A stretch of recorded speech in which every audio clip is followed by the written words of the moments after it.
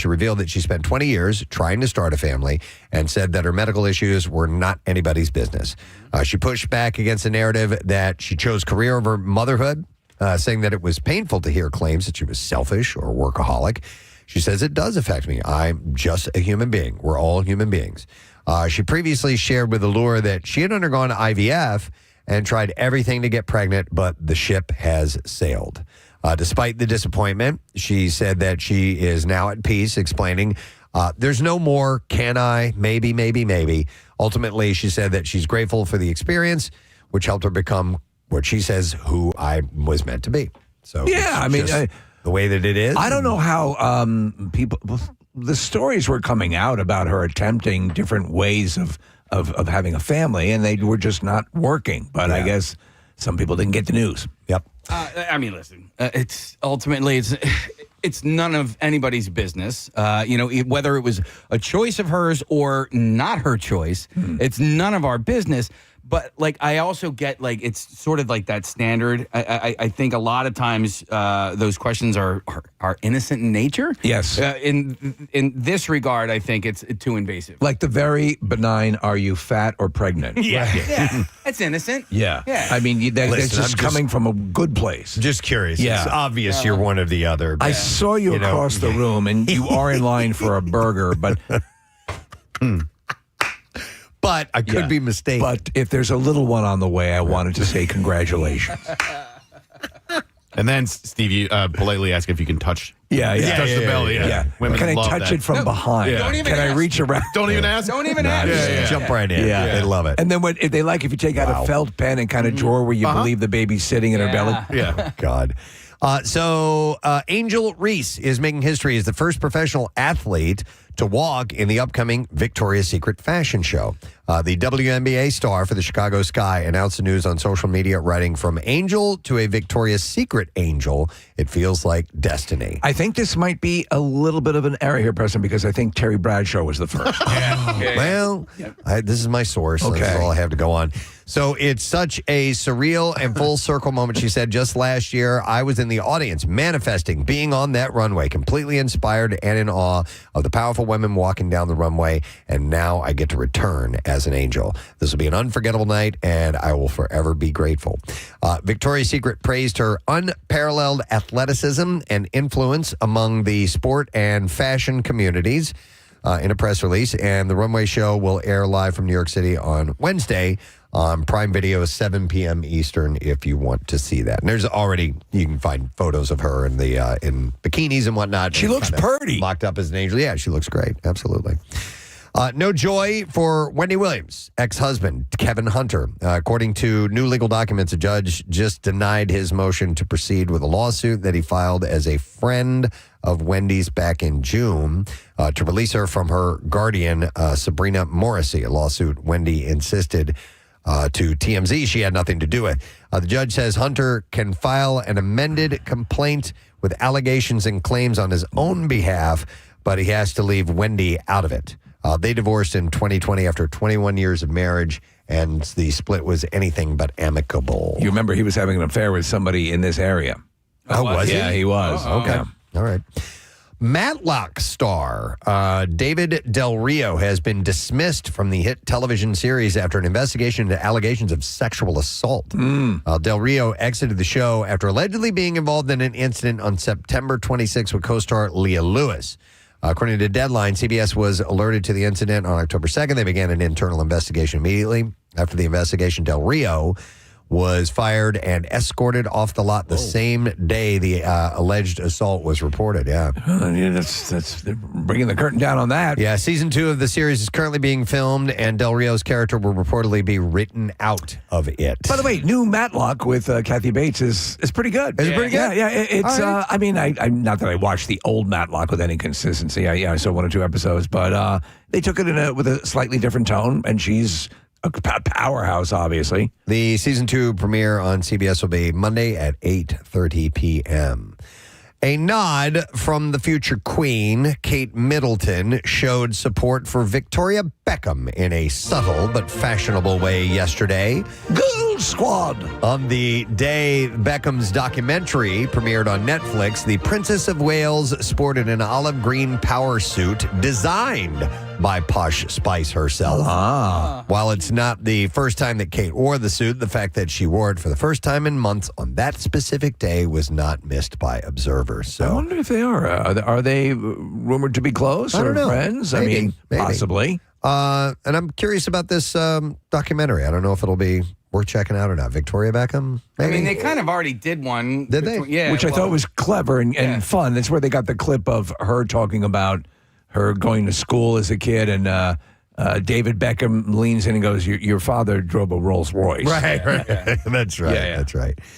So TMZ caught up with Robert Irwin this week and asked him some hard-hitting questions like, how do you navigate all of these smitten fans sliding into your DMs? So this is Steve Irwin's son, and he's a studly, great-looking guy in amazing shape. And completely likable and completely in the vein of his father, and except he looks like a Chippendales dancer, but... Well, speaking of that, the Dancing with the Stars competitor certainly made a name for himself this week, and week after week, gaining not only new fans, but new job offers, and in fact... Male Dance Review, Chippendales, reportedly reached out with an offer to dance with them. That's smart. TMZ asked him about it. Would he be taking them up on the offer? He said, no, not at the moment. What you saw in the salsa on week 3, that is the extent of what I am willing to do. I don't mind being edgy, but that, I'll leave to those guys. The social media, the internet was flooded with videos of women watching that performance, and that's when the hook sunk. And now he's the guy. He's the hot guy, yeah. Okay. Let's see what else we have for you. All right, this is pretty cool. Oscar nominee Matt Dillon is going to play Frank Stallone, Sylvester Stallone's dad, hot-headed father, in a new movie about the actor's life. We had mentioned this film before. It's called I Play Rocky. It's a dramatic behind-the-scenes look at the filming of the Oscar-winning film Rocky. And it will get a bicycle, Daddy? They're going to film it on location in New Jersey and Philadelphia from late this month through December. Directed by Peter Farrelly, who did The Green Book, and will also star Anthony Ippolito, who played Al Pacino in The Offer, which came out in 2022. And did a great job. About the Godfather as a young Stallone. So Stephen James will play Carl Weathers. Anna Sophia Robb is cast as Sasha Zach, who is Stallone's first wife. So I think we're all going to watch this. There was the Stallone documentary, a couple episodes. It was on Netflix, I believe, right, Case? Did you see it? I didn't watch it. Well, they go into length about his relationship, the brother's relationship with the dad, which was, problematic at many times and good at other times, but he's a complicated character. So I think Matt Dillon's probably a good choice. I Play Rocky is a story of persistence and centers the actor's dogged attempts to make and star in the movie. I'm not a dog. About the Philadelphia boxer. Stallone was under significant pressure to have someone else play the role in the 1976 hit. Stallone's dad, Frank, who was born in Italy, died in 2011 when he was 91. He, who was cast as the timekeeper in the original Rocky, by the way, had a major impact on his son's life. For me, it's a story about pretensions. Sly, who is now 79, is not involved with I Play Rocky. Oh, that's kind of wild. Yeah. I thought he would have had some sort of hand in this. By the way, New York-based Grant Wilfley Casting is looking to hire real-life boxers as extras, and they're also looking for cars made between 1960 and the early 70s, and locals with long hair and who don't mind being around smoke to play pedestrians, spectators, and members of the 1970s film group. I hope they do this right, because I love them, the series, The Offer. Yeah. And with this guy, Ippolito, who's playing Stallone, he was playing Pacino. Yeah. And, I more of this stuff. I have a friend who is the guy that I grew up with, who has a warehouse full of old cars. Really? Yeah. So Let him know. Yeah. As it turns out, like there was another family that I knew that I had no idea. The dad had I think somewhere in the neighborhood of 30 1967 Chevelles. And when he passed away, the rule was sell them all to one place. He wasn't sell them for less. No, not Jack sell them for less, but they wouldn't sell them one at a time. It was you had to buy the whole lot. And my friend bought all of them. You kidding? Yeah. Wow. Yeah.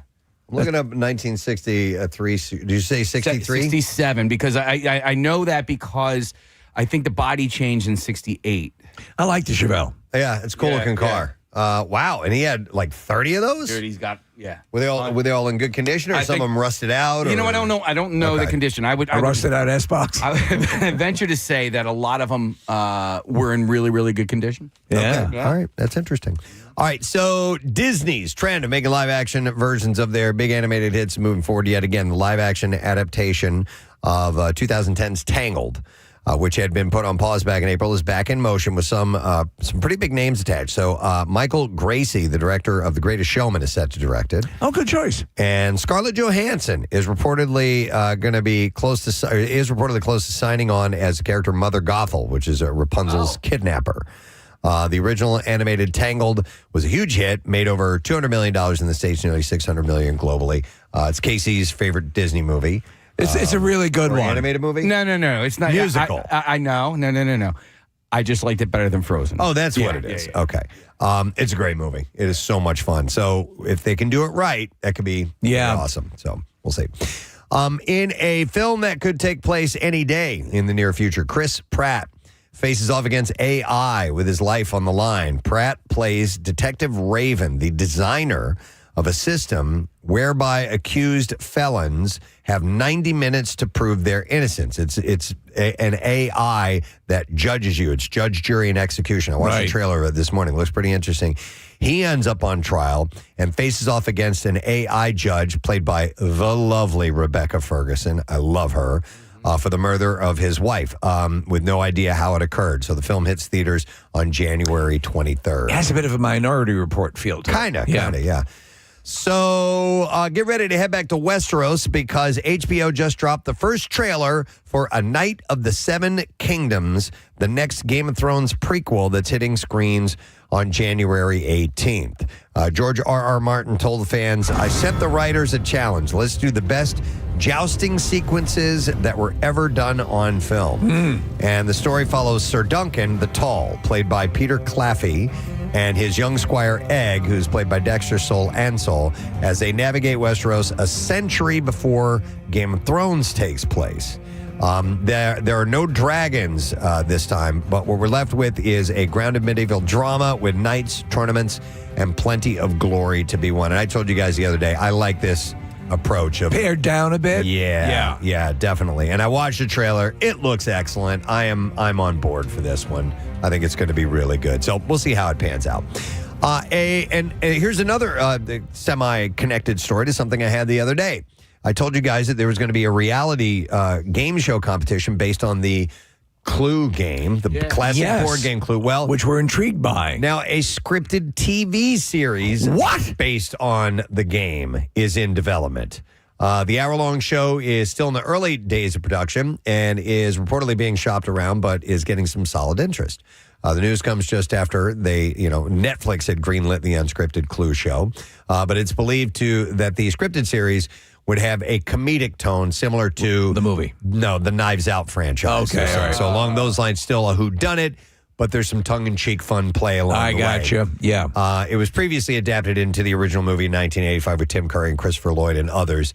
A 5-part limited series also ran in 2011 on the Hub, and a joint venture between toy company Hasbro and Discovery Communications did that. Do we know anything about this movie, Clue, with Ryan Reynolds and Jason Bateman? No. Okay, yeah. So when you mentioned the story the other day, Preston, I looked up Clue. I wanted to see when the original movie came out, and there is a movie listed on IMDb called Clue, brought to you by 20th Century Fox, and the only thing that they have really attached to it are the 2 stars, Jason Bateman and Ryan Reynolds, but they do have a director, so I don't know if it's in production or if it has anything to do with any of these stories. But the classic development hell, as they say. Yeah, or maybe we could reach back out to Ryan Reynolds and see what he's doing with Clue. Yeah. Clue's my number. Yeah. By the way, I watched the original Clue with I forget his name. Back in the 80s. Still holds up, man. It's a fun movie. One of those. Tim Curry? Yeah, Tim Curry. Yeah. It is a fun movie. All right, speaking of movies, there are new ones opening this weekend. Let's tell you about them.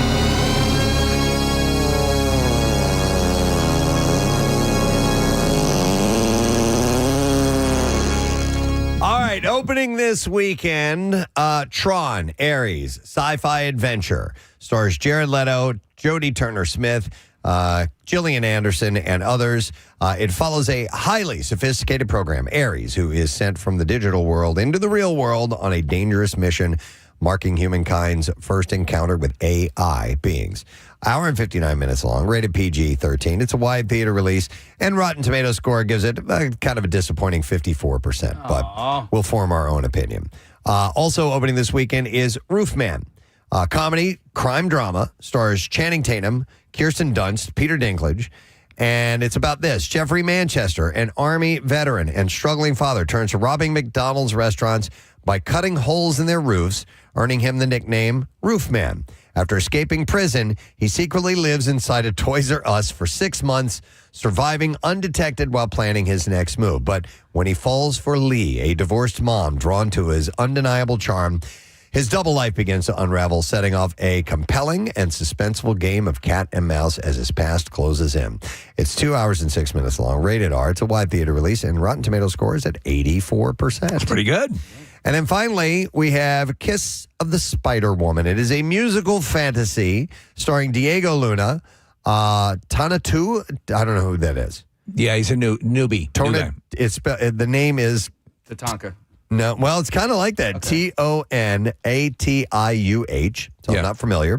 Tone it down. And Jennifer Lopez.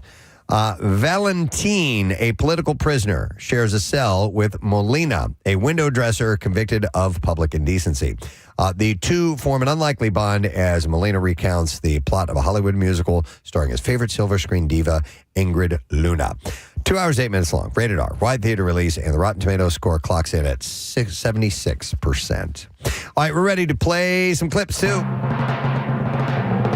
Start with this latest addition to the 911 series takes place in Music City and stars Leanne Rimes as a single mother and an incredible singer whose big break never came. And here she talks about the new show. Basically following the lives of these first responders, the ins and outs of their lives, their personal, professional life, and there's a lot of drama, a lot of family drama. So you get all the high stakes rescues, but you also get all these messy relationships between a lot of great characters and family members. Shut the f*** up! Season premiere of 911 Nashville is available now on Hulu. So I caught a little bit of, I guess maybe the OG 911 last night, the one with Jennifer Love Hewitt. Kid you not, one of the plot lines was a guy trapped in a whale's mouth. Are you serious? Yeah, and they were locating him through his mobile phone as they followed the whale. Wow. Yeah. Wow. Okay. By the way, speaking of Jennifer Love Hewitt, I saw something pop up on my Instagram feed the other day. It was her singing a song. I had no idea who she was. Oh, yes. So it's current? I know. It is current. I had no idea who she was. Yeah. And I had to look closely, and I saw the name, and I'm like, wow, no kidding. Wow. I watched Sister Act 2 last week. Yes, I chose to do that. I actually searched it out, and I didn't realize she was in it. She's one of the Jennifer little kids. Love Hewitt? Yeah. And she's a guy like crushed on hard. Oh, yeah, a lot of people did. Most definitely. All right, here is our next clip. Ryan Reynolds has been on the road for the past month sharing John Candy, I Like Me with the world. And here he talks about how a documentary like this comes together. Documentaries take a long time because you have to listen to them. You can't tell them what to do, and you have storytellers telling stories about a storyteller. In the earliest cut, just seeing John and seeing footage that I'd never seen before, those were some of those moments you just never get back and moments that I'll never forget. John Candy, I Like Me is streaming today on Prime. It's really, really well done. It's a sweet look at a really cool person. So. You'll feel happy after watching it. Yeah, and God knows we could use that today. Yeah. So it's streaming. Go watch it right now. Don't go to work. Watch that. Don't look at the news. No, yeah. All right, we are done with our entertainment report. We're just getting started on the day. We have a lot happening. Several people are going to be a part of our program, including Rob freaking Riggle. Yeah. He's going to be joining us in the 8 o'clock hour, and he's a part of the Navy and Marine Corps celebrations 250th anniversary, and there is a Victory at Sea concert and Veterans Picnic at Independence Mall coming up on Sunday. And so we're going to talk Rob about that. We also have comedian Rachel Feinstein stopping in, and F1 racer Guenther Steiner will be in the studio, too. So you see, there's a lot happening here. A lot. We got to get to the Connoisseur, most likely next. I'm looking at our schedule. I think It's we might really have the to only spot open. I think we for might it. have to do that next. So Yeah. if you're ready to eat, hang out for a little bit. Did you eat yet? We're going to take a break, and we'll be right back. Stay with us. And you can walk on my team. You can participate and be a part of this if you donate and sign up for Team Preston WMMR. You get a team T-shirt. We will actually get to walk on Lincoln Financial Field. If you've always wanted to be down there on the field, Pretty cool. chance to do that. Swoop will be there, Eagles cheerleaders, and not to brag or anything, but I'm this year's media honored hero. Wow. So I'm getting an award. So thank you, everyone. Please quiet down. No, if and you can hear my call late in the night, whatever it is, I can't make that noise again. And that's me. So anyhow, yeah, it's coming up on the 12th of June, and it's for Crohn's and Colitis Foundation research, education, and patient support services for those suffering from inflammatory bowel diseases, which are insanely painful, gang. So if you could help out, that would be great. And sign up for the team. And just go to WMMR.com and click on events, and you will find the info there, and would love to have you on the team. Preston, I got a text yesterday from Giovanna Pisano. Giovanna won our Isolation Idol contest. Remember that from 2020, right at the beginning of the pandemic? Her band, Dinah, is going to be playing at your event. So she's and she saw the information on the website, and she's like, "Oh my God, I get to see Preston." She was on our show via Zoom, but Never got to meet us. Yeah. So Giovanna and her band are going to be there at that event on June 12th, which By is the really way, cool. they always have several bands in different parts of the concourse Nice. playing as you're walking along, and there's usually, like superheroes and things. It's really cool. But it's cool. So you've had to do it in a more mitigated way over the past Yes. couple of years, and this is sort of a return to what everyone loved about the event. All these upcoming events are Yes. finally going to be what they once were, Yes. which is great. So participate am them. if you can. We am them. All right, I got this email. It was a little while back, but better late than never. I thought this was an interesting question to pose to people. So I got this email from Brian, who lives in, is it Lewis, Delaware? Is that how you say that? yeah. Lewis, Delaware, yeah. L-E-W-E-S, Lewis, Delaware. He said, hey, he said, I had an idea that I thought might be interesting. Recently, I learned that my in-laws have a garbage disposal, and they refuse to use it because they don't want to break it.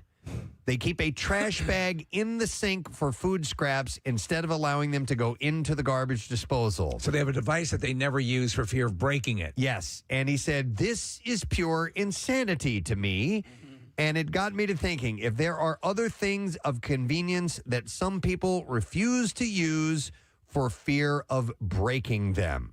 So, and he also said, additionally, it's become clear to me that people love to do greetings when they go live on the air. I thought maybe a segment maybe called the Salutation Station would be cool. And it would allow people to get in and get their greeting fix. Now, we'll worry about that another time. But anyhow, that's an interesting question. So you have this device that is made specifically for this one thing to do, yet you don't want to use it because you might break it. But what's the point of having it if you're not going to use it? I know this phenomenon exists with a lot of people. I'm a gadget guy, so I will use it. I immediately adopt something and I'll use whenever I get it. But I am aware of people who will buy things and never use them. I do it all the time. Oh, I do it are you guilty of all this? Yeah. the time. By the way, if you are in this situation, call us. I want to hear it. 215-263-WMMR. All right, what is it? So it's not that I won't use things; it's that I use them. Sparingly? Yes, when absolutely necessary. Like super sparingly? Yes. Will you actually do extra work even though you have something that could get something? Okay. So Casey and I we usually walk into work together, and he noticed it, I guess, a couple of times, and then finally said something to me. So this is just one example. Here at the station, when you walk into the building, there's the door that you can hit for, it's like a handicap, and it'll for somebody walking through, and it'll open the door for them. Yes. Right. Okay. So that's the only door you can get in the morning when we scan our key card because the doors are locked. It's the only one that unlocks. That unlocks, right? Once we get into the vestibule, all of the doors are open. There's several there's like doors. 6 doors you can go through. Yeah. I won't go through the other handicap door. I won't open that handicap door because it's automatic. It's and the door I'm straight using, through, yeah. So I'm using that door opener. It doesn't need to be. So I'll just go over to the one that I pull with my own hand and open. Because you're afraid if you open it too often, it's eventually going to cause this to malfunction. Correct. Okay. I do it with my garage door opener at home. You don't use your automatic garage So door I will opener? go out my front door if more often than not, because if I use the garage door opener so much, eventually it's going to break, right, guys? Oh, wow. Meanwhile, wait, hold on. I had to have it replaced because it did break after 13 years. So 13 years. It's going to happen anyway. 13. Yeah. 13 years. Yeah. I got 13 years out of it, but maybe did I get 13 years out of it because I used the front door? Is this why you're asking about a garage door? Yes. Oh, all right. Yeah. Okay. Yeah. So, the garbage disposal, though, that I will use. Like, I'm not worried about that one. Okay. I know. So on my wife's side of the family, one of the people, one of the not in-laws, forget who it is. Anyway, yeah, I'm trying to figure out how you classify this person, but dishwasher doesn't use it. Dishwasher sitting right there in the kitchen does not use it because of fear of it breaking. That, a perception of overuse of water, Okay. a perception of other things, and fear of breaking. All of that sort of. No, I don't want to screw with that. I had a friend who I worked with, dishwasher, but for a different reason, not for fear of breaking. She would not use a dishwasher because she hated unloading the dishwasher. Oh, yeah, I hate that. So therefore would hand wash everything, which you still have to put all that stuff away when you're done hand washing it. But there was something about putting it in, running it, and then opening it up and taking it back out that she did not want to do. She didn't like picking up the work on the other side. Right. So in other words, when you're washing it right then and there, you're putting it away. So it seems like it's all in one. Yeah, like smaller amounts. Right. Yeah. But it's the same Still thing. doing the same thing. Same thing. Yeah. In the almost 20 years that I've been a dishwasher owner, I don't think I've actually turned a dishwasher on maybe more than 5 or 6 times. Oh my God. I'll run it like twice a day. It's Without weird. even dishes in it. It's weird though, because I just don't feel like the dishwasher gets the dishes clean enough. And it doesn't, and I think it's just because the way my kids load it, it just gets overloaded, or they won't rinse things out. They'll like listen, the commercials lie. You can't put a full-on spaghetti dinner into the dishwasher, and the dishwasher's going to clean it up. It just doesn't work that way. So, as far as I'm concerned, the dishwashers, I can do a better job and in less time. So here's the deal. If you're basically halfway there, cleaning off the dishes, may as well go ahead and finish it. Just finish it. Yeah. Right? By the way, here's a text says, my friend's mom got a brand new $10,000 lawnmower. No. What? It better be a riding lawnmower. I'll buy it from you. For Christmas and refuses to use it. Uses the old one still because the new one looks too pretty and doesn't want to mess it up. Listen, I get that. I'll do that. I'll use the older item until so here's one, a hair dryer, right? I bought a new hair dryer and they're fairly expensive, but I still have I still have a little bit of use out of my old hair dryer. So I'm trying to get until that completely dies, and then I'll start with the Get new rid one. of it. Yeah. But I understand that reasoning, because when you see a nice brand new work truck. Yeah. Do you know what I mean? From guys that actually use it. It's not like a glamour truck like some of these guys. This is my glamour truck. Well, yeah, I know listen, what you're saying, you have these trucks that just look nice and they never put anything in the bed or whatever. But then you have these other guys that actually, really work for a living and they put everything. It's so funny. It's because I have at home case, I have this Amazon. It's a collection of tools and everything's in this place and it's all very clean. And all the contractors that I know, all their equipment is all effed up and banged up because they're using it. Well, yeah, my friend Bill, he just got this beautiful brand new truck. He showed it to me last year. He's like, "Oh, look at this!" You open the door, the little the stool comes out. Little things you step on. Step stool, yeah. Yeah, I'm like, "Oh, this is gorgeous." But how long until it's just all dented and scratched? Yeah. Here's a text says, my father refused to use the AC in the car when I was a kid, and still to this day, because he doesn't want to fix it if something goes wrong with it, no matter how hot and humid it is outside. But wow. But you're not using it. It may as well not work now if you're never going. I'm at work. Stop calling me. Sorry to bother you, Joanna. What's up?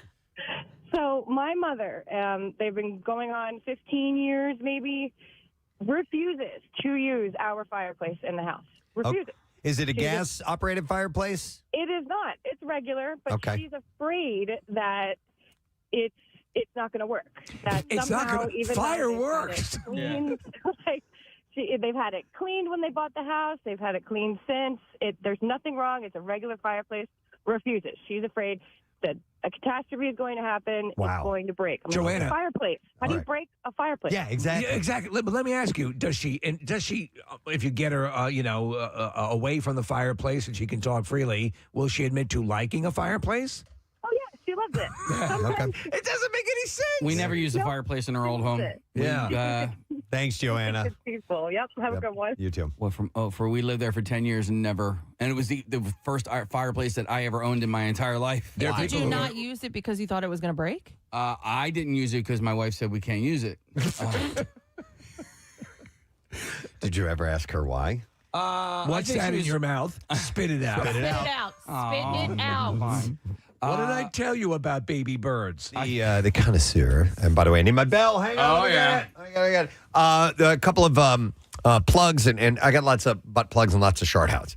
But I'm going to start with this one. So I got this from Marianne, who I had, by the way, incorrectly called Mary Ellen a while back, and she reminds me of that in the email. But she says, "Hey guys, Preston, we met at the Walk a Mile in Her Shoes event this year. I'm Marianne, the person who started the West Conchi for Alyssa Rose team after Alyssa tragically lost her life this past spring, and we're keeping the fundraiser going by donating all the proceeds from the West Conchi 5K this Saturday. Oh, nice. So it's tomorrow." And she says, "Hoping you can mention this and add it to the community page." So I sent it over to Nick. We've got it on the PrestonandSteve.com community page. All proceeds from the race will benefit the Alyssa Rose STEM Legacy Foundation, which is dedicated to honoring the memory of Alyssa Rose Weist and her remarkable accomplishments by empowering the next generation of young women in STEM. She was a really smart, motivated person, and she was murdered, unfortunately. Established to celebrate Alyssa's passion for science, her academic existence, and unwavering determination, the foundation provides support, inspiration, financial assistance to students pursuing higher education in science, technology, engineering, and mathematics. And they have scholarships and outreach and all this stuff. They're going to try to carry on her legacy. So that is this weekend. It's tomorrow. So if you haven't signed up for the West Conchi 5K, make sure you do that. And this is the email was from Marianne, not Mary Ellen Sella. So good luck with everything, guys. And then one more plug, and this is a reschedule. So hopefully these guys aren't going to be affected by rain in the West Conchi 5K. It's going to start tomorrow afternoon, I think, but Sunday is the real messy day. And so I got an email from Michael T. McEnery, who's with the Gloucester County Hero Scholarship Fund. And he said he wanted to remind people that the 24th annual Ride to Remember was originally scheduled for Sunday, is postponed due to the rain. So the rain date is Sunday, October 26th. It's going to be at Washington Township High School. The ride starts at 10 a.m. And he said, "We greatly appreciate it if you could share this update with your listeners and help us spread the word on the new date. Thank you again for your continued support of the Gloucester County Hero Scholarship Fund and for helping us honor the memory of Corporal Steve Levy and all the fallen heroes." So I wanted to make sure that we passed that information. Good. Because the rain is supposed to be driving rain. Yeah, they're talking about good 3 inches of rain and flooding and all that stuff. So depending on where you are. All right. Well, anyhow, it's Friday. Time for the Connoisseur. It's time for the Connoisseur. He'll pep you up after those horrific losses. Let's get something to eat. That'll make us feel a little bit better. All right, I'm going to start with this. And you hear stories about really expensive special dishes from time to time. Yes. And this one's a little different than those.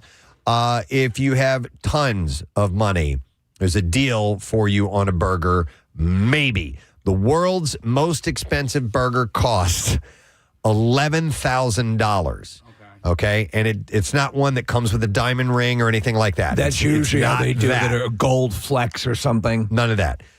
This can only be experienced by invitation at Asador Opa restaurant in Spain. The burger took 8 years of research and development to create, and its exact ingredients remain a secret. The restaurant says the price isn't based on gimmicky ingredients like edible gold, right, but on quality ingredients, a unique dining experience, and exclusivity. Okay, so we have to assume okay, if you're going simply with the recipe and the taste of the burger, and you're talking about the dining experience, there's just something wildly unique about the dining experience and the environment. There's got to be. It has to be. It doesn't Towards say it here. $11,000. It doesn't say it here, but it's got to be more than just. Are you getting a handy? The ingredients of the burger?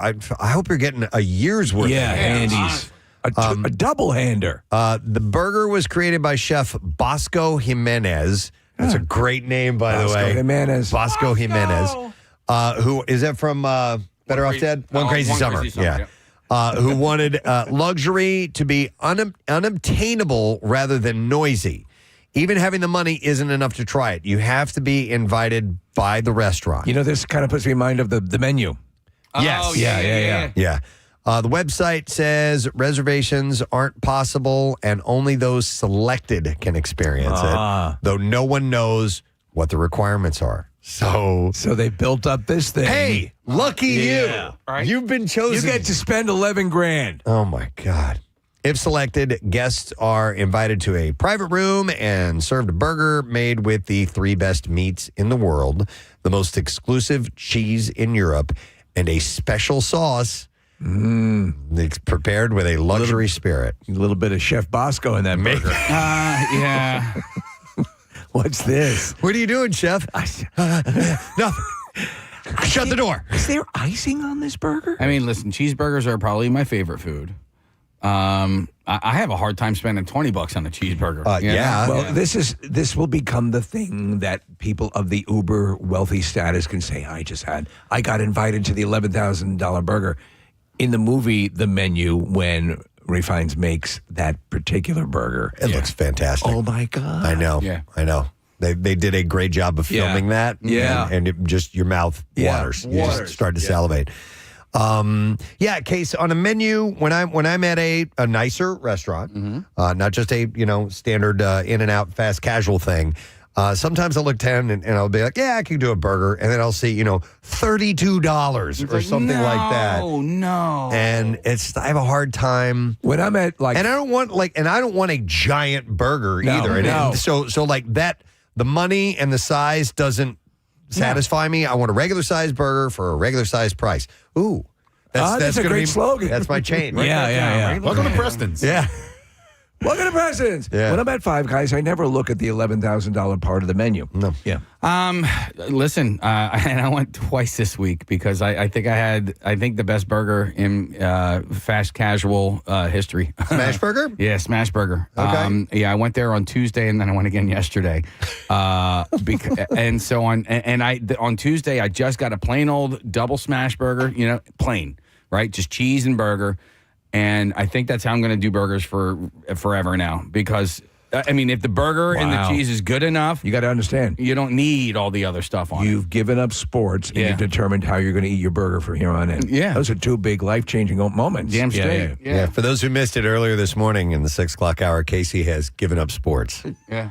And determined how he's going to eat his smash burger. I honestly, I think the only sports I'm going to watch is my son playing rugby, and that's kind of it. There you go. Okay. Yeah, What about competitive burger eating? is that a sport? It should be. It can be now. I guess anything you turn into a competition. Right. Do you ever watch Food Network? No. You might like it because I know you like to dabble in prepping, meals. I'm a dabbler. Yeah. And they do. I used to like it better when there were fewer competition programs on there, and it was more just straight up chefs showing you what to do. Right, and I haven't watched it in a long time. That might be a nice alternative to sports for you. Who knows? All right, well, anyhow, if you got $11,000. Jeez. Doesn't mean you can get a burger. No, you have to be invited. You got to be invited. It's extremely exclusive. All right, we're going to play our first clip this morning. Our sponsor of the Connoisseur, Acme Markets. Hey! The official supermarket of the Preston and Steve Show. We have a $50 Acme Markets gift card. If you can tell me what movie this food clip is from. You don't have any money. Attachment to the material is detachment from the spiritual. I'll tell the guys at the deli. Maybe they'll make you a metaphysical ham and rye. All right.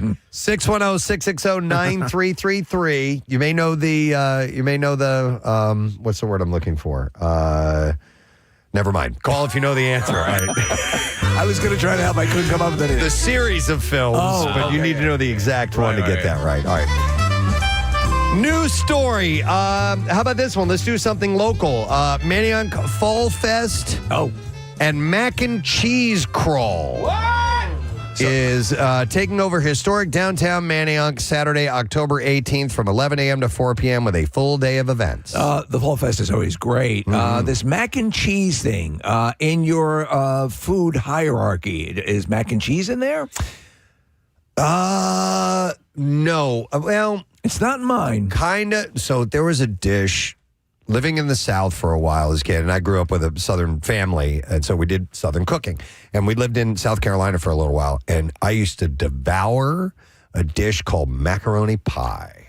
You guys ever had that? I have had that. I love that, and I haven't had it in ages. And I would qualify that as a mac and cheese dish. Now, it does have egg in it, which is kind of the binder. Right. Yeah. But man, did I love that. I used think to I've just had it, yeah. absolutely eat that like crazy. So that would be up there, but I haven't had it in a long time. Just a few months ago, Steve, I made my own homemade mac and cheese, and I Googled the Your recipe. cheese sauce? Yeah, used my own stuff. And listen, it was really, really good. I got annoyed because my mom came up and then she was like hovering and trying to tell me what to do. I was like, listen, I'm following this recipe. I'm not following your recipe at all. But you know what I did, Steve, is I threw some of that Jimmy Dean sausage, the loose sausage in there. Oh, you're part of the loose sausage club. That's right. Yeah. So I hear you. I'm not as big a fan of sausage that way. It's really easy. I do like mac and cheese, but it has to be really cooked, really baked. You like it crispy on top. Crispy. Oh, yes. Then you would like macaroni pie. Yes, I'm looking at it right now. I'm like, I could tear the ass out of that. Yeah. There's a restaurant that I really like called Goat's Beard, and there's one in Wayne, and I actually think that there's one in Manayunk. There used to be. I think it's still there. Anyway,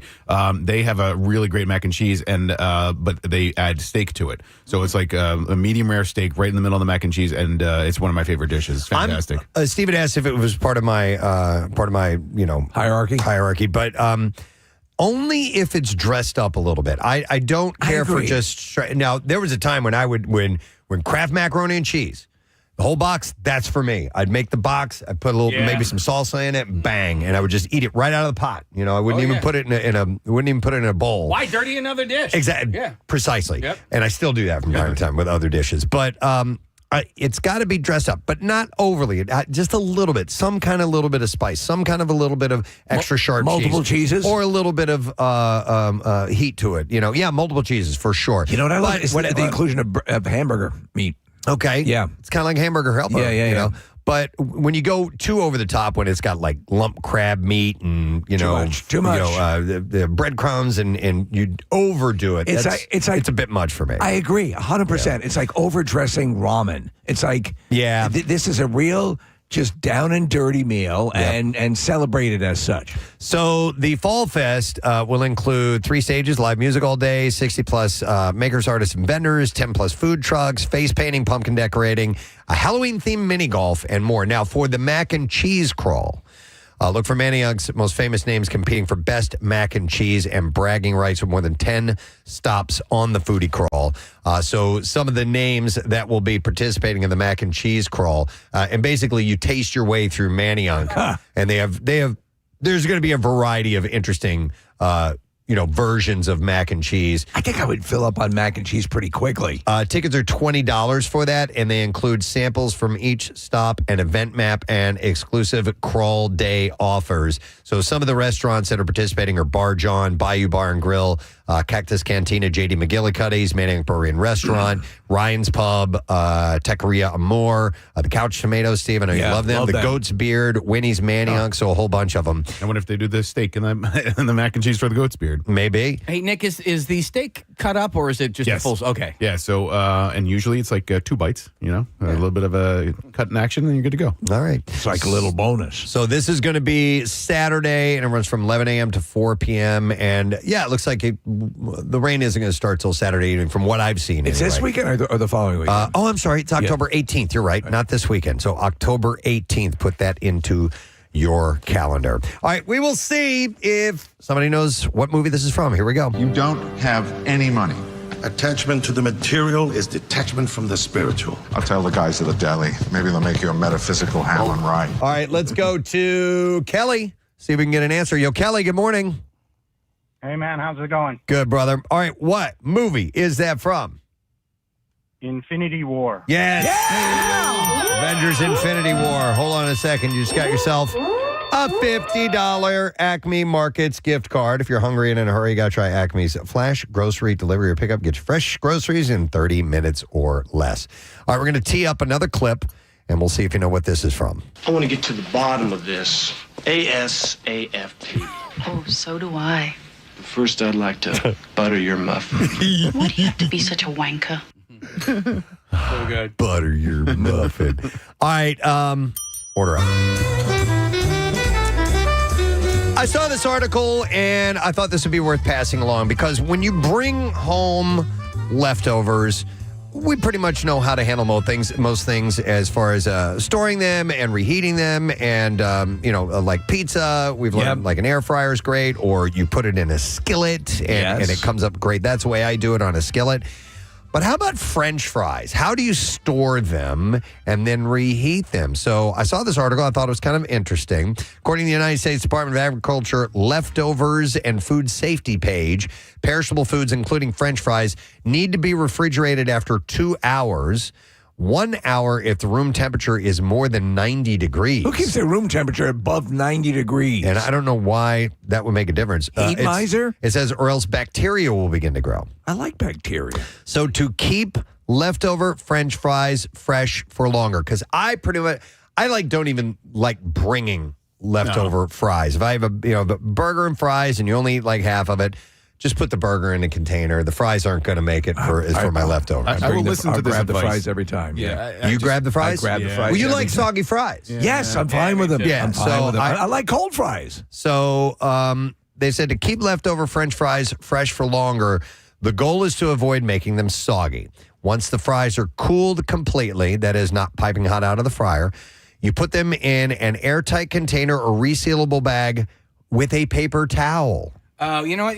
People do that with Cookies?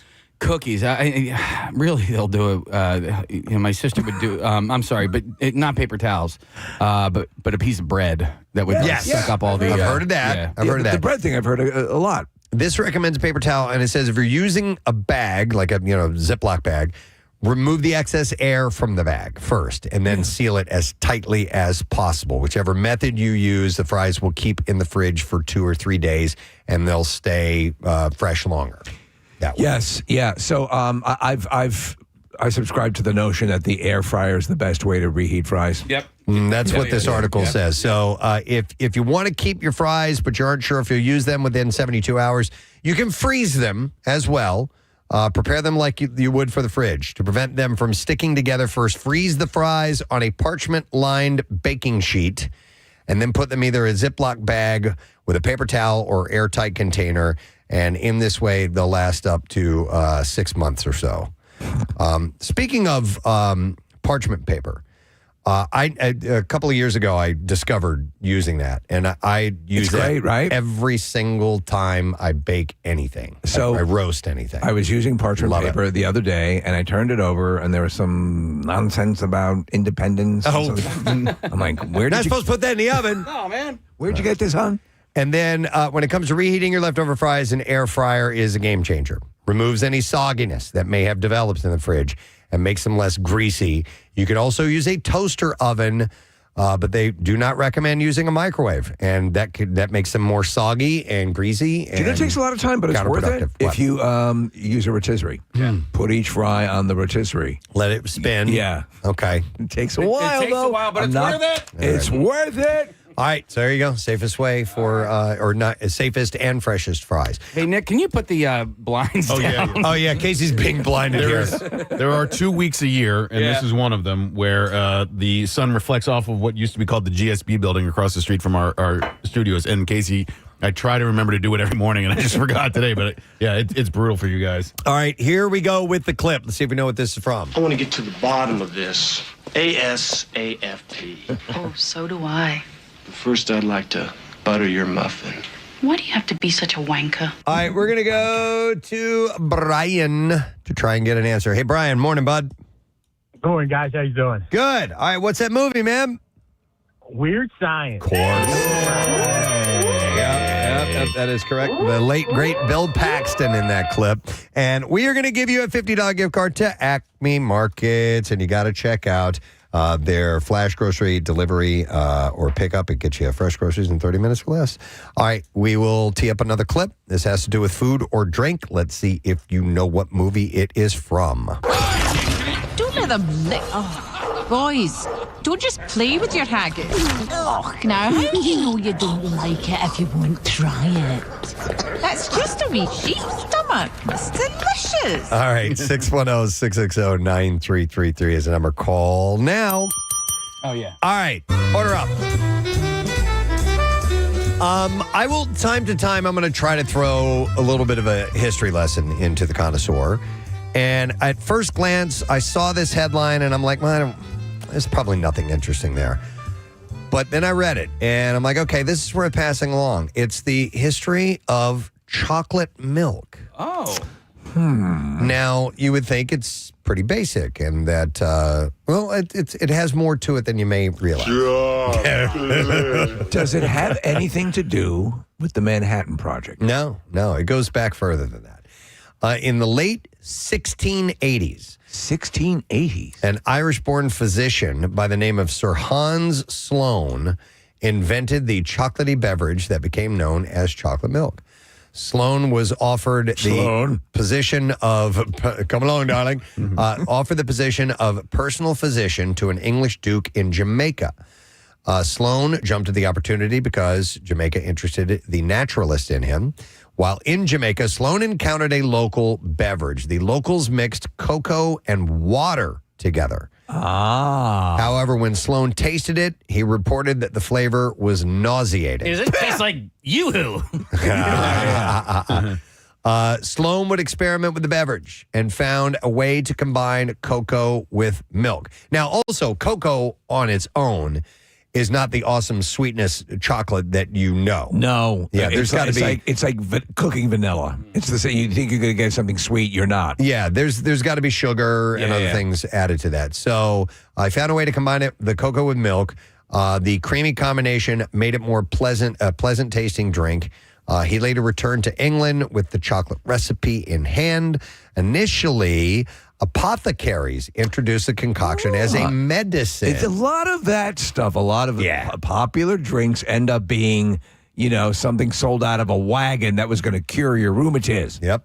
When you guys were kids, did you have tins of cocoa in your kitchen? Very much so. Okay, so did we. And Preston, to your point, what I didn't realize when I was a kid was that I thought you could have a little dessert by opening up one of those tins, sticking in a spoon, and putting that in your mouth.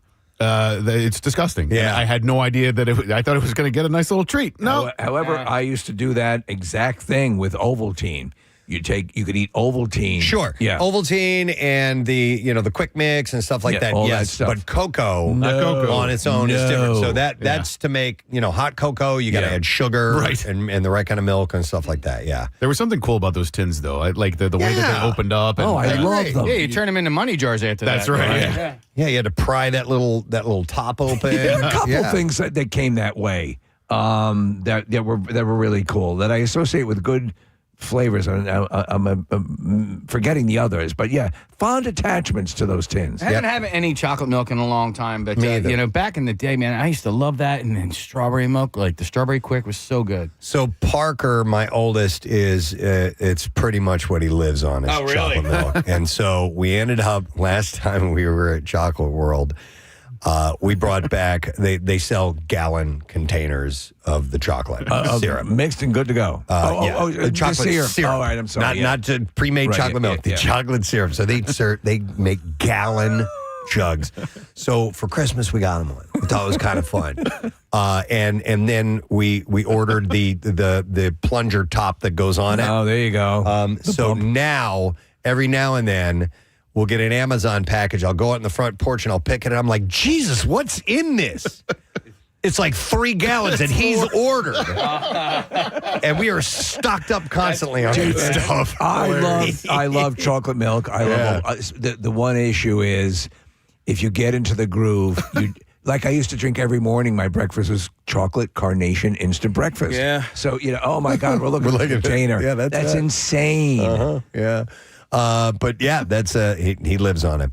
So generations later, chocolate milk lovers enjoy their treat in a variety of ways, according to this article. It can be purchased pre-mixed by the jug or individual serving for custom mixed powders, syrups, and allowed to make it as chocolatey as we like to. Did they suggest what it was sold at these various apothecaries for? It didn't say what it was a with? cure-all or for or anything like that. It cured thinness. Yeah, I don't know. But I mean, look at Parker, man. Parker is he's very skinny, skinny as a rail. I guess he needs that milk, you know. But some of the pre-made ones, especially there are some at the grocery store that come in like a glass milk jug. Oh, right. Those are really good. You know, Really Rosenbergers. Yeah. We had that delivered. Yeah. There was a Rosenbergers dairy not too far from our house, Steve, and they would deliver chocolate milk. We would have our fresh milk delivered every week, but occasionally when my mom wanted to give me and the boys a treat, she'd send, we'd order up some chocolate milk. All right, let's see if somebody knows what movie this clip is from. Here we go. Don't let them lick. Oh, boys, don't just play with your haggis. Oh, now, how do you know you don't like it if you won't try it? That's just a wee sheep stomach. It's delicious. All right, we're going to go to Nicole. Hi, Nicole. Good morning. Hi, good morning. How are you guys? Awesome. Nicole, what movie is that? Brave. Brave. Absolutely I like correct. that movie. I do too. I love the accents in that movie. Yeah. That Scottish accent. It's like How to Train Your Dragon. Find it Yeah. adorable. All right, so we are going to set her up with a $50 Acme Markets gift card. Congratulations. All right, next clip. Let's see if you know what movie this is from. Listen up! I expect the best, and I give the best. Here's the beer. Here's the entertainment. All right, 610-660-9333. Call if you know. Order up. Since that clip was about beer, we're going to talk about bars. The 2025 World's Best Bars list has been released. So it is the top bars in the world. The World's Best Bars list is decided through the voting of over 800 experts in the industry, including bartenders, writers, consultants, and cocktail specialists. No alcoholics? And for the first time, an Asian bar has won. It is a place called Bar Leone in Hong Kong. And so I pulled up a picture of it this morning because I'm like, I need to see what the world's best bar looks like. It looks very average. Really? It is an Italian bar in Hong Kong. Hong Kong. And for whatever reason, they have deemed it as the best bar in the world, and I do not know why. Now, the place that came in second, I took a look at that, and I saw the picture, and I'm like, okay, that looks like a great bar. Right. It's a place called Handshake Speakeasy in Mexico City. So it was weird to compare the two on decidedly different. The first one almost looks like a little hole in the wall. So they didn't give any No. of the... In the article that I read, it did not tell me why. Are the cocktails extremely exquisite? Right. Or is the service over the It's top? the fact that it's in Hong Kong. I'm not really sure, but it's number one. So, in fact, nothing in America landed in the top 10. What the hell? The United States was repped on the list with 5 bars making the cut in the top 50, and I'll give you those. Number 12 was Super Bueno in New York City. Another New York City, actually 4 of these are New York City bars. The other one at number number 39 is Sip and Guzzle in New York. Yeah. Number 41 is Double Chicken Please in New York City. And then one in New Orleans made it in at 44. It is Jewel of the South. And then at number 46 in New York City is a place called Overstory. I'm suspicious of this list. I mean, you're not going to find... Yeah. Really? I don't know. So you don't know what the parameters are here, Press? What people voted on? Is it? It says it's the 800 experts voted on it, including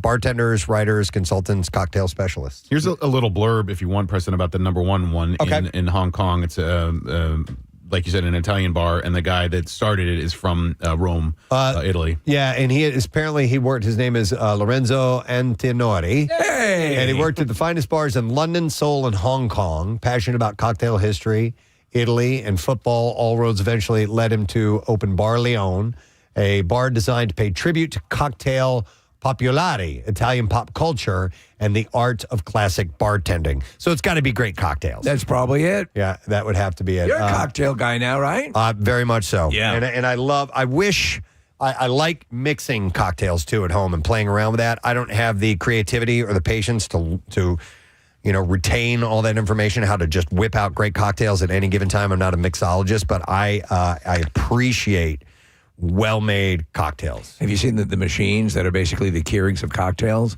Yeah. Where you get, it'll whip up. It won't whip up something incredibly elaborate, but your stock good cocktails it can, do for you. I'll have to look into that. All right, let's see if we can get a winner. If you know what movie this is from, here we go. Listen up! I expect the best, and I give the best. Here's the beer. Here's the entertainment. All right, we're going to go to Glenn to see if he can identify that movie. Hey, Glenn, good morning. Good morning. You guys rock. Thank you, bud. All right, what movie is that from? Starship Troopers. You got it. One of my faves. Definitely. Hold on, buddy. You got a $50 Acme Markets gift card. Congratulations to you. One more clip to play. Has to do with food or drink. Let's see if you know what movie this is from. It looks like a giant Jell-O mold. I hate Jell-O. Oh, come on. There's always room for Jell-O. All right, 610-660-9333. All right, order up. One more. What am I going to do? All right, we're going to end with this one. I have other stores that we'll get to eventually. But our friends at Dunkin' are already jumping into the holiday spirit, and they're doing it early this year. They have a leaked menu that's already got fans buzzing. Dropping November 5th. The lineup will include, and this is a lot of coffee stuff here. I think, it's more than coffee stuff. All right, so the lineup includes returning hits like the peppermint mocha and toasted white chocolate lattes. That's a big hit.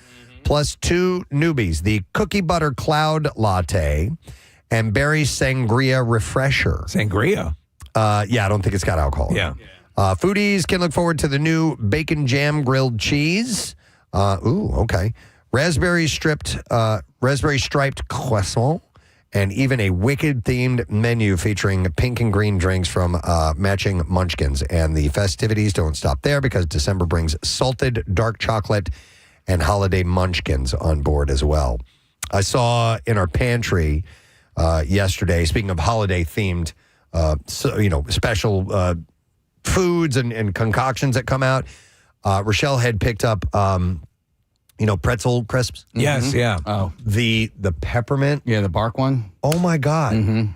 They're fantastic. I know. Like, I never think of peppermint-flavored things as... Right. It's like, I'll have one of those. Right. They're kind of after-dinner, minty kind of tasting. But these, with the white chocolate and the peppermint pieces on it, combined with the salty and the crisp of the pretzel crisp are fantastic. You're a fan. Like I sit down, I just start devouring them, and I can't believe it because they're peppermint flavored. Yeah. I normally don't do that. Yeah, they're so damn good. Yeah. You mentioned the sangria flavor at Dunkin', and so I brought up the Dunkin's Instagram page. I didn't know that Dunkin' had any association with any alcoholic beverages, but they do. There's a Dunkin' flavored Kahlua. Oh. And so it's the Kahlua brand, and it's the Dunkin' brand, and so it's caramel swirl, cream liqueur. So you can buy a Dunkin'-themed alcoholic beverage. Okay. You can also buy Dunkin' beer. That's I'm right. trying to remember. What? There's a brewery. It's Harpoon. Harpoon Brewery That's right. is out of Massachusetts. So it's officially linked with Dunkin'? It is Yeah. officially Wow. linked with Dunkin'. Yeah, and then there are some. Wait, the Dunkins have cold brew on. I was thinking that they had beer on. No, Okay. it's cold brew on tap. So with the beer, with the Dunkin' beer, is it like glazed donut or? I kind of forget. I haven't tried Okay. it. So I'm seeing like blueberry IPA, Dunkin' Midnight, Dunkin' Pumpkin. Okay. So they're all coffee flavored beers. Okay. So I they're got like you. stouts. All right. Very good. All right. Well, let's see if we can get a winner. Here is the clip that we're playing. You need to identify the movie. This has to do with food or drink. Here we go. It looks like a giant Jell-O mold. I hate Jell-O. Oh, come on. There's always room for Jell-O. And we go to Douglas to see if we can find out the answer. Hi, Douglas. Good morning. Good morning, guys. You guys rock. Oh, love you, brother. All right. Name that movie, please. Ghostbusters 2. Jason. That is correct. $50 Acme Markets gift card for you, my friend. Acme's Flash Grocery Delivery. Get you fresh groceries in 30 minutes or less, fast, fresh, and right to your door. Acme Fresh Foods and local flavors. And that'll do it for this week, my friend. The Connoisseur. We're wrapping it up.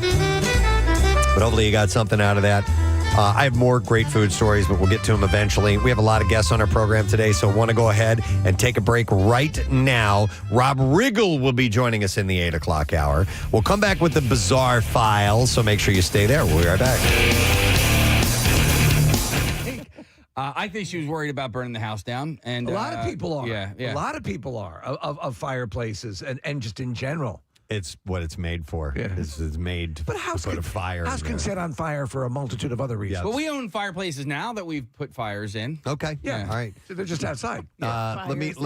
You brought those fires home and then you put them in the fire. Yeah. Hi, Terry. You're on the air. Good Fire to morning. go, please. Hey. Hey, what's up, Terry? Well, so my husband inherited a really nice and big snowblower from his dad about 7 years ago and refuses to use it. He always has an excuse. There's not enough snow, or the snow might be too heavy, or I can't get it out of the garage. And I just don't understand why he won't use the damn snowblower. And he'll just go out and shovel it instead. Yeah. He'll just go out and shovel it, and I don't understand. Terry, give him the data on how many people have heart attacks shoveling, and try to convince him that way. Because right, I'm trying. Yeah, but I know people who will do that with the snow blowers as well. Not enough snow to snow blow. Yeah, yeah. But it's what it's made for. All right, thank you, Terry. Here's one that says, my grandmother would turn off her blinker stuck at traffic lights to save the bulb. The blinker bulb. You're supposed to leave that light on. Oh my God, that's great. And same with windshield wipers. I love it. Said it was more of a cheap thing. Oh my God. So you didn't want the wipers to wear out. Yeah. That's funny. God. Here's one of the things I noticed way too late in life was that if you have with products, let's say like a vacuum cleaner or something along those lines, and after you go through a couple of them and they fall apart, if you realize that you do the recommended regular maintenance, cleaning things, taking it apart, some of those things will last freaking ever, man. You just have to do these cleaning steps every now and then, and it'll last. That's another thing. You bring up the vacuum cleaner that I do with its charging, the handheld vacs, computers, phones, all of that. Like, I don't like to leave it plugged in and charging constantly. You can actually, in some cases, you can damage the battery. Well, I don't know if that's still true or not. But for the most part, no, you should be fine. So I use the vacuum until it dies, and then I plug it in, and then when I check it throughout the day. If the charge is done, I unplug it. I wonder how the battery is. Yeah, seriously, because I don't want to ruin the battery. Dennis, check the battery on the shark. We have these. I'm sorry, Nick. No, we have these power tools that use batteries, and the batteries can be used for various tools, a drill for this one, it's stuff lithium like batteries. Yeah, so you move them from one product to another. So I mounted these chargers on the wall, stick them up there, leave them charged all the time because you never know when you're going to need to do a project and you have it ready to go. Well, I don't know who was doing it, but every now and then someone would unplug the charger, and I would go and need to use the battery. It was me. I was coming over and unplugging your... I turn it on and go, and I'm like, what? I mounted this thing to the wall and plugged it in. So I have a whole bank of, I use the iWorks, the gardening equipment from the leaf blower to the lawnmower. They're all electric. And I go in, I have them, Preston, just like you, the bank all along. They're ready to go, boom, boom, boom. And I go and I go, what is that? And I'm because there's a button you can check to see how charged the batteries are. And they're all powered down. I'm like, what? They were all connected into a power strip. Somebody turned it off. Power strip on. Real quick, Steve, do you keep those in the garage or in the house? In the garage. Now, I've heard that when it gets brutally cold. Somebody told me this too. I brought all that stuff inside for that very reason. Hot or cold. You're told to blow up if I know. I keep. What all do those, you do? Yeah, I keep them in the kitchen for whatever. Like there's one cabinet in the kitchen that's not used. So if my mom's come over, she's like, "Where do you keep the glasses?" Like that's actually where the batteries are.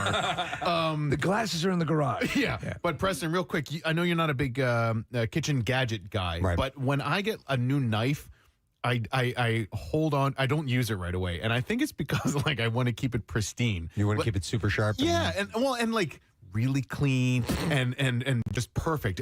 Do you ever do that with new kitchen items? Do you okay, you dive in right away. Made to be used. Okay. Yes, well, wait a second. In my mind. This also goes to another conversation, which is how quickly do you use. I do like things to look nice and pristine. So there are things like ice. After a while, we were talking yesterday about hiking shoes and stuff like that. I'm like, nah.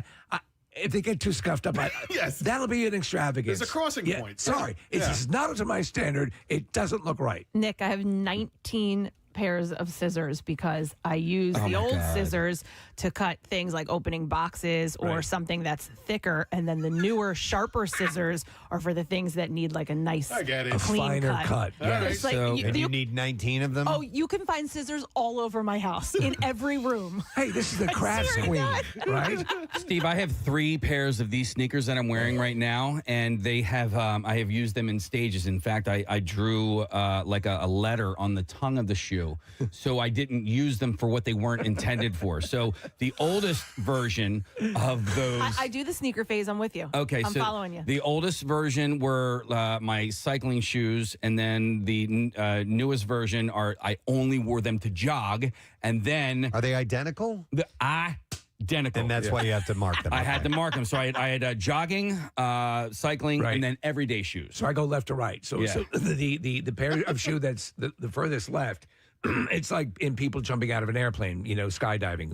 They're at the door, and so those are the ones that are the prime ones for using. And then it goes, and then they start to circle around into the Goodwill pile. Yeah, and now I have my lawn mowing shoes, and I'm actually really yeah, proud of those- myself, right. Kathy, because you have a lawn mowing shoe guy. No, I just want to go to a sorry. call when All you right. eventually stop talking. So Hang on a second, Preston. I got something not for you Okay, here. hold on. I need you to stop talking and listen to me. Go ahead. No, I'm proud of myself because my lawn mowing shoes I've been using for like 3 whole years now. I'm going to go back to people not using things because they're afraid they will break. Yeah. And I will go to Barbara, who's been on hold for a while. Hey, Barbara, good morning. Good morning. How you guys doing? Good. What's up, Barbara? My brothers and I just sold a house that we inherited from my father. They bought it in 1986, and they never used the dishwasher. There you go. We had the realtor come in, and I was telling her, I said, I think the dishwasher's broke. And my brother's like, no, it works. They just never used it. And is it from 1986? Is it that old? Oh, yes. The Yes, it washer? was the original dishwasher that was put in the house. I bet you that. So it would probably still run. It's not going to, I mean, it's a functional dishwasher. But did they ever explain why they chose not to use it? Was it for this reason, for fear of breaking it? Yes, they didn't want to, nothing technical. Like that was high tech back then in 1986 to them. Wow. Jesus. Yeah. That's hilarious. Apparently it's a thing. All right. Yeah. Thank you, Barbara. Appreciate it. All right. I'm going to go back to an older situation as well. This is Joe who's on the air. Hey, Joe, good morning. Hey, good morning, guys. How you doing? Good. What's up, Joe?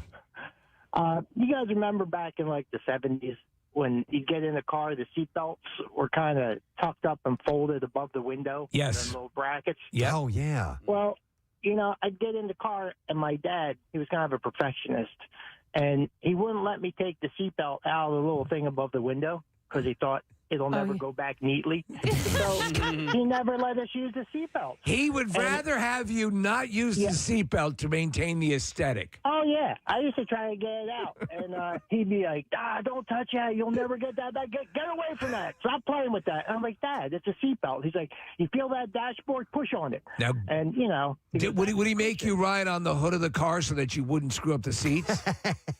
Oh. That's funny. crazy. Yeah. All right. So Thanks. to this day, Yeah. it's All right. still a joke. Thanks, Joe. I appreciate it. All right. How about this? Let's go to Stuart. Hey, Stuart, good morning. Good morning, guys. What's up, Stuart? I got one for you. All right. My mother-in-law, God rest her soul, she had an in-ground swimming pool in the backyard. Mm-hmm. She never went in it. She paid for the pool guy to open it and maintain it. And I asked her, how come you never use it? She just told me that she liked looking at it and she wanted waterfront property. Oh, my gosh. But she never used the pool. True story. Never used the pool. Wow. Yeah, All but right. if she's paying for the maintenance, it doesn't make any sense. Yeah. All right. A little bit different than what we're talking about, but that's interesting. Yeah. Well, and this is slightly different as well, but can you go to Steve on line 2, Preston? Line 2. Yeah. All right. Hi, Steve. Good morning. Hey, good morning, Press. Hey, what's up, bud? My best friend to this day, his father back in the 70s, 80s, and part of the 90s, whenever he would get a new car, would pop the hubcaps off and put them in the trunk because he was afraid they were going to get stolen. May as well give them to somebody. Right. Take the hubcaps off. Oh, that's funny. So he would immediately take a beautiful brand new car and make it look like a piece of crap. Yeah. Yeah. Oh, my God. For fear of them being stolen. Hey, these doors, someone Thanks, might take them. Let's go to Jennifer. Hi there, Jennifer. Good morning. Good morning to you. What's up, Jennifer? Okay, so I'm a lifelong camper, and with the internet, there are things like social media groups, etc. So I started following a bunch of camping groups on Facebook, and I discovered that there's a whole crew of campers that do not poop in their camper. They don't poop in their camper. They don't poop in the camper. Isn't that what it's for? Yeah, exactly. It's made for that specifically. Did they give their reasons why they don't want to do it? I don't know. I think they're afraid of the black tank. I don't know if they don't want to dump their poop or what, but there's literally a hashtag no poop in the camper. Yeah, I kind of get that. Yeah, I mean, well, you guys know, like when you're at Camp Out for Hunger and you have the RV, and like it's not that if you have to, it's fine. That's what it's there for. But if like there's the alternative to go elsewhere, like for example, Ulta, when we used to do Plymouth meeting, like you would prefer Ulta to the RV pooper. And so I understand that mentality. It's there for a reason. If you got to go, you got to go. But like if you can find an alternative, find the alternative. I might see that. I don't see refusing to do it, though. Correct. You know what I mean? Listen, push comes to shove, no pun intended. We'll use that camper pooper. Yeah. Here's some text. Says, my dad refused to buy trash bags because you were buying them to throw them away. So what did you do with trash? He would make special trips to the grocery store for small bags and Walmart for even larger bags for the larger trash cans. Even if he couldn't buy something to fill the bag, he would ask the cashier for a wad of those big bags. Oh, my God. So in essence, a lot of what you buy from the grocery, you're buying it knowing you're going to throw it away. That's funny. He wouldn't buy them because you're purchasing something that you're just going to throw away. Just going to throw it away. That's funny. But it has a purpose. Yeah. Right. You know? Why get a toilet? You're just going to flush that stuff. All right, here we go. What is this, Nick? I'm confused by the details at the end. All right, shall I read the last part first? Just what the grandparents do. My grandparents lived. It says, my grandparents lived until they were in their late 90s, and they used their dishwasher all the time. They even had a little magnet that would say clean or unclean with a little piggy on it that they would rotate to say what condition the dishes were. We had that one. It's the thing we do on Friday. We bring it into existence with song. It's No Sad Bro and Froggy.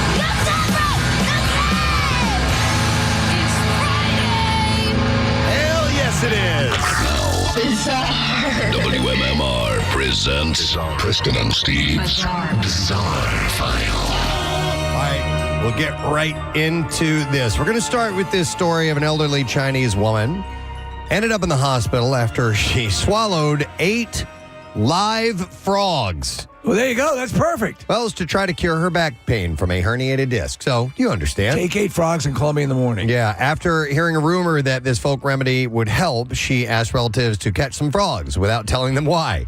She swallowed 5 frogs one day and then 3 more the next. And soon after, she started having stomach pain, you know? Very strange. I don't get it. You're supposed to take them all at once, by the way. Got worse over several days. Doctors ran tests. They found out that she had been infected with a tapeworm parasite, commonly found in people who eat or touch live frogs and snakes. That's really wild. After 2 weeks in the hospital, she fully recovered. Doctors used I don't know what's wrong. I ate the frogs. They used her case to warn people about the dangers of folk remedies, noting that many elderly people try similar treatments without discussing them with their family members first. I just saw on Instagram that they did a DNA test, like ancestry, to find out where frogs came from, and it turns out that all frogs are tad Polish. He's been saying that one. Felt that coming. Felt that coming. All right, so a Florida man who is no stranger to the law wound up back in jail due to how he tried to smuggle a thermos inside the jail. Now, Sheriff Grady Judd The ordeal began with a complaint about a naked man in a park, and the sheriff said, we got a call. He was naked inside a restroom at a public park. So we asked, is he naked or buck naked? He said, you can be naked and still have your socks on, but if you're buck naked, you're totally naked. Well, when a deputy arrived, they said Walter Freimeier, 51 years old, had all his clothes on, so the deputy escorted him out of the park. The deputy explained to Freimeier that he wasn't going to be arrested, even though people saw him without any clothes on, because he was giving him a break. Well, judge said Freimeier then crossed the street, hopped up on the railroad train tracks, and trespassed again. So the deputy arrested him. He has 25 prior arrests, had been to state prison 5 times, so he's been around. The sheriff explained that all arrestees are put through a body scanner to make sure that they aren't trying to bring any guns or knives or drugs into the jail. Judge said Freimeier brought a thermos into the jail, and the judge said, yep, that's right. He put it up the old exit ramp, if you know what I mean. I'm picking out a thermos for you. So he said, we said, dude, what are you doing here? And he said, well, I put that inside my body.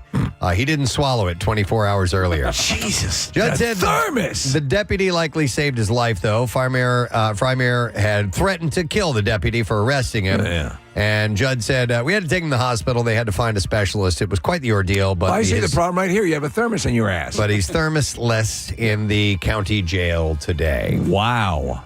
A bear wandered into a supermarket in eastern Japan on Tuesday evening and pounced on 2 customers, leaving them with minor injuries. This is like, we had one in Jersey not that long ago of a bear in a dollar store. Yes. One of the shoppers who was attacked inside the store was taken to the hospital, while the bear, whose species was not immediately identified, fled the building. He was looking for the hummus. According to the police, footage showed that the bear appeared to be an adult. Officers used patrol cars to warn nearby residents, urging them to stay indoors and exercise caution. An eyewitness, a big fuzzy bear. An eyewitness reported seeing a bear attack a customer inside the store. Local fire department also received a call from a store employee reporting that the bear had scratched a man. I'm a big chubby bear with a furry little tail. Is that part of the store's promotion? The 2 injured customers were both males, 69 and 76 years old. All right, we only have time for one more, and then we have to welcome a guest here. I got to keep this one a little bit short, so let me dig one up here for you. A 60-year-old former firefighter in Guadalupe walked into a supermarket near a police station wearing a face mask and a face covering, pointed a gun at the cashier, and demanded all the money. He also grabbed some cheese and a bottle of wine. And then he slowly walked back to his car and waited to be arrested, which is exactly what he wanted. His court-appointed lawyer explained that the man was desperate to get into prison to help his grandson, who was an inmate. Trying to pull a thermos out of his ass. He had seen his grandson during a visiting room meeting with a broken tooth after being hurt by other prisoners. I know, it's That actually is kind of very sweet. Yeah. The judge ruled that the man acted out of desperation. And has said of several years in prison, he must pay back the victims, get therapy, and stay away from the shopping center. I know. Just a concerned relative. Yeah. All right, and there you go. That's what I have in the bizarre file for you this morning. All right, we have a guest who is in our studio, and she's here to talk about boobies. Yes, she got beautiful boobies. Well, there you go. She is a South Jersey-based breast radiologist and breast health influencer, and you can find her on Instagram at The Boobie Docs. That's what it's called, The Boobie Docs. And we're here to talk about the Boobie Bash. Please welcome Dr.Robyn Roth this morning. Thank you so much for having me. I'm trying to get you to say boobies as many times as I can online. Boobies. There you go. So as many as I can. Well, thank you. Would you like Dr. Robyn, Dr. Roth? Robyn, call me what would you like? Robyn. Okay, Right. all right. So what is the Boobie Bash, by the way? So the Boobie Bash is my it's an annual breast cancer fundraiser, emphasis on the fun, that I do every year. This year it's Wicked themed, and I like to rotate the organizations that I support. I've done a lot of Philly organizations, and this year I'm supporting Inspiring Life Together, which is an amazing breast cancer organization that supports South Jersey moms and their families battling breast cancer. Cool. And so this year we're having our 3rd one at on Saturday, October 18th at Legacy Club in Cherry Hill. And it's got a very positive attitude to it. You said a very fun attitude. This is not your grandma's breast cancer fundraiser. Yeah, this is a party and celebration of life. That's excellent. Yeah. And so what kind of festivities do we expect at the Boobie Bash? We've got a DJ, we've got a drummer, we've got auctions. We have you can get this local celebrity hat signed by you guys.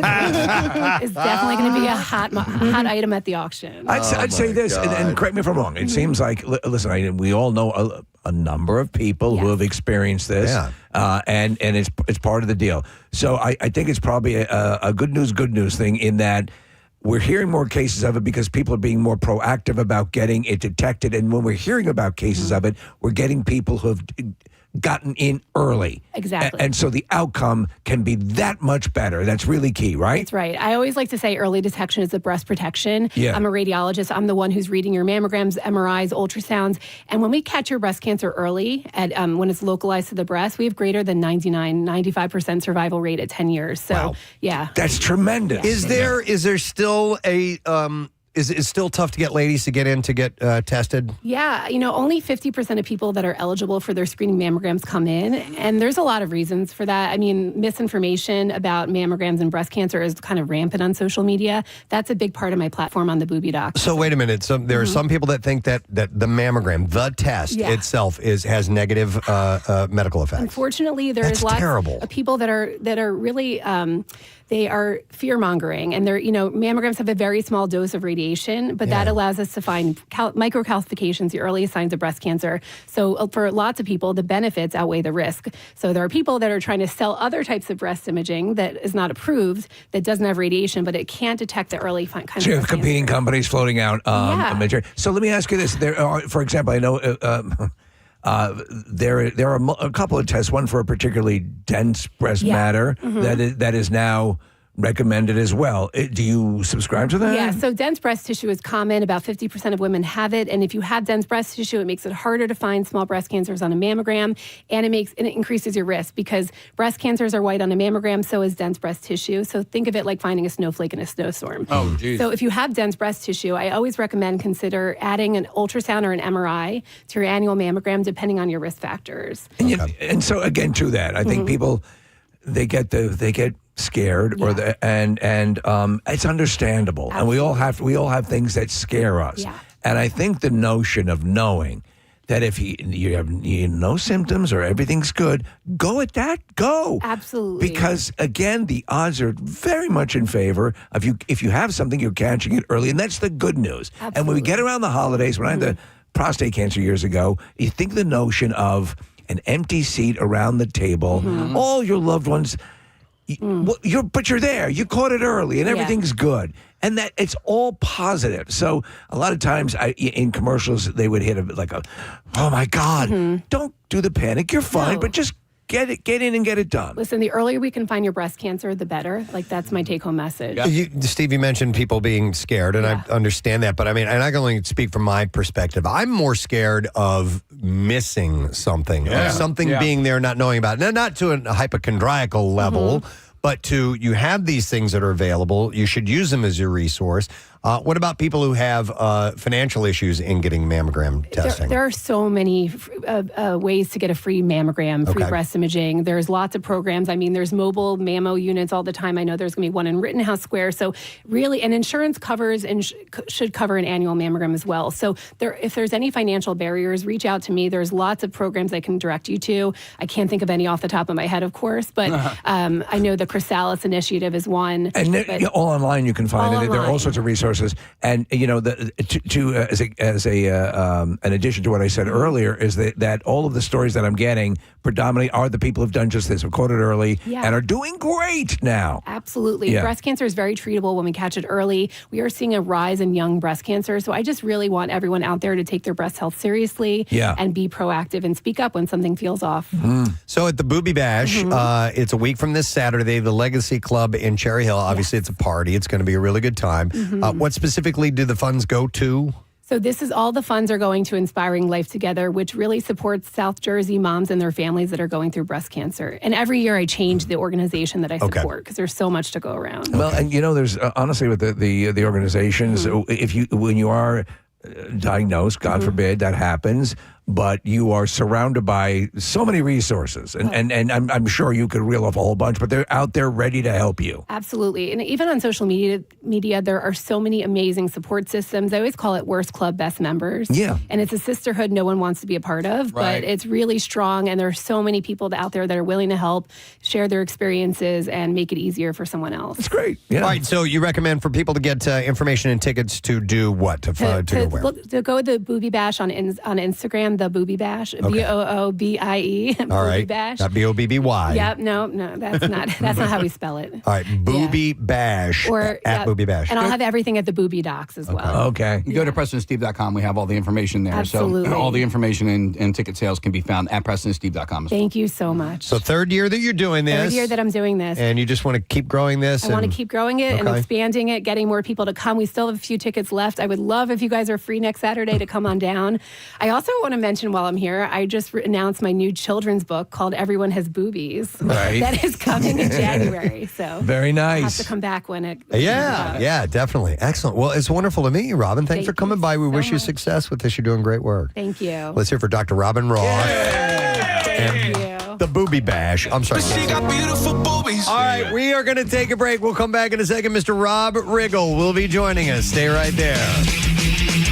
Yeah, clean or dirty? And it was a little piggy? Not a piggy. Oh, but all right. We had this thing, and you would. It had it was a magnet.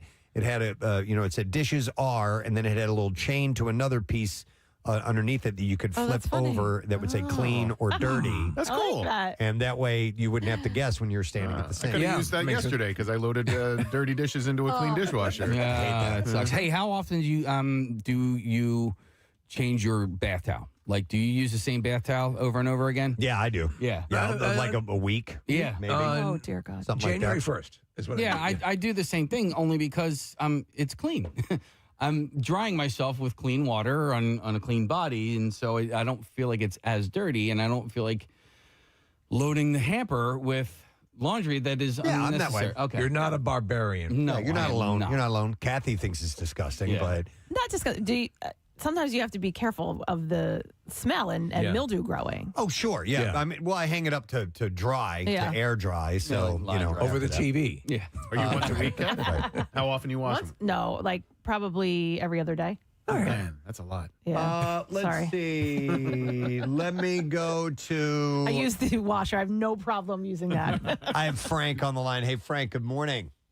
Gadzooks. Gadzooks. Frank, what's up, man? So my car came with 2 remote starts, and one of them broke. So I have a second one that works perfectly fine, but like I don't want to go through that loss again, so I just don't use it. And I'd rather just walk out to my car, start in the morning, and then go back in the house being like, gosh, I wish I still had 2 remote starts. You don't want to risk it because you're down to just one. What if that breaks? You had a backup. Yeah.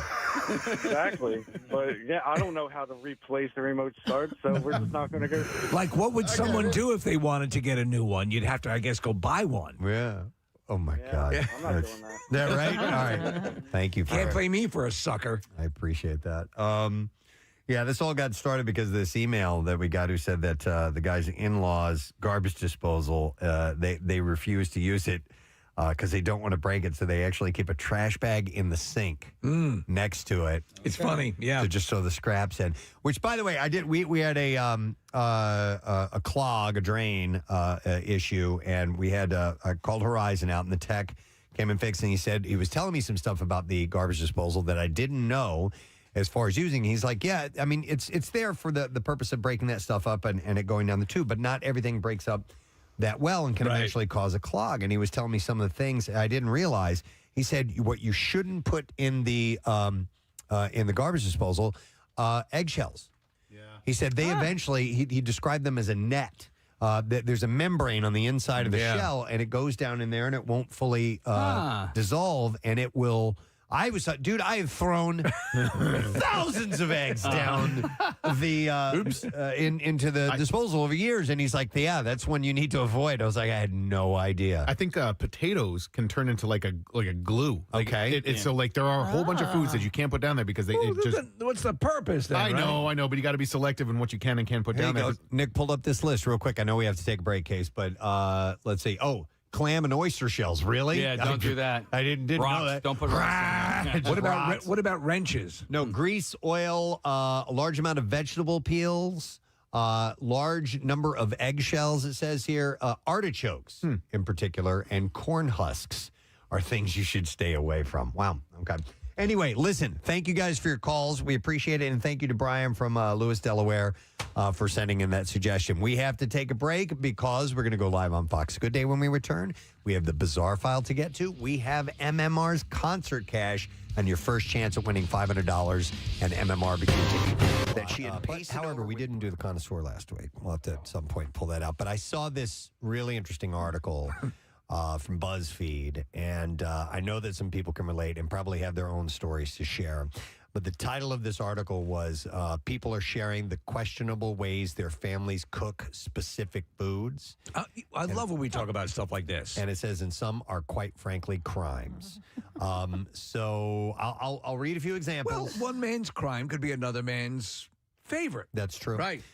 And feel free to share if you guys have anything to contribute. Our number is, what is our number? 215. 215-263-WMMR. 1-800-232.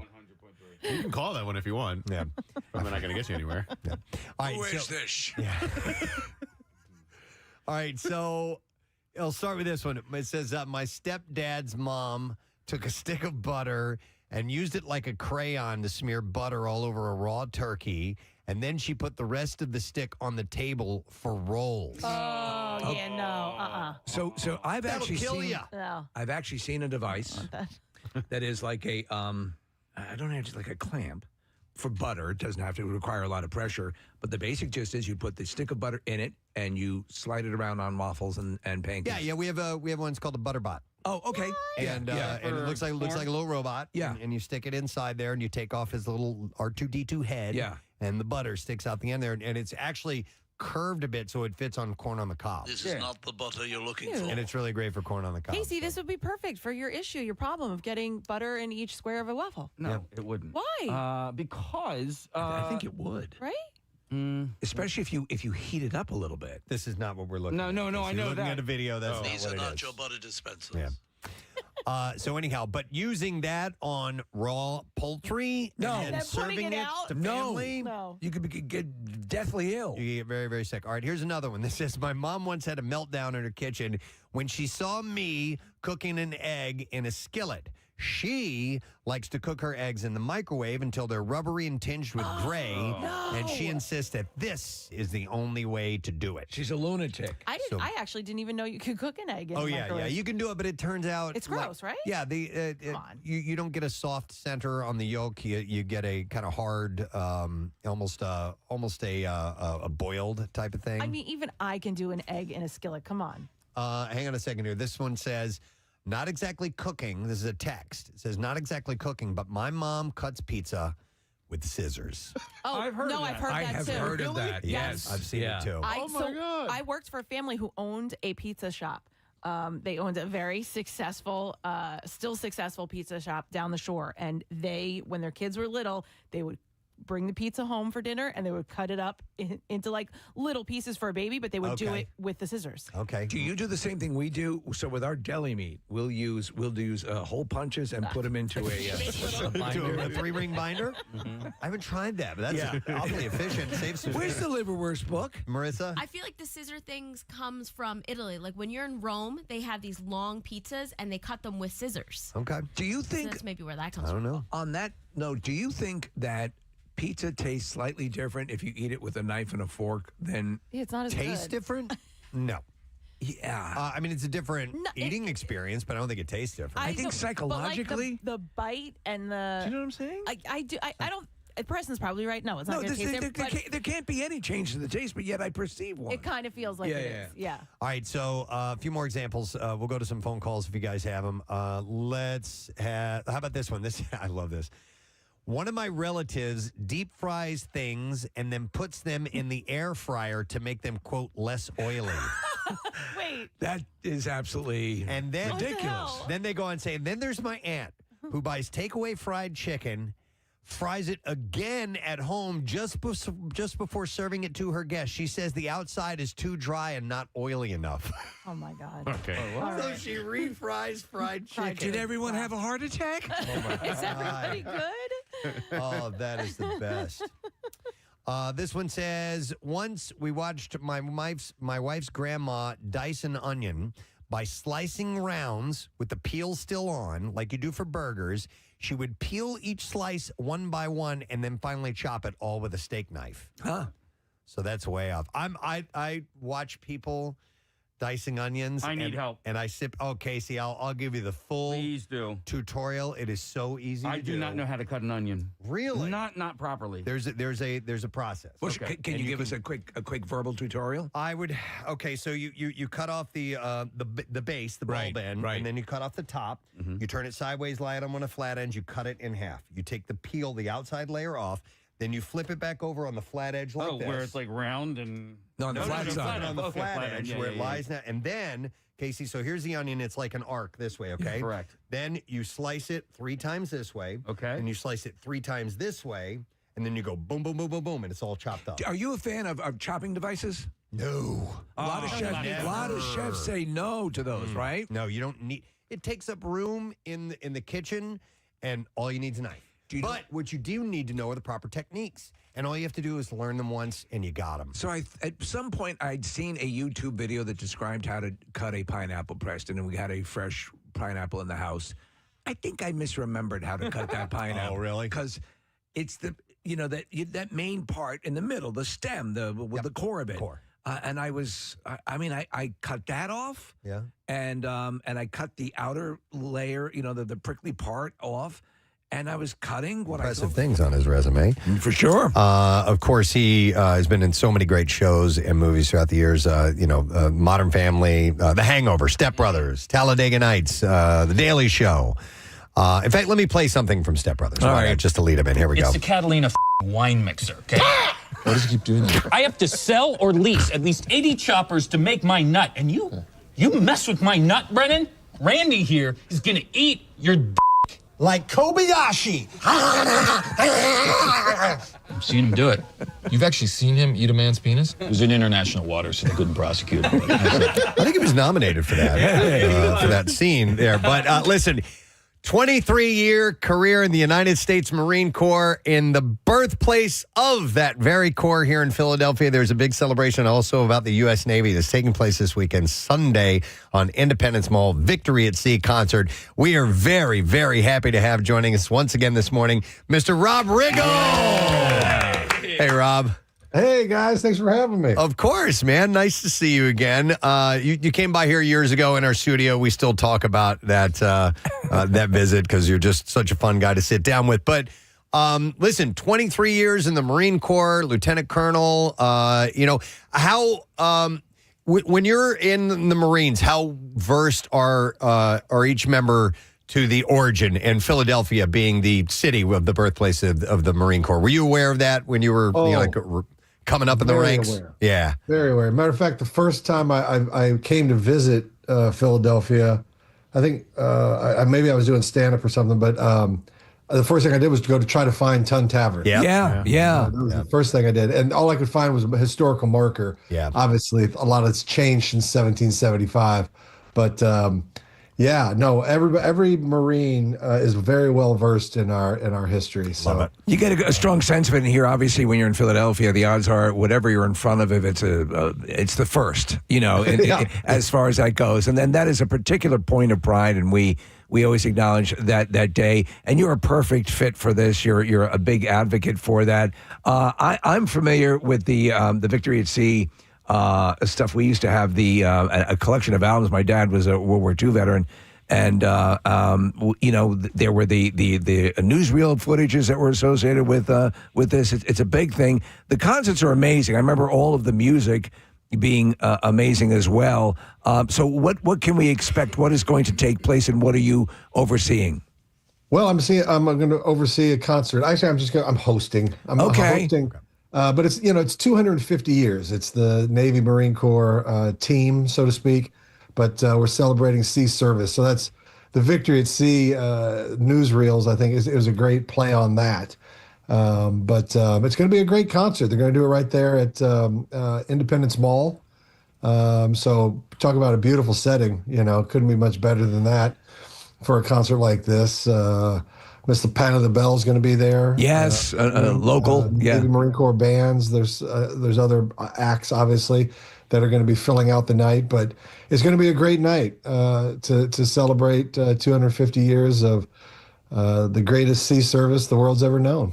You mentioned, the sea service and the Marine Corps and the Navy and the partnership is interesting. And I found out one time, Steve and I went to, years ago, when the movie Pearl Harbor came out, there was a big press junket, and we were flown out to Pearl Harbor, and we went, there was just thousands of people that were there. And we were taking a tour of the John C. Stennis aircraft carrier. And our tour guide was taking us to this area, and we saw these stairs that went downward, like, what's that? He goes, well, that's where the Marines are. And I go, Marines on the ship? He goes, yeah. He goes, their job is to protect the ship. And I'm like, protect the ship? I'm like, you guys got missiles and guns and all this stuff. Oh, yeah. He's like, no, dude, they're the badasses that protect us. And I was just blown away by that and the relationship of the Marines and the Navy. Can you talk about that a little bit? Yeah, I mean, we modeled a lot of our military off of the English, because we were basically, just separating from them. So we kind of mirrored a lot of what they did. But the Marines were traditionally on ship, kind of the soldiers of the sea, if you will. They were meant to do landing parties, raids. They were there to protect the ship itself from anybody boarding, and they were also there to protect the captain from any mutinies. Right. Wow. In fact, we were told during that anyone got out of line, it would be the Marines that serve as the police aboard the ship as well. So, and they were snipers. We were in the old ships. They would put the Marines up in the riggings, up by the sails, to snipe down. They were really expert shots. Wow. Rob, I'm watching this show right now, and I just came across it on Netflix. It just came out. It's called Boots, and it's set in 1990 boot camp in Paris Island. And so I want to ask about the Navy. I want to ask if this was your experience, because apparently, in this show at least, when the recruits fart, they have to yell Navy. You ever heard of that? Have you ever heard of that? I think somebody took some liberties, literary liberties. I've never heard of that. Okay. But you know what? Had they enforced that, I probably wouldn't have. Speaking of recruit training, did you train at Paris Island, or was it? I was at Quantico. Quantico. Okay, so. It's very difficult to get through that. Physical demands, all kinds of things. You have to learn a whole new discipline. But everybody's sitting in an exposed toilet next to each other, taking a dump. How long did that take you to get used to? It's there's a lot of shocking things about boot camp or officer candidate school. In the movies like Full Metal Jacket, they're just open dumpers next to each other where you could reach out and hold hands. But they had advanced a little bit by the time you were in. But it was still not cool. It was you had walls, you didn't have doors. Okay. So, It's a fascinating thing. To your mind, what represents? Not to go off on a tangent here. What represents cinematically the most accurate depiction of that process of that early? It's all generational too. Yeah.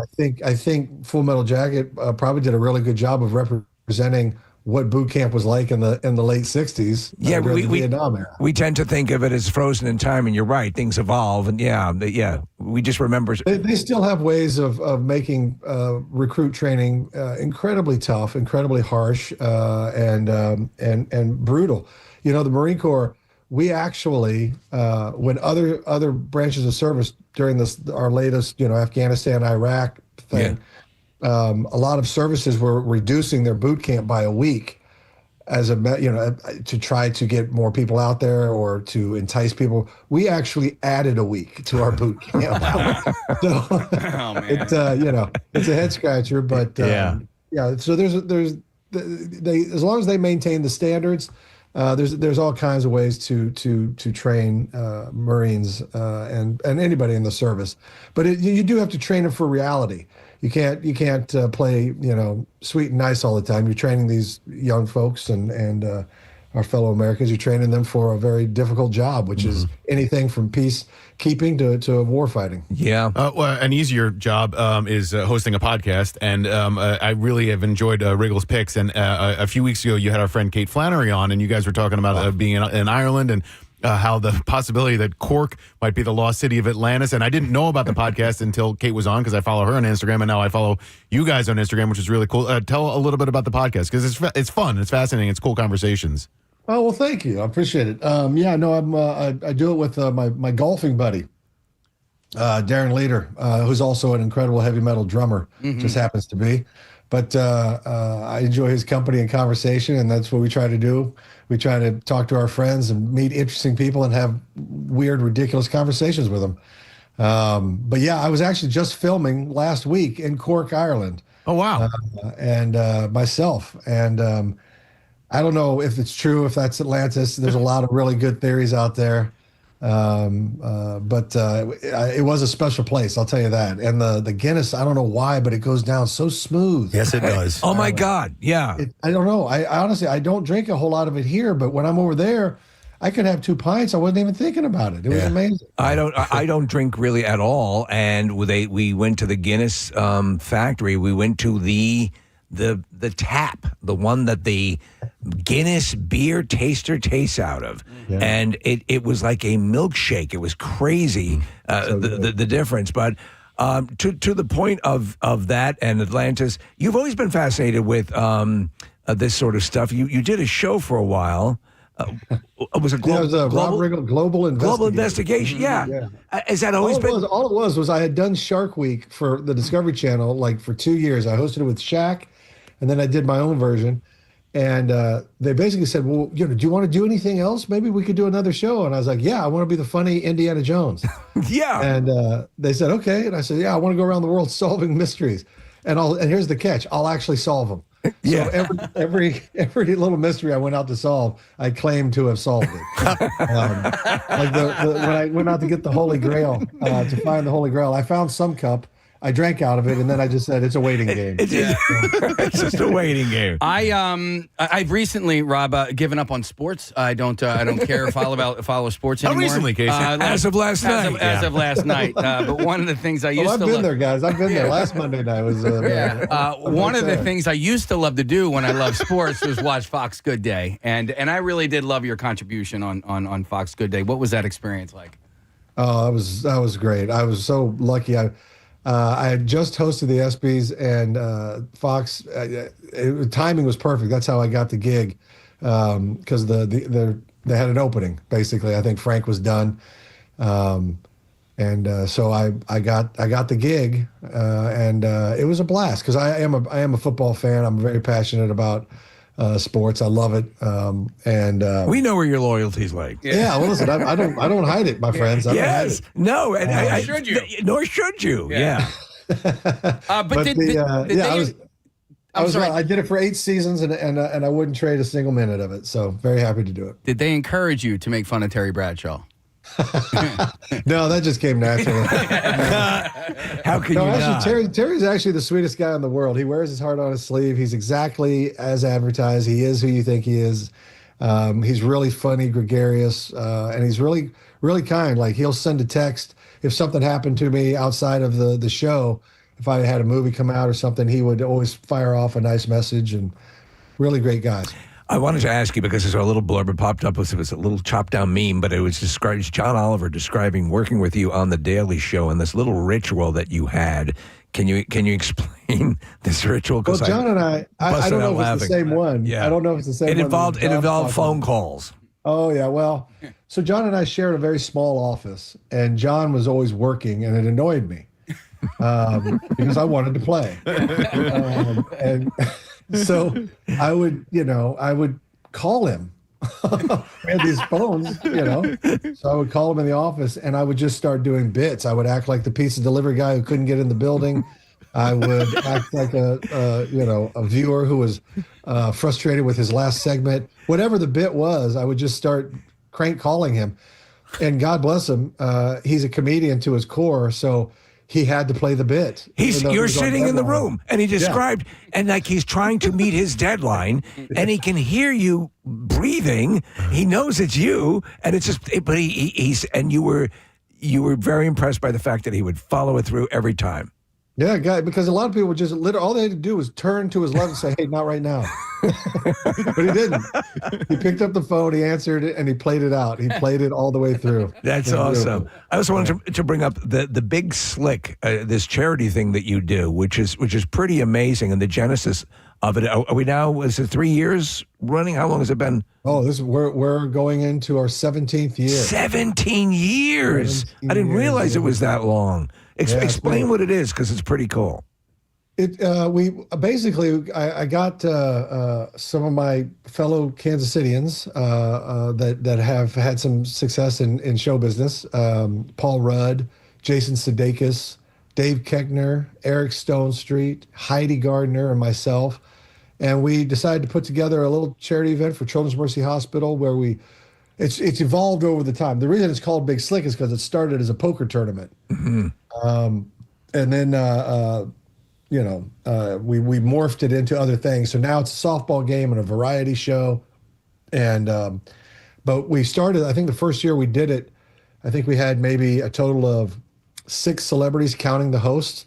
And now we're up to like 45 celebrities that come in town for this thing, and it's really a blast. And we raise a lot of money for the oncology department over there at Children's Mercy, and the work they do is just truly awesome to see. If you spend any time in a children's hospital, you'll never be the same. That's huge. That's huge. Of the collection that you hang out with in that group. Now you're obviously bona fide. You're marine material.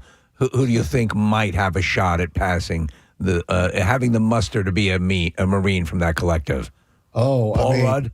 I think, Paul and Jason are physically, and Heidi, they got it. Really? Stonestreet and Keckner got the mentality, for sure. Speaking of that, Rob, when the Marine Corps and you, when did that first enter your mind? Is it something you thought about when you were a kid about joining the Marines, or were you inspired later on? I think I was always patriotic. I really always, felt that. I mean, I was a child of the 80s. I think there was a vibe then that we were really scared of the Soviet Union. Yeah. I remember growing up being very scared of them. Yep. So I felt like, it was almost an obligation in a way that you always had to consider, there's a real good chance we're going to serve here. That's something that's probably in the cards. That's how I grew up. And then when I got to my freshman year in college, I had some friends that were in the program, the Marine Corps program, and I thought that sounded pretty cool, pretty awesome. So that's kind of how I ended up gravitating towards it. Plus, I looked at all the services, and I just thought the Marine Corps, I love their tradition, their history. I liked how they did business. The badassery of it as well. I like their mentality. That is seductive. That is a seductive aspect. Yeah. My father was 82nd Airborne Division in World War II, and military fan. He throughout his life loved it, celebrated all the branches of the service, and he would get a special, look talking about the Marines. He was not, but he served and obviously realized what that means and what that attention to the tradition means and how important it is. Yeah, I would agree. I think it's a mindset. It really is. And I've seen recruiters at work doing their job, which is a hard job, out there trying to recruit talent to come to their service, and they're offering college money and this special training and that special training, and what do you want? What do you want? Right. And the Marines kind of sit there with their arms folded, going, "I don't know if you should be here." I want to ask, did Red Dawn scar you as much as it did scar me as a child, by any chance? Yeah. Okay. Exactly. Like it wasn't a matter of if, it was a matter of when. Yeah. They're coming up through South America. Yeah. Rob, for whatever reason, the plan was plausible. To me, at that age, I was like, this is legit. This could happen, you guys. Friggin' thing's a documentary. That's hilarious. Rob, this is a loaded question, and please keep in mind that you're speaking to a Philadelphia audience. But do you personally have a favorite Kelsey brother? I love them both. I think they're both awesome. I've known Travis though from the beginning. I mean, back when we had that 2-14 season. I mean, I've been around with the. Yeah. I've watched him and known him forever, and he's always been so gracious and kind. He's He's a wonderful guy. He really is. It's funny because like we've been fans of popular to hate on. No. He's a stud. He's a superstar, and we've been friendly with Jason and known him for a long time. And then all of a sudden, like we noticed that his little brother was starting to do well in Kansas City. He was like, "Oh, this guy's a really good athlete too." And then he became what he became. But he's really been a great football player for a long time too. So it's I just personally, because I'm 50 years old, I like looking at these guys and watching their evolution as athletes, and then post retirement and see what they can do afterwards. I like rooting for guys like that. I think they're both Hall of Famers. Think about that. Think what are the odds of that happening, right? And they're both really gracious. They're both kind-hearted. Jason came to Big Slick, the charity tournament, the last couple of years, and he's been fantastic. And they're both cherished in their respective cities. It's because they're likable guys. They're likable guys. These are the kind of guys too that you can sit down, have a beer with, and really have great conversation. Just hang with. They're just great hangs. Speaking of having a beer, this has nothing to do with what we're talking about, but this is driving me crazy.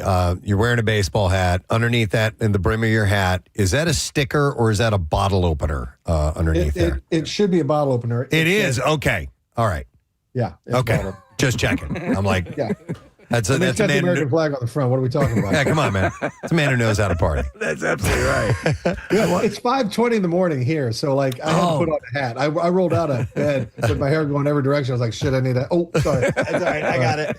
Actually, I just hit a button on our on our console here. I kid you not, Rob. So our dump button is labeled the Flannery switch because Kate Flannery curses so much whenever she comes by here. We're not kidding. We have to dump on her at least 4 or 5 times. She's from Philly. Not a podcast. Yeah, exactly.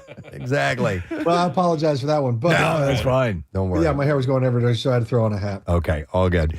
So you're going to be here. Obviously, Sunday is when the event is taking place. I know there's some rain forecast, and I'm hoping that's not going to... Can't keep the Marines down. No, that's true. Hey, rain or shine, we're training. We're out there doing it. Yeah.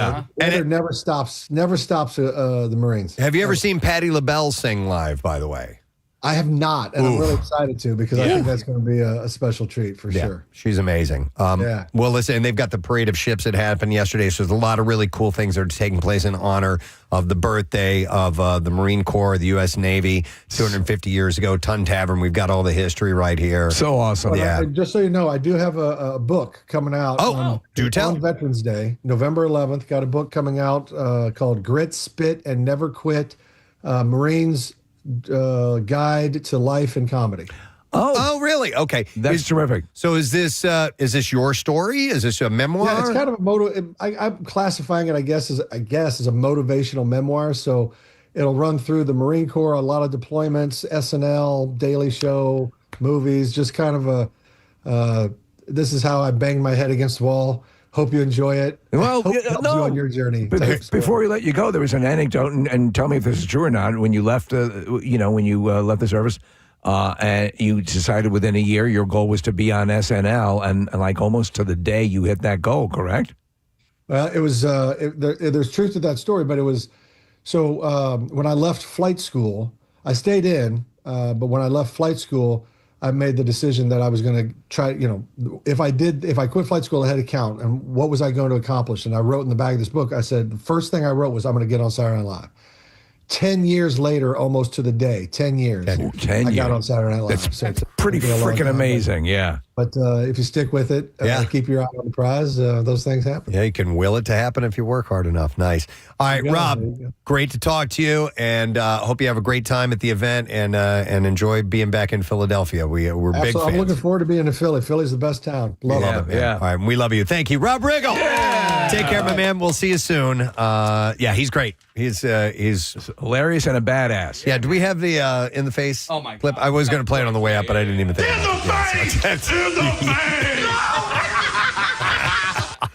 That's from The Hangover. I got to, so I texted Kate Flannery and let her know that he was going to be on, and she just goes, he's the best. Captain Jack for the Booze Cruise episode of The Office was one of my all-time favorites. And then she did a bunch of Riggle's picks during football games. The director is a guy named Chris Peasy, and he's from Philadelphia. And then I told her, and because Rob just dropped the S-bomb, we hit the Flannery button. Love it. So she's honored. I love it. Excellent. All right. Well, we have more guests on the way. That's why we wrapped up that conversation. We have joining us in the studio in just a little bit, both Rachel Feinstein, who's going to be at Helium Comedy Club tonight and tomorrow. And then after that, if you're a racing fan, we are going to have Guenther Steiner here. Unfiltered is the event taking place at the Miller Theater coming up on November 13th, and he's in advance to promote that. So we'll talk to him, and we'll do all the other things that we do on Friday morning. We'll take a quick break, come back in just a moment with it all.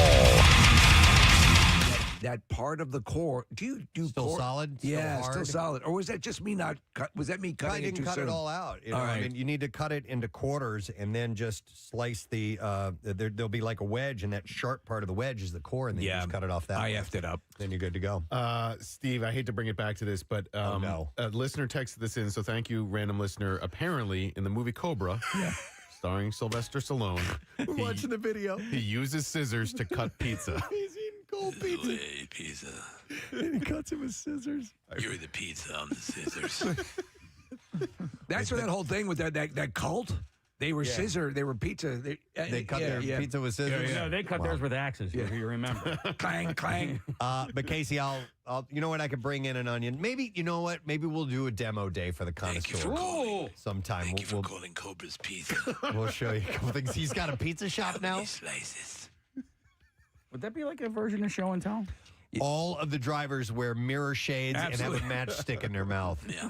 You hungry or what? Yeah. And actually, the pizza is put in a barber's chair, Preston, and then he walks around. All right, here's some other things that people do, interesting ways they cook things at their home, questionable ways. Here's another entry that says, my mom said that cooking the turkey on Thanksgiving Day was too much work when you're hosting, too. So she would cook the bird weeks in advance, carve it, and then freeze it.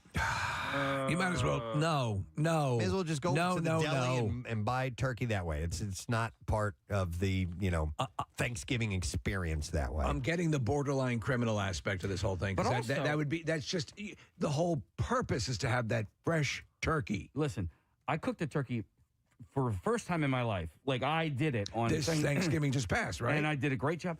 Dude, it's not that much work. No. You prepare the beginning, right? You do that in the morning, you stick it in the oven, and then you got the rest of the day to do everything else. Like, it's really not that difficult.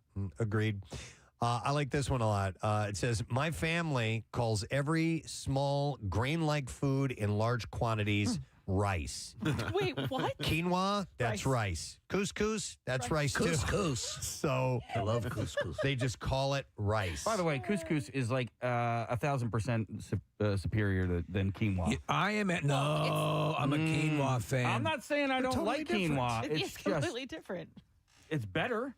I mean, if you're going It's for like pudding is the best version of steak. But that's like saying you like pasta better than rice.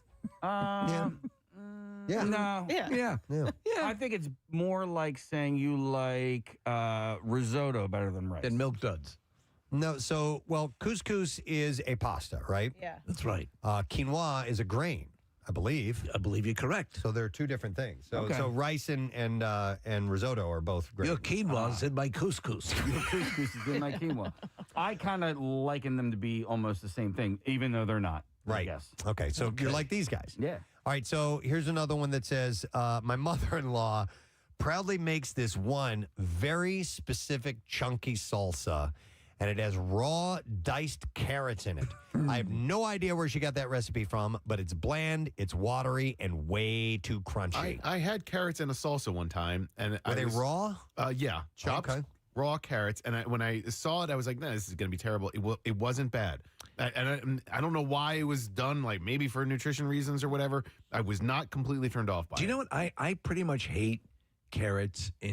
I don't hate, but I find them bland. And the only thing, but however, I love carrot cake. Yeah, well, that's not really carrots. Now, are you talking about there are carrots diced up in it? Just are you talking about like raw carrots, Yeah, or do you steamed like carrots. them Nah, baby carrot. I'm not a big roasted? fan. Yeah. Okay. Maybe we need to roast some for you and some good olive oil. I love carrots. I yeah. do too. Any I could eat form. them with every meal. Mhm. Yep. So let's go to some phone calls. I want to go to Frank. We're talking about questionable way things that people prepare things in their kitchen at home. Hi, Frank. Good morning. Good morning, it bitches. Good morning. What's up, buddy? All right, this infuriates me, and I'm about to ruin everybody's morning. Okay? My fiance's aunt, she prepares soup separately. As in, if she made chicken noodle soup, there's chicken in one pot, broth in one pot, noodles in one pot, and then vegetables in another pot. That's not how you make soup. That's not how you make soup. So she makes them all separately? The reason for it is so that you get individual flavors of everything. No.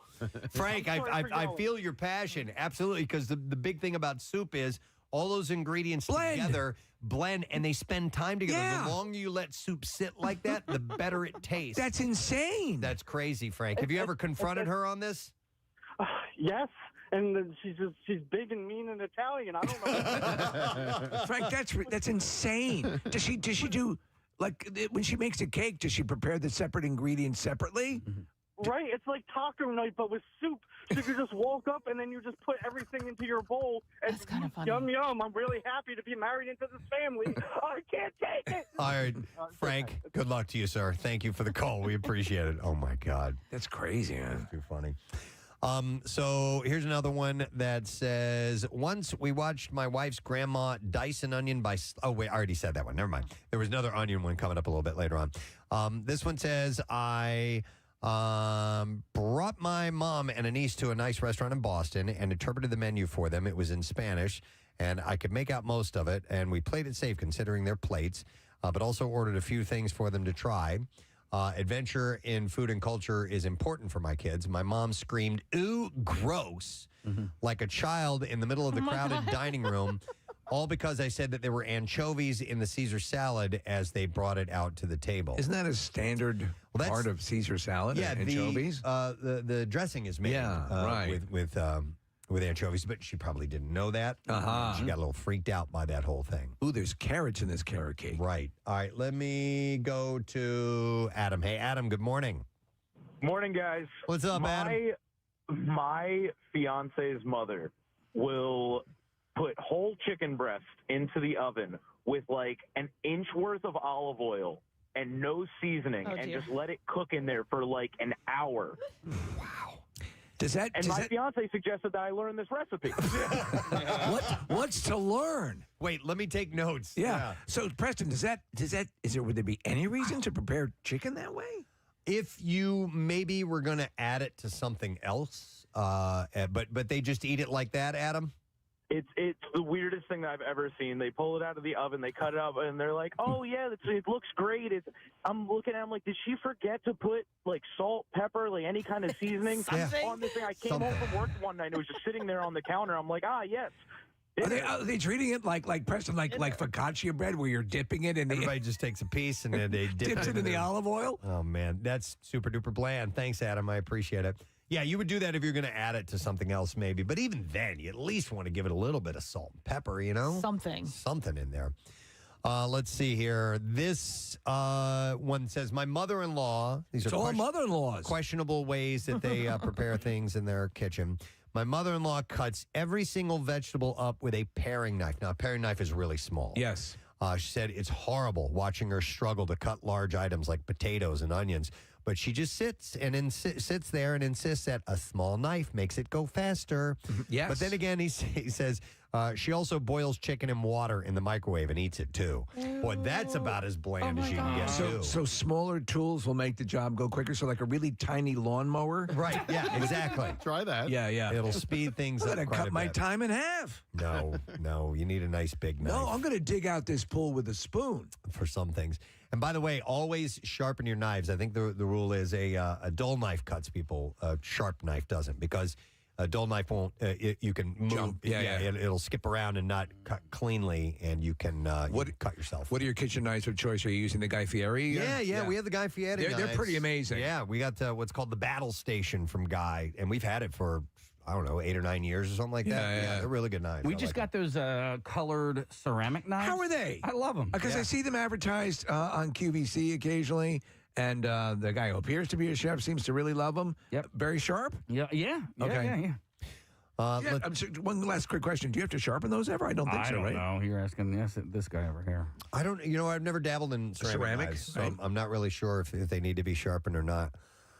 Here's another one. Says, my stepfather's an absolute toddler about food. A literal 60-year-old man who still throws tantrums when my mom doesn't make him what he wants for dinner. One of his normal practices is to eat slices of white American cheese straight from the packages.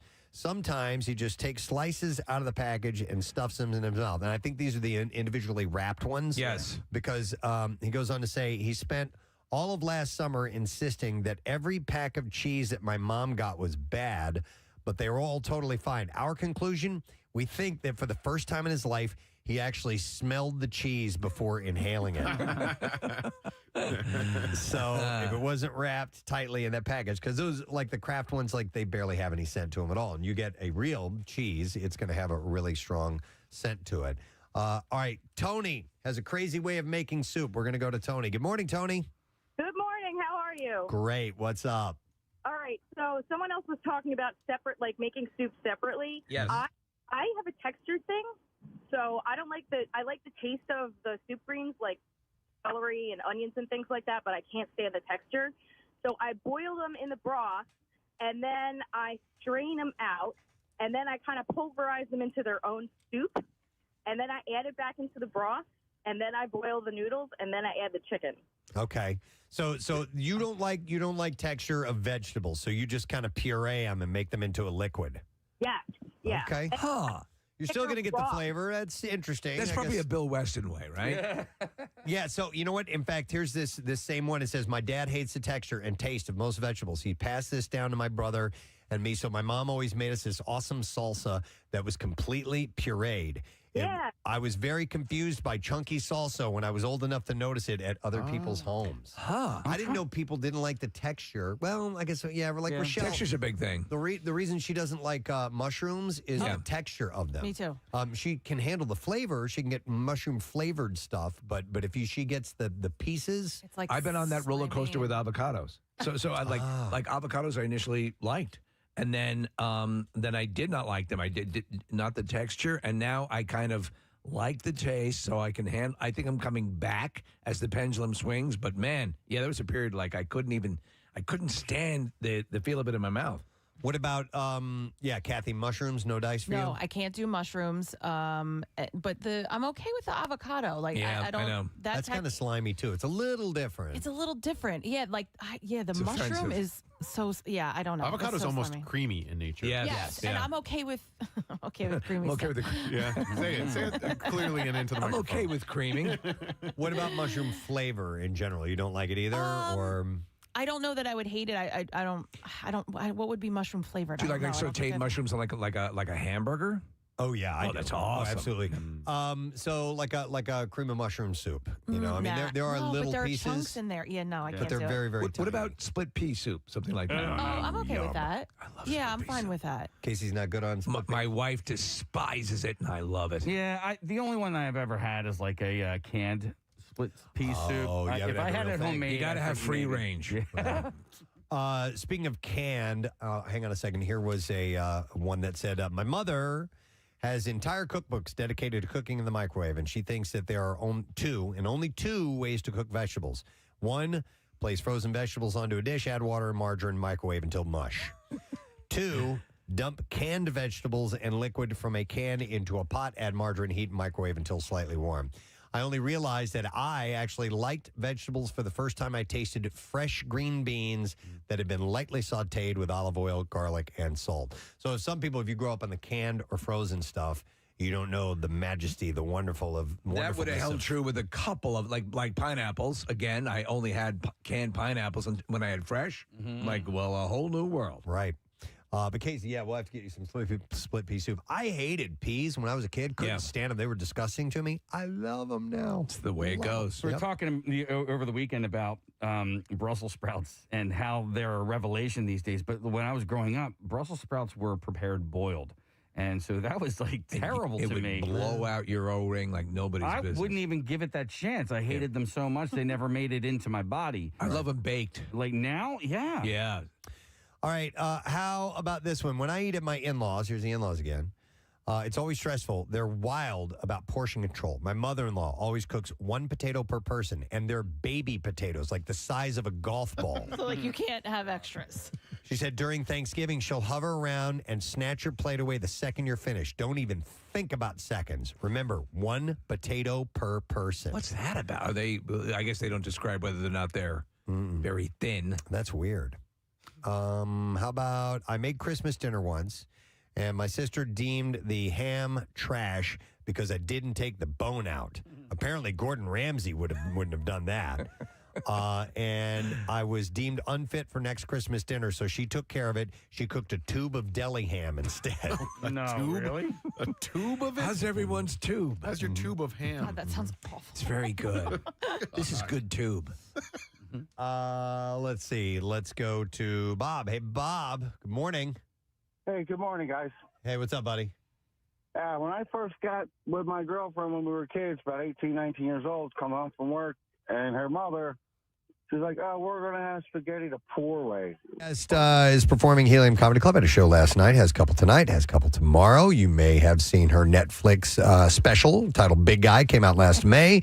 Or movies like I Feel Pretty and Trainwreck. Or maybe you've caught her here on our show. She's in town, ready to perform. Rachel Feinstein. Thank you. God, this is going to substitute parental love. That right there, that round of applause. We'll give you as much love as you need. Thank you. I'll take it. We had you on Zoom last time, and it was great, and you were terrific. And, you were talking about your mom. It always cracks me up. And I was watching a clip in just preparation of having you on the show today, and I forget where it was, but your mom refers to your stand-up as your talent show. She calls it my talent show or my little program. Your program. Yes. That's I hear a mom describe it that way, and I know exactly what your mom My is mom's like. intense. She's like so liberal, she's racist. You know people like that? Like she just tries so hard. She gets too excited when she's talking to anybody that's not white. Like my mother-in-law is Colombian. My mom's talking to her. Her inner monologue is like, I'm talking to a Colombian woman. Like, I have Latina in me familia. Like, she's a lot. And she's never not protesting in, like, the quietest, like, cul-de-sac. It's just her and 5 of the whitest women you could ever conjure up in your mind. Right. My mom will have, like, a letter to Trump on her sign in, like, size 6 font. Like, it's illegible. It's the Declaration of Independence. And it's almost like an old proverb. Like, if a tree falls in a forest, can anyone really hear it? If 5 white women are protesting in a cul-de-sac, can anyone truly hear it? Right, right. Well, she's doing what she's passionate about. She's keeping that cul-de-sac My husband's safe. family protesting the other way. So what do you do? But what's that? She's keeping the cul-de-sac safe, right? Oh, yes. She's always bringing trail mix to go to the corner, binoculars in case an interesting bird flies by. Well, your husband you talked about, and we love that as well, obviously. We talked about his big guy moniker for you. Oh, yes. My husband, fireman, he's going to be here this weekend, calls me big guy and doesn't understand why I wouldn't want to be called big guy. Right. I get that, though. When you're in a relationship, my wife and I have nicknames for each other that really are nonsensical. They can't be as devastating as big guy. Big guy, that... And by the way, he didn't mean it too ironic. Like he was like, he had a song too. He's like, she's my big guy. He sang it on Kelly Clarkson. And he had the band back him up. He's like, oh, it was an unbelievable moment. I agree with him. He had the band? He had the band. You could look it up on YouTube. That My is husband pretty said, cool. she's like, and by the way, Pete, like, thank you for your service. And I hear you have a song for Rachel. And like he told them ahead of time. And this was a surprise to me. And then all of a sudden the band's playing and he's like, she's my big guy. I gotta see this. Yeah. So my wife is diminutive, and I'll call. She has Godzilla because we're big Godzilla fans, and so she gets that. But big guy is it's an ironic sort of. When was the first time he uttered that in your presence? I think it was one of our first sleepovers. Look, you call them sleepovers. It was the bottom of the night for me. I wanted to have a kid. I just zoomed through all red flags. I was like, let's get this done. Whatever. Yeah, it's always been my policy. I just stay. You're an alcoholic. I'll get you sober. I used to think you could call AA, you guys, and like report an alcoholic, like a pedophile or something. Oh my God. That's how many alcoholics I've dated that I used to call the Alcoholic Anonymous hotline. hotline. I'd be like, can you pick him up? And I'd argue with them. Like I was bitchy. And I'm like, I told you all the information. His name is Patrick. He's standing outside of a Dave & Buster's arguing about his constitutional rights. Get him in the van. I love your way of thinking. We talked about the fact that you would hit steakhouses because you figured that would be the kind of guy that would work. That you could cruise the steakhouses for potential. I saw that on, this is so violently embarrassing, but I saw that on Millionaire Matchmaker. She would give you tips on how to like grab a man. Right. And what men really want. I'm not sure it was all true because she said like to bake men cakes and bring them on your first date, which I think is very unstable. Like if I was a guy getting a full cake, like happy birthday. Yeah. Yes. We'll On be the first together date? forever. It's Yeah, not okay, right? Yeah. You don't eat them. That's a cake you don't eat. God knows what cocktail of diseases are injected in that. Yeah. Exactly. Man, no, I read an article recently. It was a Reddit thread of people that were pointing out, and I'll bring it up to you guys someday. I have the full list somewhere of things that are usually turn-offs, but actually turn-ons to people. And some of them are like stalker-like behavior. Like some people actually appreciate that. He's so committed to me. I will, this person is completely obsessed with me. And I dated this super jealous guy, but really what it just means is he's cheating on you. If he's like, he would accuse me of cheating in like the afternoon too. I'm like, who's like? Didn't you have some guy put spyware on your phone? I forgot that I told you guys that. Yeah, that was the same guy. Yeah, the same guy. He always accused me of cheating in the afternoon, and now I still think about like what he thought I was up to. Like I'll be at the dry cleaners, and like he just thought I was like, if I didn't have my pink slip, that I was like, how about we step aside and I get some knee pad, and he just, I can't say this because it's too filthy, but he just thought like I would go pick up my nasal spray at the pharmacy and they'd be like, we don't have it right now. I'm like, well, what if I'm a little backed up too? That you would hoard maybe out you'll for find my Flonase after all.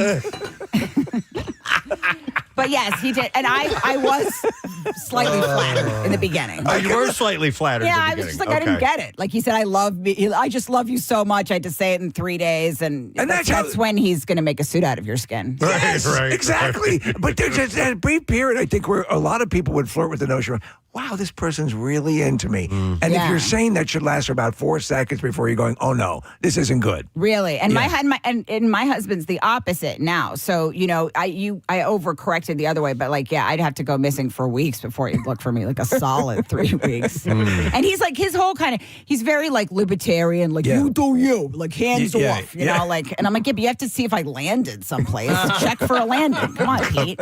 He's almost like an accidental feminist, because he doesn't care what I do and I'm on my own. They love their jobs, fine. But if I said that to him, he probably would be insulted. He probably thinks like feminists are like Nazis or something. But yeah.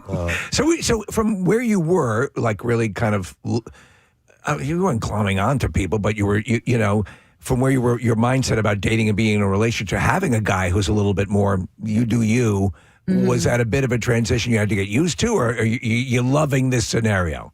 No, he's a desert, but but he's not insecure. He's not insecure. No, I mean, he's not a romantic guy. Like for my birthday, he gave me a $50 Amazon gift card. Just devastated. Don't nod at that. He's nodding. No. Casey's nodding. It's nodding in disapproval. Oh, okay. Yeah. You know what hurts the most is, there was a moment where he was like 75 and then he's like, nah.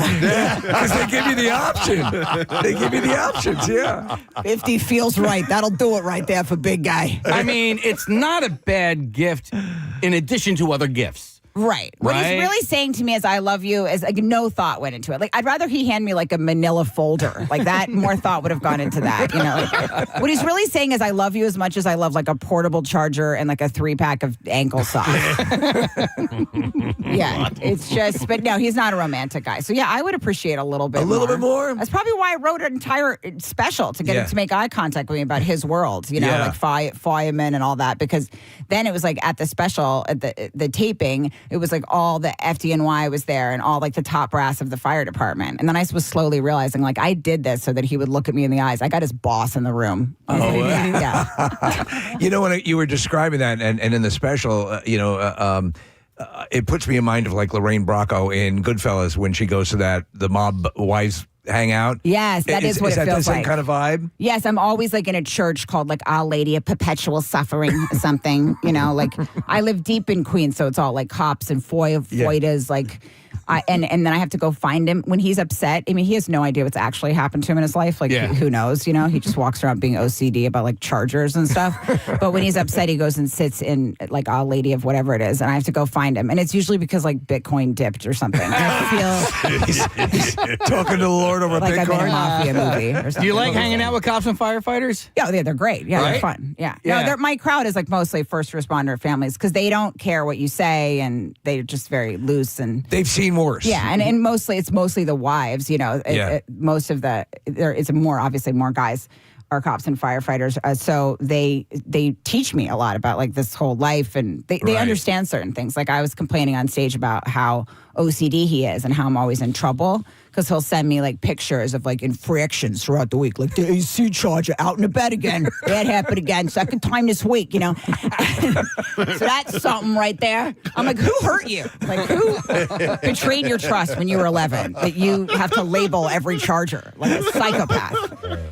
And I'm a deep pig, so I can get it. Must be hard to be with me because I just don't care. Right. And, you know, I just explode a suitcase, and I alarm myself at how foul I am sometimes. Helium this week. I literally forgot what I was answering, you guys. No, just about how OCD he is. Oh, yeah, he's super OCD, and I'm always getting scolded. And I also found that he had hidden all the chargers in his underwear drawer, and I was like putting away his like socks or something, and I found all there was the remotes, the AC remotes in the house he put in there because I lost my privileges. That's why I lost them. I hear that. I go nuts. Are you the same way? Well, listen, it is the perpetual battle. I'm not restating what has not been known since the beginning of time that men and women fight over the temperature in a house.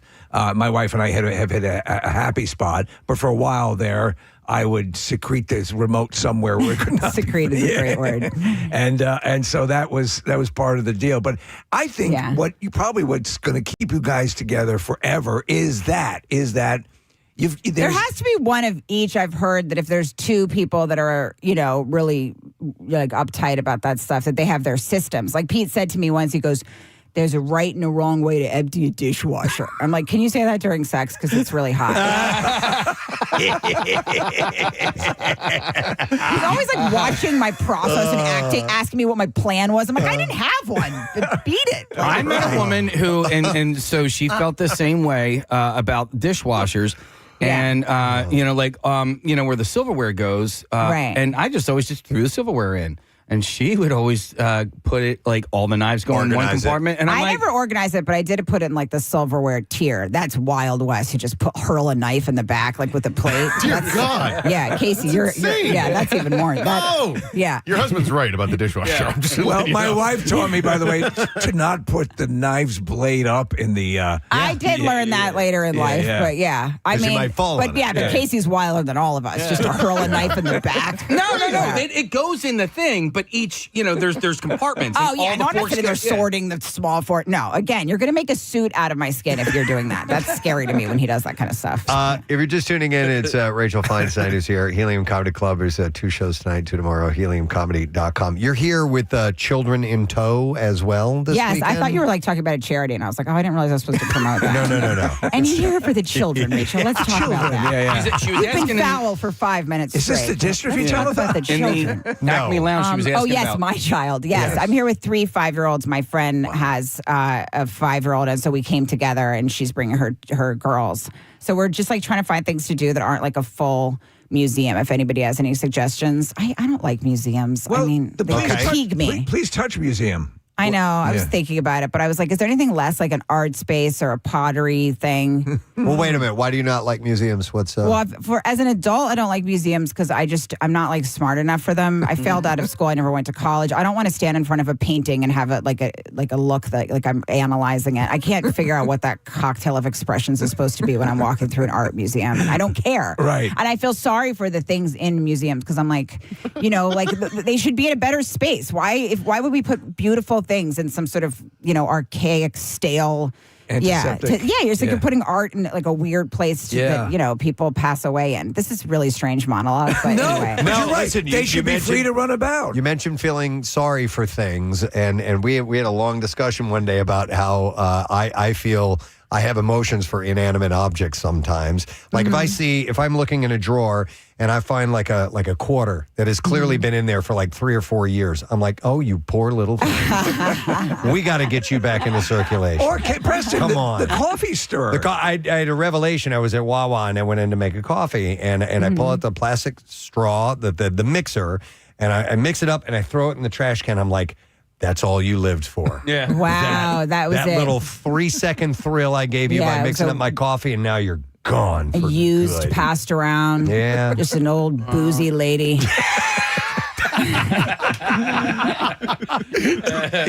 the way, that's the other reason I don't want to go to museums. It's because my daughter is like cocky, like I overcorrected with her the other way, and she'll be like, Mom, don't worry about it. Give me 10 minutes. Like I'll be back. She'll run away from me, so. Too independent. Yeah, she's a lot of only children are like this, I think. Like she acts like it's the three of us making the decisions together. I'm like, no, your face is not part of this. Yeah. So she's always sort of weighing in. Like I was getting ready to go here and she goes, not getting ready, but just like my own weird ADD disastrous way of trying to fly out the door. And she just looked at me for a second and she was like, Mom, I think your problem is that you have too many bags. And I was like, you're 5. How do you know this? But yeah, she just sort of watches me kind of like looking at the loose ship that I'm running. How much of your husband has permeated her personality? She's obsessed with my husband. She's at that age where she would prefer to marry him. I didn't realize that Oedipal thing. She'd be like, I'm going to marry Daddy. I'm like, go ahead. He's an alcoholic. Have at it. Oh, my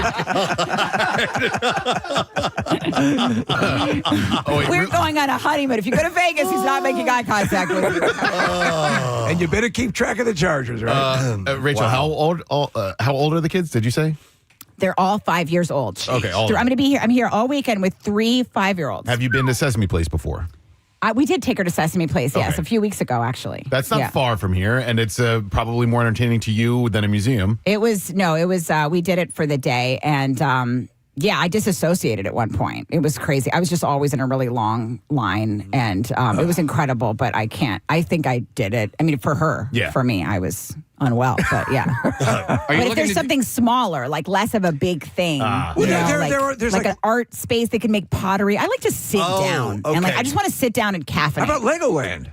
Oh, yeah, that's a good idea. Legoland is good, and then Marissa would know this as she stepped out. They showed it on Abbott Elementary, that place with the big wooden slide inside. Yeah. And that would be right your speed. And it's not a giant museum, but hold on. You guys DM me, Rachel Feinstein _ and tell me suggestions, by the way. Meredith that's my Instagram. It's Smith Playground. Smith Playground. Oh, that sounds like that's the kind of place I like. I want a place where I can be stationary and not I don't have to make sure no one's kidnapping or anything. Right. Yeah, I just want to be stationary, like just a little area for adults where we can caffeinate or do blow or whatever. Yeah. Are you looking to stay in the city proper, or are you willing to? Yes, no questing out. Yeah, we're going to be staying in the city, and the address is no, but we'll be staying near the comedy club, and so if people know of like things like that. But yeah, that sounds great. What's your Instagram? Rachel Feinstein _. Okay, all right. It's called Smith Memorial Playground, and I think that's a good option. Just a place that doesn't have an interior map.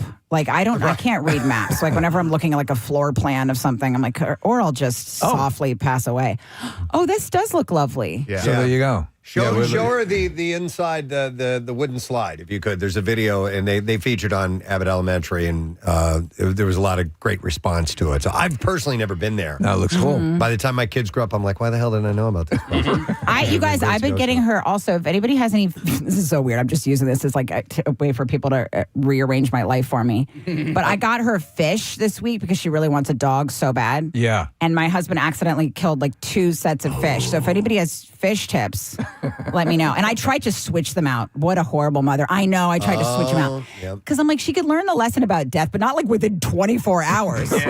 So I told her one of the fish went through a metamorphosis and then it changed colors. Oh, wow. And she was she goes, Mommy, she just looked at me like, there's no way that's true, bitch. And then she's like, she calls me sweetie. She talks to me like an older waitress at a diner. She goes, sweetie, is there any way that And she goes, this is how I knew she knew I was lying about the metamorphosis. So Right, dumb. right. She goes, is heaven in New Jersey? And I still think about that because I'm like, why Jersey? Wow. Yeah. That's sharp, though. That is some sharp I think she thinking. had a relative that passed away, and we went to the funeral in New Jersey. It's just she was like, but wait, no, that was Long Island. I don't know. Is heaven in Newark? By the way, let's go to a caller. Is heaven in Newark? Yeah. How do you feel about aquariums and zoos? Because you do have aquarium on the other side of the river, and the zoo is the other I don't zoo in mind an America. aquarium. Look, I'm a very lazy person. I'm not going to lie to you. I don't like any of that. I don't like to do laps around places. I get fatigued. By the way, I would do this if I didn't have 2 shows at night. Yeah. But if I have 2 shows at night, I'm like, I'm in my 40s now. You guys, I'm in the winter of my life now. The winter of your I need life. to sit still and just caffeinate in like a play space that's like a little more than a play space. I got a lot of demands. You guys, if I were you, I'd just block me. But if you're a mom or a daddy, it sounded dirtier than I expected it to. Daddy. Just follow me, Rachel Feinstein _ But I think this place might be the place. No, I think you capture the feelings of a lot of non-helicopter parents who want to do right by their kids, but don't need to always be. Oh, yes. Yeah. I'm the last person to have him in like 8 activities. I find one type A bitch and I just do a few of the things she's doing. Right, yeah. Hang on. Ra's calling in, and he's a regular caller. He's got a suggestion for you here. Ra, you're on the air. What's up, buddy? Regulars in a Gaduga, man. Yeah. All right, what do you want to suggest to Rachel? Hey, Rachel, first of all, I love Thug Tears. Thug Tears is my joint. I love Thug Tears. Thank you. The Clay Studio on American. There's I think it's called American Thug Street or Tears is American my Avenue. old album that I forgot about. Like that's so sweet that you actually watched that or listened to that. Go ahead. What was that? Thug Tears was awesome. This is called the Clay Studio, and it's on American. It's free, and they actually have pottery lessons and whatnot. But downstairs in the very first part, it's like all this awesome clay work. Like there's jewelry. This is there's actually great. Yeah, and it should be open. Thank you, Poppy. So yeah, check them out. All right. Thanks, Ra. All right, now. Have a good weekend, man. Clay All right, we'll Studio, see is that close to here? He said it's on American. I don't know. so far, That's yeah. in the city. Okay, cool. That's great. That actually sounds perfect. All right. Well, there Because you go. he has kids. Or at least he picks them up occasionally. Sorry, go ahead. No, I was going to say, somebody also texted in and said you just go to IKEA and have the kids play around. That's not a bad idea. Actually, I like it. And Swedish meatballs. Can't beat that. Oh, I love those meatballs. God, I'll hurl them right in my face. Whenever people are like, do you have any allergy? I'm like, no questions asked. I don't like to, just hurl it. No questions. See, I think you'd be, you try to project yourself as a left hand. I think you'd be an easier person to be in a relationship with. You kind of know what you want. You're not. There's not too many levels you need to go in on something to be in your zone. Is that correct, or am I misstating? I mean, I have I'm on the road a lot. You get a lot of breaks from me. I travel a lot, and I have my own thing going on. So I do think there's a weird similarity between comics and firemen because he goes to the firehouse, and just like you guys, he has his little bullpen of like guys, and they just say filthy, unspeakable things to each other, and so he has that release, and I do too. So I don't have like that jealousy of his world or whatever. Yeah. But, I'm sure I'm not easy. I mean, I wrote a Netflix special about him. He's not, Oh, but what you're saying, that had to be a bit of an ego stroke. That's how I see it. Yeah. I think he kind of likes the attention because, like, after my shows, he'll stand outside and then everybody comes up to him and they'll be like, is it hard? And he goes, you roll with it. You roll with it. A big guy, you got to see big guy. She does her thing. He likes that. He likes to be He's like, you enjoying do it. Yeah. Yeah. And I'm like, yeah, but you're the one who did the things. Don't forget. You sent me the pictures of the remotes. That's why I had to write the joke. Right. But he always acts like it all started with me making up these wild tales. Oh, my God. I absolutely love your stories, Rachel. All right, we got to wrap, but listen, just a Thank you. reminder, there's plenty of shows for you to check out, but get the tickets before they're gone. Heliumcomedy.com. 2 shows tonight, 2 tomorrow. There's 7 and 9:15 tonight and 7 and 9:30 tomorrow, and you'll love it. You will absolutely love it. It is great to see you. Thank you, guys. I Thanks for love being being by here. Thank you so much. Anytime. Rachel Feinstein, guys. We're going to take a break. You. We'll come Good back. Jaeger at the club. Come by. We're going to come back, and Guenther Steiner from the world of F1 auto racing is going to be joining us. Stay put. We'll be right back. Preston and Steve. Noodles with tomato soup poured over top. Tomato soup. Soggy ass noodles with tomato soup poured over them? You should have used ketchup. Well, exactly. Almost the same thing. Yeah. Man, no, that's not even that's just the stupid way. Yeah, I agree. Thanks, man. I mean, Appreciate especially it. since you can go to the supermarket. There's tons of marinara already in jars, ready to go. Yeah, costs about the same as soup. Yeah, probably. So, how about Justin? Hey, Justin. Good morning. Good morning, Ed. Good morning, Ed. What's up, buddy? So, due to that TikTok app, I come downstairs this morning and my son I saw him pouring cereal, but he pours the milk in before the cereal. Oh my God! Can you divorce your children?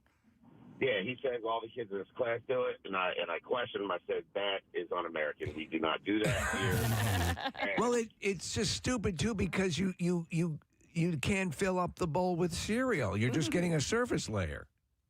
Well, yeah. So apparently, this video says that it helps so the cereal doesn't overflow over the bowl. What? I mean, yeah. Are you that? You can stop pouring milk at some point, and it will not overflow. Stop! I know, right? All right, thanks, Justin. My daughter likes to let her cereal sit in milk until it gets all mushy. Oh, okay. Wow. Not me. I think I might have been that way when I was a kid. Yeah. And now it's like if it sits there too long, I don't even want it. You know what? I've found my ability to buzzsaw through, especially cereal that I like Frosted Mini Wheats or the Kashi. Oh, their stuff is. I can go through like half a box. And like nobody's business. It's just crazy. All right, one last That's one. why I can't do it. One last one, and then we got to take a break. This one says, honestly, I'm amazed that my grandfather never got food poisoning. He would frequently leave soup out on the stove for days on end, just heating it back up when he was hungry and letting it cool down for hours or even days before heating it up again. What was that? Just leave it there. What was that story? It might have been debunked at a certain point, but it was the Chinese food that had been left out on a counter. Oh, yes. And they thought it was a meningitis case or something like that. And it turned out to not be what caused that guy's illness. You're right. And then this person goes on to say, in the winter, he would store food outside instead of the refrigerator since it was, quote, free to cool it down. Except he continued to do this until it was in the 50s. Yeah. No, you can't do that. No, you don't want to do that. Maybe the dead of winter, yes. For safety's sake, you don't want to do that. I need you to stop talking. All right, we will stop talking. Damn it.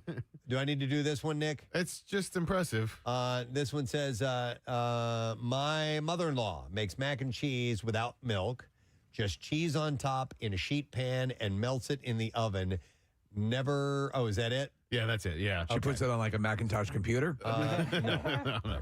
Anyhow, there you go. That's what I have for you in this little list. People with questionable ways that their families cook specific foods. Thank you for sharing. We appreciate that. We do have to take a break, but listen, cool thing happening tomorrow night. We have a screening of Doctor Strange in the Multiverse of Madness. Very exciting. And I have 3 pairs of tickets I can give away. So first 3 callers, 215-263-WMMR. Tomorrow night, 7 o'clock, UA King of Prussia. Movie doesn't even open until Friday. This is a big blockbuster movie. Oh, yeah. Absolutely. And let's get you into this exclusive screening. We're going to take a break. When we come back, we'll have your chance to win $500 and tickets to the MMRBQ with the concert cash. B-File up 2. Stay there. In less than 2 weeks, we'll be broadcasting live at Keenan's. That's right. For the Coors Light opening of the Jersey Shore, Eggs with Peg, the 5 different names that it has. All we know is that it's a party we haven't had in a long time. We're looking forward to it. Over the next few days, we're going to start to maybe pitch some ideas out there to you and maybe get some participants in some contests and so on. Try to lay in as much ahead of the show work as we can. Yes. We've had a whole bunch of time off. We're trying a whole bunch of new things. It can only turn into a disaster, but the kind that we enjoy. Our kind of disaster, your kind of disaster. Right. So that's coming up. And that means MMRBQ is this weekend, this Saturday, as mentioned just a little while ago. So just a little reality check for you there.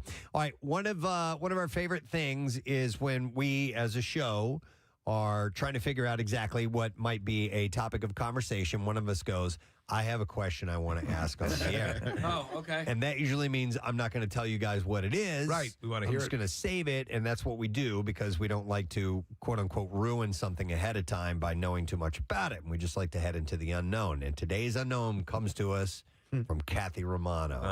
I'm telling you, my heart is beating so fast right now because I'm so nervous. Seriously? Yeah, I'm pretty nervous. Oh, I didn't know it was that kind of thing. All right. Wait. Does it involve a boy? No. So here's how I think I want to do it. I'm going to ask a question. Yes. Okay.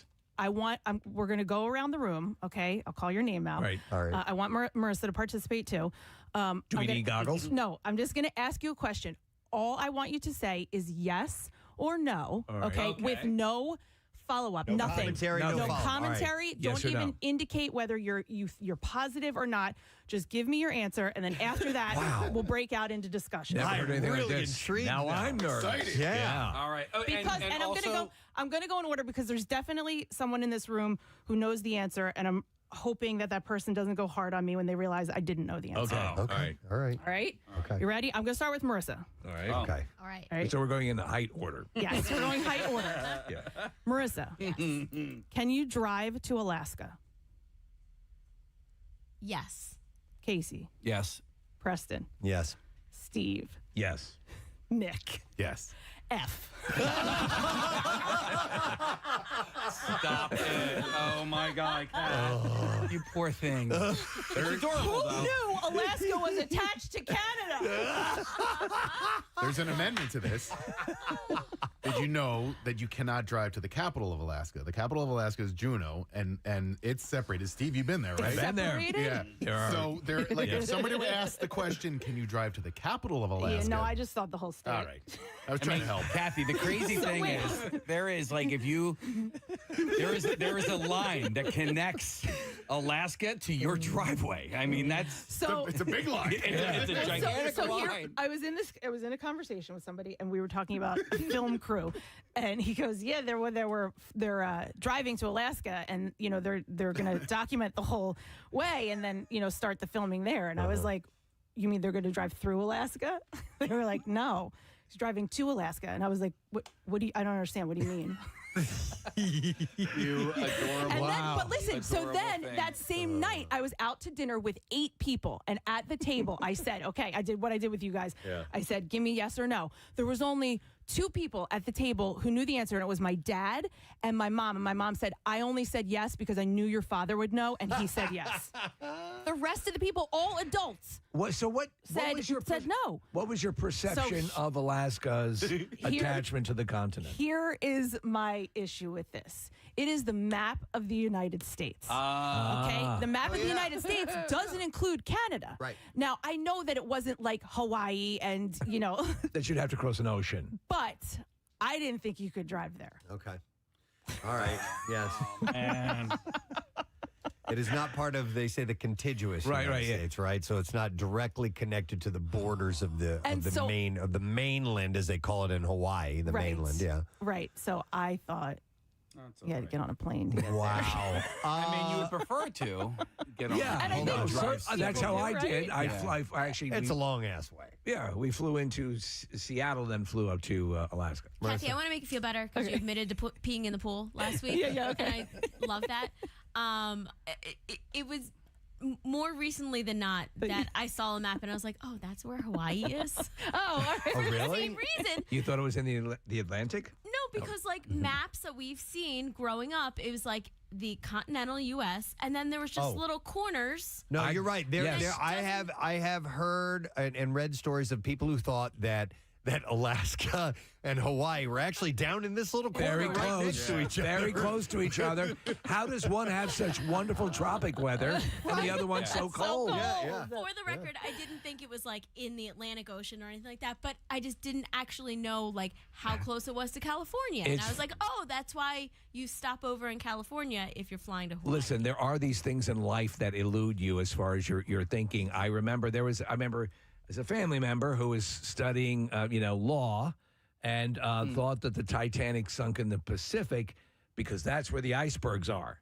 Oh, right. I remember. Yeah. And let me just say, by the way, my 10-year-old was also at this dinner, and his answer was yes. Oh, wow. By the way, you want to hear some of the texts, Kathy? Yeah. Well, my kids are never going to Westchester. That's lower, slower bucks for you. Somebody says, Jesus Christ, you guys drive me insane, Preston. You need to learn how to pronounced contiguous? Did I say that incorrectly? Contiguous with contiguous, a hard not G. a hard G. So we're all stupid here. Yeah, we're all idiots. And it's awesome because, most people have, thousands of people listening to everything that you say so that they can correct you on everything. That's all right. Yeah. This one said, it's okay, Kathy. I thought so too until about a few months ago.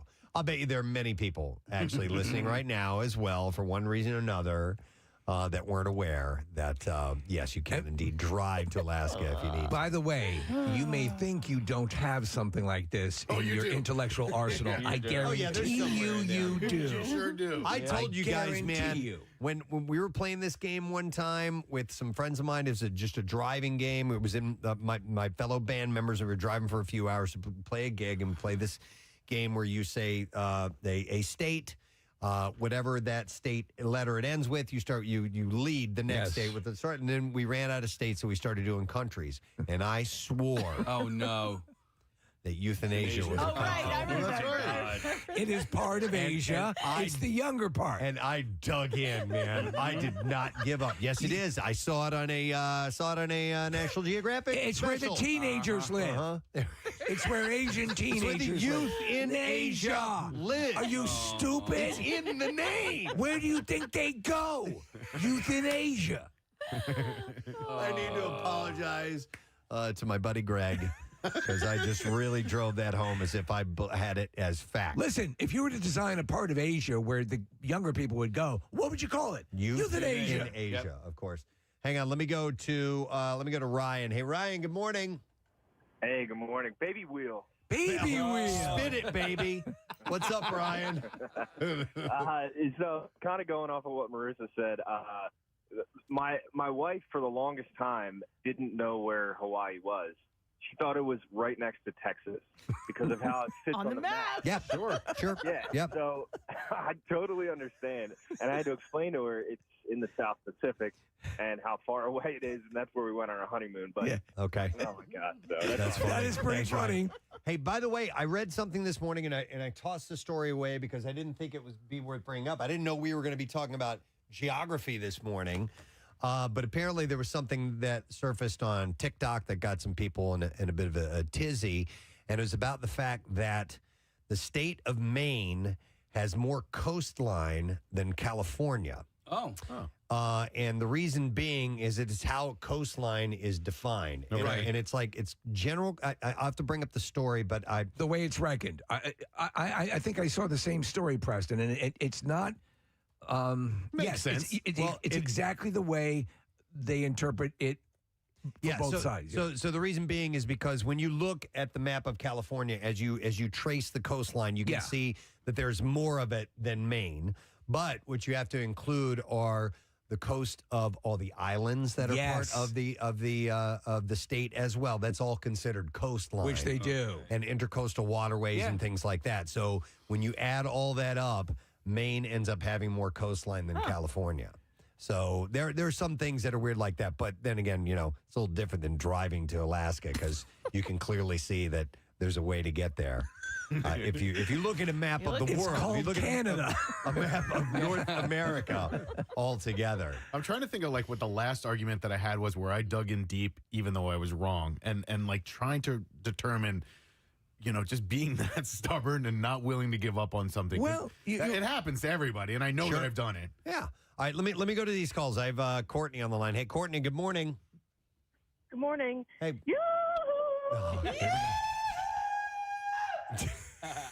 What's up, Courtney? So, a couple months ago, a friend and I were talking about a friend of ours that moved back home from Alaska, and I was like, wow, she had to pack all of her stuff in an airplane. That probably was expensive.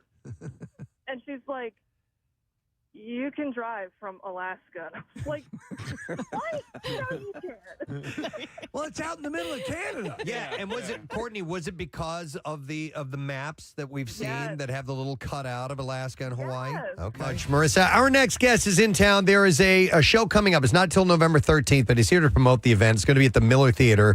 It's Unfiltered Live, and it features a legend in the world of Formula One racing and racing in general. Yeah. And if you've ever heard this sound right here, This guy has forgotten more than you'll ever know. Please welcome Guenther Steiner to our show this morning. Hi.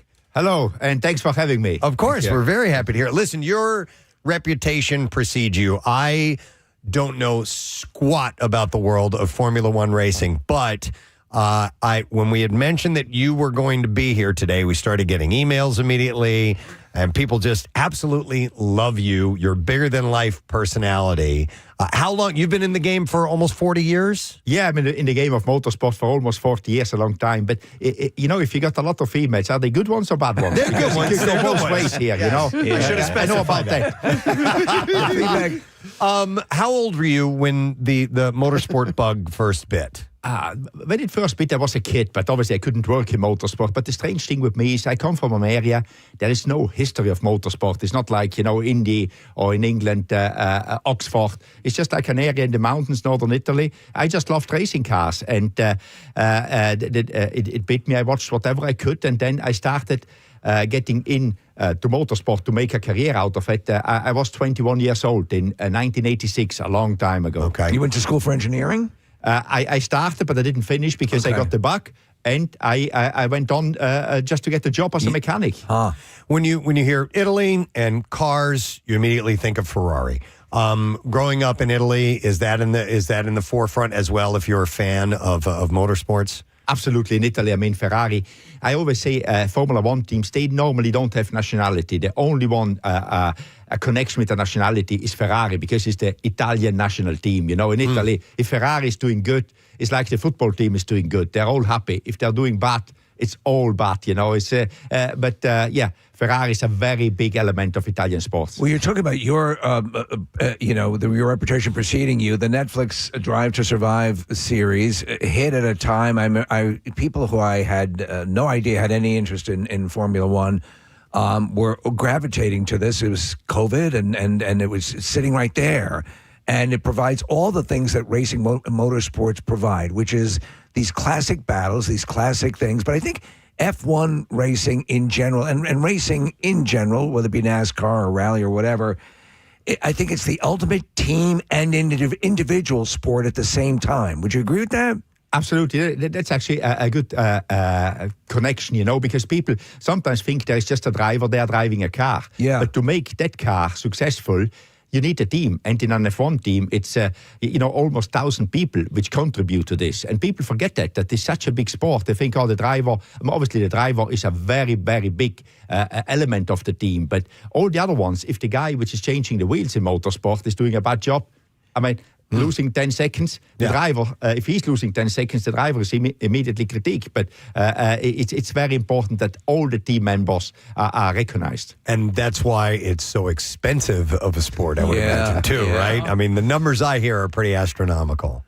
Yeah, they're high. Motorsport is expensive because it's the technology in it. You know, you always push technology. You always have to invest to go fast, you know. And people actually like to invest. Some of the tech companies like to invest in Formula One because F1 is pushing technology, and with that push, they try to win. But by doing that, they develop technologies which are very important for the normal people as well after a year. So obviously, you have to get the price down because they couldn't, if you go out and buy something at the price of F1, nobody could afford it, you know. I want to ask about the cost of a motor car, of a racing car.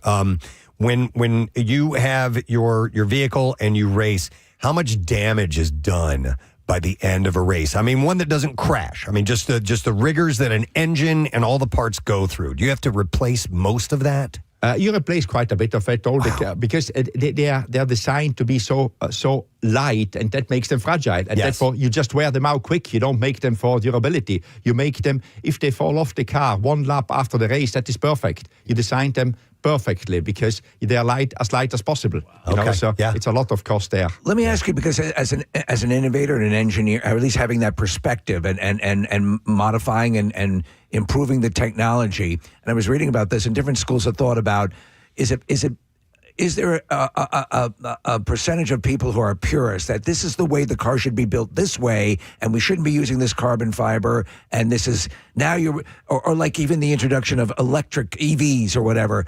Is there a faction of the sport that's looking to retain what would be this is the model, this is the way the F1 car should be, and we shouldn't be changing it because now it becomes a wholly other thing, if you know what I'm saying. Yeah, I know exactly what you're saying. Yeah, there is always, you have, as you call them, the purists, the people which are there a long time, and sometimes we don't want change, and we always think the good old days. Yeah, they were old. I don't know if they were good, but it's one of these things. But Formula One lives from innovation as well, and for sure you have heard about the discussions about the engines. Should we go back to just combustion engines in Formula One? It's a big debate there. And I honestly think when this regulation, which is new next year, where there is 50% of his electric power which is coming to the car, the next regulations, which normally come every 5 years, new regulations, the element of the combustion engine will be bigger again. And because I think the combustion engine has now been developed that it can be also a lot more sustainable with the fuels. It's not just about the fuels, because next year in Formula One, the combustion engine needs to run a renewable fuel. It needs to be net zero, and that will come. And then when we have got that one, we can put the combustion engine a bigger percentage again of the power of the F1 car, because people like noise. No, it's the truth. Exactly, it is the truth. We've talked to NASCAR races. We've talked to hot rod, whatever you're going. You don't hear. You want to hear the whole thing. Yeah. I think F1 benefits in the cars themselves have a ultra tech badass look. Not that NASCARs don't, but there's something science fiction-y about, and the movie F1 aerodynamic. And I think they're just sexier looking, as far as you go, having been a prominent part of all the different factions of racing. I mean, maybe this is self-serving to say, but is F1, what is your favorite of the lot? I mean, it's F1 because, and as I say, I respect all the other series as well. Right. But F1 is the pinnacle of motorsport. It's the biggest technology. You've got the best drivers, or what is best, because qualities of drivers need to be different. A very good F1 driver maybe is not a good NASCAR driver, while a very good NASCAR driver maybe is not a good F1 driver, because it's different categories. But there is the most money into it in F1, and I like the technology. A lot of the technology going in to always develop the motor car. It's an amazing. Well, you mentioned the variety of series, and it's got to be tough for drivers who are trying to make their way in, say, NASCAR, and they're not doing as well as they can. Can a driver jump over to another series and try it out, or is that seems like a big leap? It's a big leap, as you say. I mean, rightly. So it's a big leap. Once you start to go direction of one category to changes in the middle, it's very difficult, because you just need to get into it. It's, for example, like saying, I play soccer and then I want to go and play football. It's you need to be fast, you need to be good, but it's a different sport. I compare it like this, so very difficult to do. All right, so Guenther, I told you we got emails, and I got this email from a gentleman named Pat. He lives in Pittsburgh, and he checks in regularly, and he says, I'm so excited for Guenther Steiner tomorrow. I'm a huge Formula One fan, if you can imagine. I and every F1 fan would love if you could ask him these two questions. All right, so I don't know what these mean, so I'm going to ask these to you. What does he think about how the McLaren team is handling the current situation between Oscar Piastri and Lando Norris? It has huge implications for the current Drivers' Championship. Yes, I fully agree. And first of all, McLaren is doing a very good job. They won the Manufacturers' World Championship. But in the moment, I think it is managed. They are overthinking it. In the end, it's racing. In my opinion, every time they make decisions, what is fair, what is not fair. And I think now they get in danger to lose the Drivers' Championship, again, like they did last year, if they are not putting their money on one of the two drivers. And So to that point, let me ask you about that. We talk about the ability to get research data and in the moment data and all the technology that allows you to assess things from second to second. This sport has been relied on that for a long time. Is there too much overthinking in general, do you think, in F1 racing? I wouldn't say in general, but I think in this case with McLaren is an overthinking. They try to be fair at all costs. And in racing, you cannot be fair because there is situations, circumstances you cannot predict. Like, they said if somebody has got an issue, they'll have to let the other go by again. So one of the guys has a bad pit stop, Lando Norris, and then they say, he had a bad pit stop, therefore he lost time. Now you have to let him by again. I think that's part of racing, and they haven't thought that before. That's for the other driver complained. All right, here's the other question. I didn't know what any of that meant. So, how does he think the new Cadillac F1 team is going to fare next year? The team will have 2 great drivers, and every team next year is going to have brand new regulations that they'll have to design their cars under. I think they will be doing okay. It will be difficult the first year, or the first years is always difficult in F1, because in F1 you've got one disadvantage. In F1 you cannot go from an F3 team to an F2 team then to F1. No, you come in straight to F1 with the best of the best, so you cannot build up for it. You can get good people in, like they got good drivers, but it will be tough, but I think they're preparing themselves very well. Okay. By the way, if you're just tuning in, it's Guenther Steiner who is joining us. He's going to be at the Miller Theater for Guenther Steiner Unfiltered Live, and if you're wondering about the accent, he is from Charlotte, North Carolina. He actually does live in Charlotte, North Carolina. The event is going to be November 13th, 7:30. You can get tickets at ensembleartsphilly.org. In this performance, the stage show, the Q&A, the interview that you're going to be attending, what are you going to be talking about your background and how you got started and things like that, just essentially your life in the world of motorsports? Yes, that one, and then also the current state of Formula One, and then we will have questions from the audience the last 50 minutes. But it's quite some interesting things which people don't know about me, what I did to get where I got to. Did your family help out in your career? Like your father, was he a mechanic or anything along those lines? No, my father actually was a butcher. There you so go. he didn't help me out. No, not at all. Wow. But you ate well. Yeah, absolutely. All right, I have a question about racing, and does the driver, if they are in the car too long, do they ever have to pee in their pants because they can't get out to go to the bathroom? Yes. Okay. Okay. And then, feeling, right? And then you see it dripping, and you see all the mechanics panicking because they think the cars are water leaks. Let me ask you a question about, there's a huge industry now with the home simulators. And the NASCAR simulators, F1 simulators. What do you think of them? Do you think they're pretty accurate? Do you think they're fun? Or do you think they're just a toy? You get it all. You get from the toy to the multi-million-dollar one, which the race teams use. You get all the everything. I think they're pretty cool. It gives people access to do something they like to do, but obviously you cannot afford to drive a car. And also, when you crash in a simulator, guess what? You reset and you go again. When you crash in a car, you normally need an ambulance, So it helps a lot of people. So you get the full spectrum, and everybody can decide what he wants to do. If he wants to play a little bit, an hour a week, it's fine. But then you've got guys which put something in their cellar, and they drive every day for hours, and they get very competitive. And what you can make a career out of it, driving simulators. I mean, I've heard this. There are like big tournaments and you can go as deep as you want to go. And if you are successful, sometimes even real race teams pick you up to drive their cars, Guenther, you've gotten into motorcycle racing now? Yeah. Are you a team owner or okay? Yeah, a team part owner. Yeah. Okay. And what type of motorcycles? MotoGP.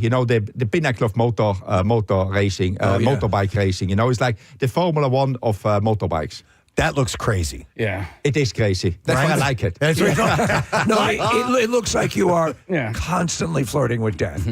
I mean, it looks perpetually dangerous. Why don't they have like Vespa racing, or do they have Vespa racing? I'm sure in Italy you find some Vespa racing. I'm sure you find. And actually, I know that they do, and they modify these Vespas. They've got 40, 50 horsepower sometimes, and that's pretty dangerous. I used not to with own 40, 50 horsepower. No.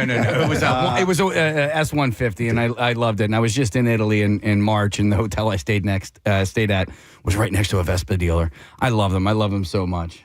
Listen, they'll race anything. I think what you were saying was, when was racing invented? Was when the second car rolled off of the assembly line. That's when racing was invented. You know what's funny is when I was a kid, we got a riding lawnmower, and when I came out of the garage in my riding lawnmower, I kid you not, my next door neighbor comes riding up next to me, and next thing you know, we got in a race. You're racing. It's our natural instinct to be competitive that way. Yeah. I wanted to ask you, with more races being introduced and added, and is there Is there a risk of saturation? Is there a risk of, we were talking coming into the break about the popularity of NASCAR, which will always be popular, but it's waned a little bit since you said about 20 years ago. Is F1 flirting with that potential because of a saturation? That is the danger, and I always was when they started put races in. Stefano Domenicali, the CEO of Formula One, he's a good friend, and we spoke. I said there will be a point where people cannot just watch it anymore because it's too much. But what Formula One did very well was they didn't invent. The next race was not the same. If you would have 24 boilerplate races, right, all the same, people wouldn't watch it. But if you look at F1, you've got city races, night races, classic circuit racing, high-speed racing, sprint race weekends. So every time is something to talk about, because I think the danger would be if you do 24 events very similar to each other, people we got another event, and people actually forget where they are. But going to these different cities in the world as well. I mean, last weekend it was Singapore, cool city, racing at night in Singapore. Watching it on TV is pretty cool, Yeah. So people get attracted by that. And Formula One did a very good job in always trying to mix it up, that there is always something different from the last race. So variety is the key. Absolutely. Steve mentioned Ford versus Ferrari, which is a great film, and I'm sure you get this question all the time. Do you have any favorites of your own or ones that portray the sport properly? I'm not an expert in films, I must say, because I didn't watch Drive to Survive and I didn't watch the F1 movie yet. You don't watch your own show? No.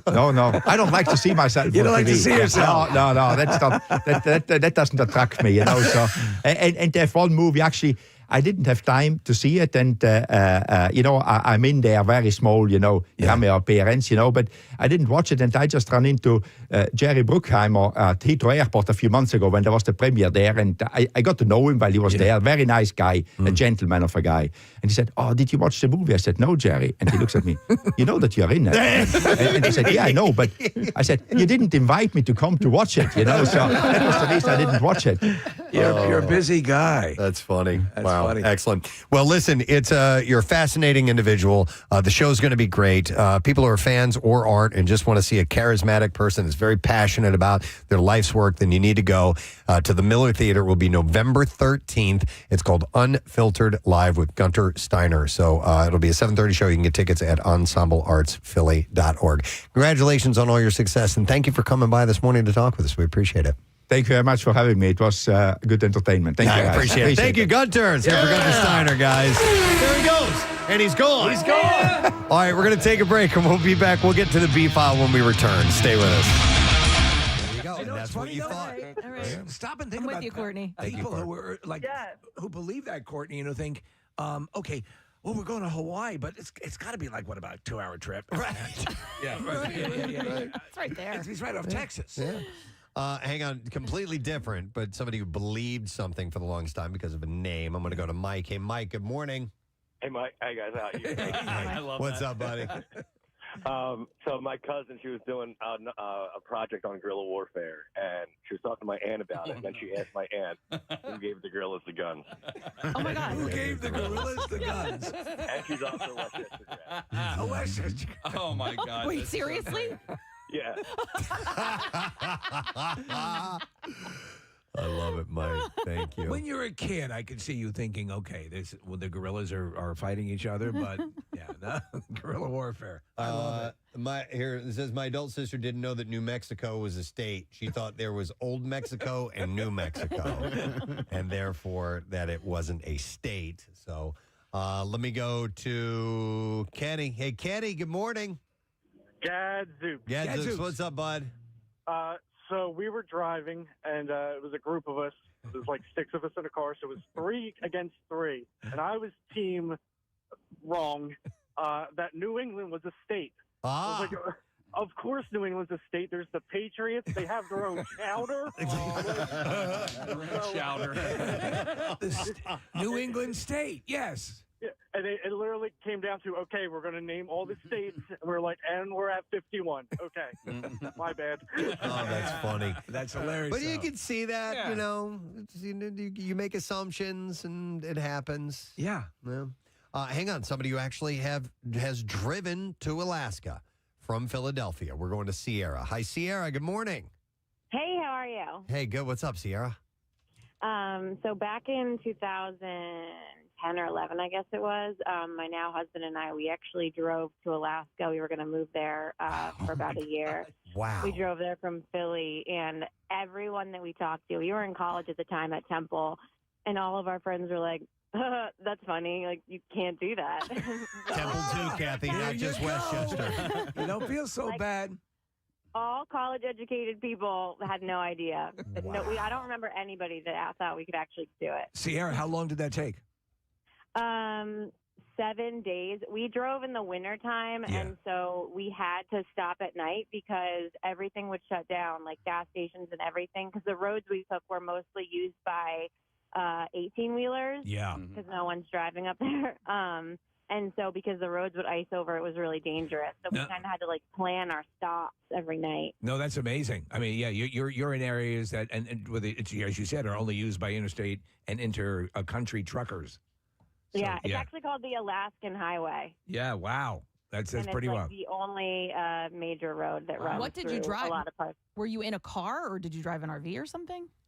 An F-150. Okay. There you go. All right. Little blue truck. You have the right vehicle. Yeah. Man, oh, Yeah. man. Yeah. And how come you guys ended up not moving there?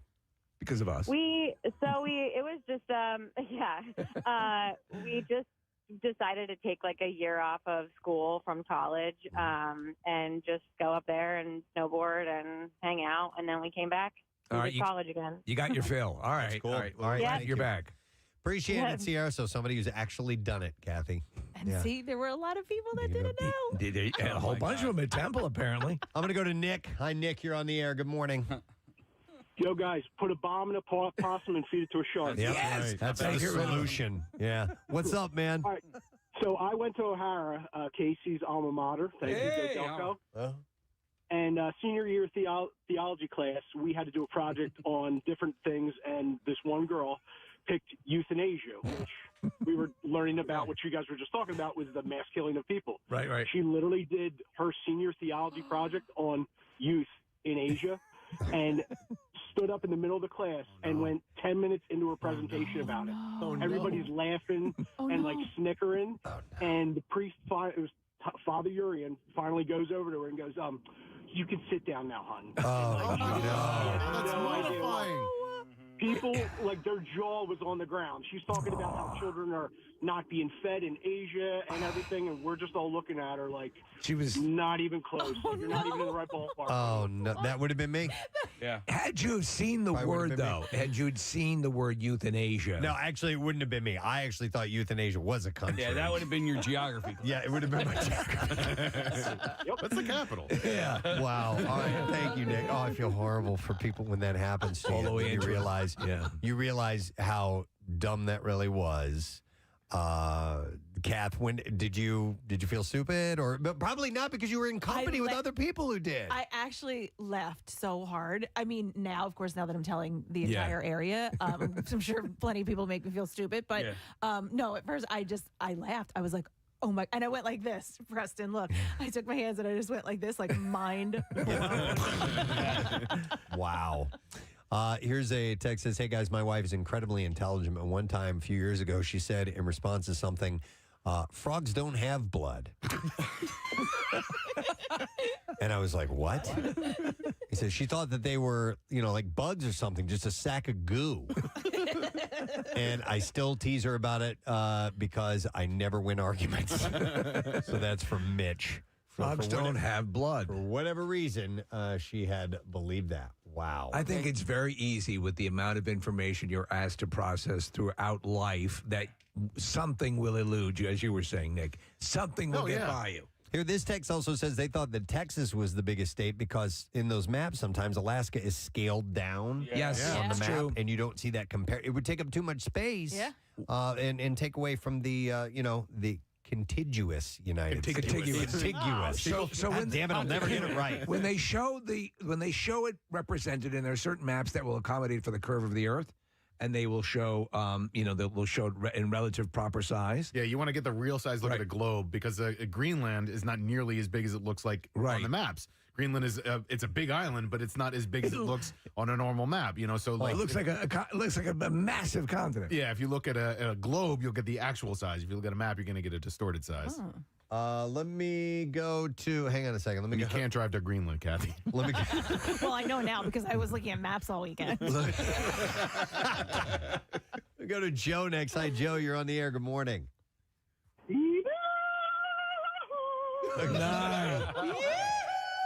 What's up, Joe? Hey, guys. Hey, so my story is this. It was back in the early 90s. I was home from Westchester University, Cap. All right, yes, go Rams. Old Rams in the house. And we were all sitting out on the front porch, my family and I, and my sisters were out there with my parents. And my parents had just came back from Canada with from a trip with my younger sisters. So we're all sitting out there on the porch, and my one older sister says to my parents, hey, so how was Canada? They said, it was great. And she said, well, how was the weather? And they said, it was hot. And my sister said, really? Wow. The other older sister chimes in and says, of course it was hot. Everybody knows heat rises. Oh, no. Oh, yeah. No lie. Banger 11, 93.3 WMMR, whichever way you want. It's Preston and Steve Show. It's Friday. Good morning it to you. And no sad bro, my friend. Nah. A little sad, but we're trying to make it better. It's 11 minutes after 10. We're going to knock out everything here. We had to skip the bizarre file earlier because we had a very charismatic Guenther Steiner here in our studio. It was a great interview. Super friendly guy. Great guy. Carried the conversation on after we got off the air. So we moved things. So we're going to do bizarre file, lesson question, trash, music news, all in this segment right now. WMMR presents Preston and Steve's Bizarre File. And the Bizarre File is brought to you by the bizarre true story of Roofman from Paramount Pictures. Roofman follows Jeffrey Manchester, played by Channing Tatum, a man who robbed $45 million, escaped from prison, lived in a toy store for 6 months, and that's not even the craziest part. It is in theaters now. All right, we'll start with this crazy true story. About $1 million worth of Guy Fieri's Santo Tequila went missing en route to a warehouse in Montgomery County, Pennsylvania. Right, yeah. But now it appears that an international crime group was to blame for the booze, never even making it to PA. Fieri discussed the caper alongside Santo Spirit CEO Dan Butkus in an interview on 60 Minutes, saying that roughly 24,000 bottles of tequila were stolen, or 2 full truckloads of the stuff. And that's enough to make 360,000 margaritas. Fieri created the Santo Tequila brand in partnership with Sammy Hagar, and a sophisticated scheme orchestrated by fraudsters fronting as a freight firm were the ones to blame for the theft. Fraudulent freight firm. The tequila was distilled and bottled in Mexico before being shipped to Texas, where it was loaded into 2 trucks slated to deliver to Santo Spirit's warehouse, which is in Lansdale. The company doesn't have its own delivery trucks and instead used a logistics company to hire trucks to move its product. It ordinarily goes off without a hitch, but this time there was a delay. After the shipment didn't arrive on time, Fieri and his crew were told that the trucks had mechanical problems. It would delay delivery. A video sent to the team even showed a broken down truck and indicated the issue would be fixed within days. Eventually, GPS signals from one of the trucks showed that the tequila was within a few miles of the warehouse in Lansdale, and the Santo Spirit folks asked the company to contact them when the shipment arrived. But that arrival never came. And after looking into the incident, the company learned that its logistics partner had outsourced the delivery job to 2 trucking companies, both of which were fake fraudster companies. They used fake letterheads, phony email addresses, bogus phone numbers to appear legitimate, allowing them to pull off this ruse, which is known as double brokering. The GPS signal, it turned out, was actually not real. They faked it somehow or another. That's pretty brilliant. And the tequila was never, ever in Pennsylvania. Wow. Weeks after the crime, police were able to track the scheme to a warehouse in Los Angeles where they recovered about 11,000 bottles of the stolen tequila. After being inspected, those bottles were released for sale. The rest of the tequila, as well as the thieves who pilfered it, have not been found. It's a pretty amazing. Yeah. Something they covered all their bases. It's very sophisticated, man. All right, if you found yourself the victim of a shark bite twice, would you have the composure to drive yourself to the hospital? Well, in Australia, that's what happened to a surfer. A bronze whaler shark was chasing a seal when the seal managed to use the surfboard as a decoy. Oh, man. After 2 bites from this shark, the unnamed surfer was able to drive himself to the hospital to get treatment. Later called the injuries non-life-threatening, but still, you've been bit by a shark. Yeah. Twice and managed to Can drive yourself to the someone give hospital. me a lift? Yep, so he did it on his own and made it. All right, listen to this. This is messed up. At least 14 soldiers were killed and several others injured in South Sudan after a suspected love triangle dispute led to a deadly shootout. A clash between members of the United VIP Protection Force, which comprises government troops and opposition fighters, erupted on Monday at a market which straddles the border between Sudan and South Sudan. A fragile power-sharing deal between President Salva Kiir and his longtime rival, Riek Machar, has been unraveling for months, threatening to return the young nation into the civil war that left 400,000 dead in the 2010s. Monday's dispute began between 2 officers, one pro-Machar and the other one pro-Kiir. There are 2 conflicting accounts regarding the cause of the crisis. First version says it's purely personal misunderstanding between the 2 officers at a tea place, and the other one says that it was a love triangle. The 2 men reportedly quarreled after both were reported to be romantically involved with the same person. The situation escalated when the Machar-aligned officer shot his Kiir-aligned counterpart, prompting the respective bodyguards to open fire. Jesus. Violence erupted in the market, spreading to primary checkpoints and barracks, and a total of 14 servicemen were killed over this. One civilian was reportedly caught in crossfire with a condition yet to be confirmed, while 5 soldiers were injured and are receiving treatment. The incident was not politically motivated, they said, but confirmed that an investigation has been launched. We'll do one more story, and then we will wrap it up. Let's end with this one. In Simsbury, Connecticut, a bear scared the living daylights out of a 17-year-old girl who was trying to catch a nap. She hid in the closet. And this was not good, she told herself. She used her head and called 911 as the bear ambled around, ransacking the house that she was in. Authorities scared the bear away. The girl was unharmed. Police said the bear likely pushed out a window air conditioner or walked through an open door. Wakey, wakey, eggs and bakey. Bears are busy fattening themselves for the winter hibernation, and Connecticut residents should do what they can to avoid encounters with them, according Scared crapless to authorities. Yep, and there you go. That's what I have for you in your Bizarre File this morning. All right, lesson question time. We are giving away. It's a cool prize. We have a 4-pack of tickets and haunted attraction passes for Six Flags Great Adventure and their Fright Fest. So here is the question we have for you. Angel Reese is one of the first professional athletes to be a Victoria's Secret Angel. But which football player actually had that honor first? 610-660-9333. That was shortly before 7 o'clock this morning that we talked about it. Angel Reese is one of the first professional athletes to be a Victoria's Secret Angel. But which what veteran football player actually had that honor first? 610-660-9333. Call if you know the answer. The trash business is a gold mine. 93.3 WMMR with Preston and Steve's Hollywood Trash. Brought to you by Screwball Peanut Butter Whiskey. They're asking for your support with the Preston and Steve Camp Out for Hunger. Donate a jar of peanut butter at participating bars through October 31st.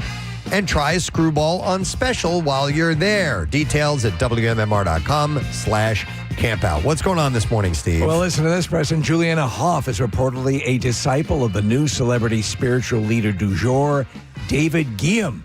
Hough says Guillaume and his Limitless Abundance seminars have really changed the way she feels about branding her vagina. Oh, my God. Demi Lovato sporting a pantsless look while attending the Caprini fashion show last week. Lovato achieved the look by not wearing pants. Oh, my God. Finally, after Gene Simmons' recent car accident, his wife Shannon Tweed says she will no longer be a passenger when he is driving. In addition, Tweed is insisting that he now wear a T-shirt when they have sex. All right, hey, we'll see if you know the answer to the question this morning. Angel Reese was one of the first professional athletes to be a Victoria's Secret Angel. But which football player actually had that honor first? And we'll go to Nick, who got it first. Oh, my God. Hi, Hey, Nick. It was Terry Bradshaw. Terry Bradshaw is absolutely correct, sir.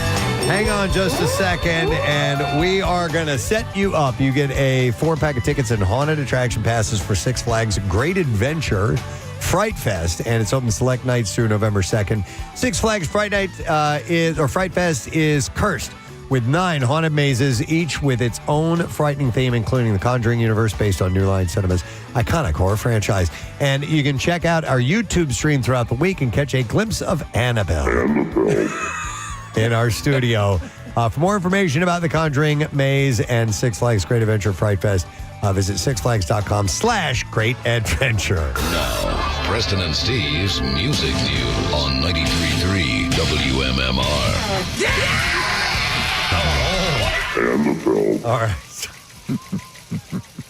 Music News brought to you by Worldwide Stereo. Luxury meets innovation. Worldwide Stereo's all-new Experience Center in Wayne. Explore statement audio, framed art TVs, and cinematic tech in a stunning space. Worldwidestereo.com/Wayne. So this is a record that's going to be hard to beat. Youngblood's entire 2026 North American tour sold out in 1 minute after tickets went on sale. The artist thanked fans on social media, calling the quick sellout insanity. The news isn't totally surprising since more than 100,000 people were in the Ticketmaster queue for his June 10th show at New York's Radio City Music Hall, even though the venue only holds 6,000 people. Wow. The 24-date tour kicks off May 1st in Sterling Heights, Michigan, and includes stops at major venues like the Greek Theater in Los Angeles and Red Rocks Amphitheater in Colorado before wrapping up June 13th in Atlanta. Looks like this guy is poised to be the next thing. I kind of hope so, especially after the Aerosmith, an interview that I read with him recently where he explains that, his real roots come from the world of rock. Yeah. And if he can, breathe more life into the world of rock music, then I'm all about it. Sure, yeah. I'm all about it. No Doubt is Vegas bound. Gwen Stefani will reunite with her band for 6 shows at the Sphere in Las Vegas. That's right, man. And so the group's residency is slated for May to June of 2026. Now, this is TMZ that has reported the news, so No Doubt hasn't said anything officially as of yet, from what I understand, but apparently they got it, the scoop on it. Since No Doubt split in 2015, the band has only reunited twice since then. In January, the Orange County natives performed at Fire Aid in Los Angeles. Fire Aid! And then last year, they took the stage for the first time in over a decade to perform a special set at Coachella, and were joined by Olivia Rodrigo. They haven't released any album. They haven't released an album of any new material since 2012's Push and Shove. Stefani recently surprised fans during Dua Lipa's 4th sold-out Radical Optimism tour stop in Los Angeles on Wednesday night, and joined the singer for a performance of No Doubt's Don't Speak. Preston, on their official Instagram page, they just added this a little bit ago, No Doubt. Good. So it is official. It's been confirmed by No Doubt and by the Sphere, and so it'll be May 2026, and tickets go on sale. There's a pre-sale that begins on October 15th for No Doubt at the Sphere. Wonderful. Man, that chick wears a belly shirt, right? Always. Yeah. All right. And then last story, Ringo Starr is reissuing his first 4 solo albums, Sentimental Journey, Buku of Blues, Ringo, and Goodnight Vienna. October 24th is when that will come out, each on a unique colored vinyl. His 1970 debut, Sentimental Journey, set the tone for his solo career as he covered classics from the American Songbook. Later that year, Buku of Blues reflected his love for country and folk. His 1973 hit album Ringo saw him collaborate with his fellow Beatles, John Lennon, Paul McCartney, and George Harrison, and features songs like Photograph. The follow-up, Goodnight Vienna, brought collaborations with Lennon, Elton John, and Harry Nilsson as well. So those are being re-released. And that is the last story in music news for you this morning. All right, we have one final break that we'll take before we get back, wrap things up, and give away our Word of the Week prize, so you stay right where you are, because you just might win. Back in a moment. Story of a house. Yeah, Canada's above the United States. I'm sure he's right. Yeah, he just goes up that way. Oh, my God. That's so funny. And did you guys laugh, get a kick out of that, or what? We laughed our behinds off, but we've gotten used to my sister saying like crazy outlandish things. Like she had told my one younger sister, "Don't stand next to the microwave; you're going to get radiated." Right. Well, that used to be a lot of people had that concern in the early days. Yeah. In fact, there but is. then Go ahead. But then with radon radon being prevalent. Yeah. She would tell the one younger sister, don't go in the basement. You're going to get radon. The younger sister, being so young, thought there was a guy, must have looked like the Michelin Man, who lived in the basement like Radon Man. Radon. Oh, that's funny. Ray Donovan lives in our basement. I love it. He was always making up crazy things. Thanks, Joe. Appreciate it. What is this one, Nick? It's just like a mispronunciation, but it's sort of like O-range or okay. C of E, you know? This one, yeah. This one time, me and my friends picked up a pizza, and on the top it said Italian, and I looked at it and I said, "What is Italian?" And my buddy goes, "That's Italian, you idiot." That is orange or fragile. Yeah. I did the same thing. My buddy was writing down in high school, and I was like, "What is Alabama?" And he was writing down Alabama. Alabama. Because that's where he wanted to go to college and play football. I was like, what is Alabama? I have Chris. Hi, Chris. Good morning.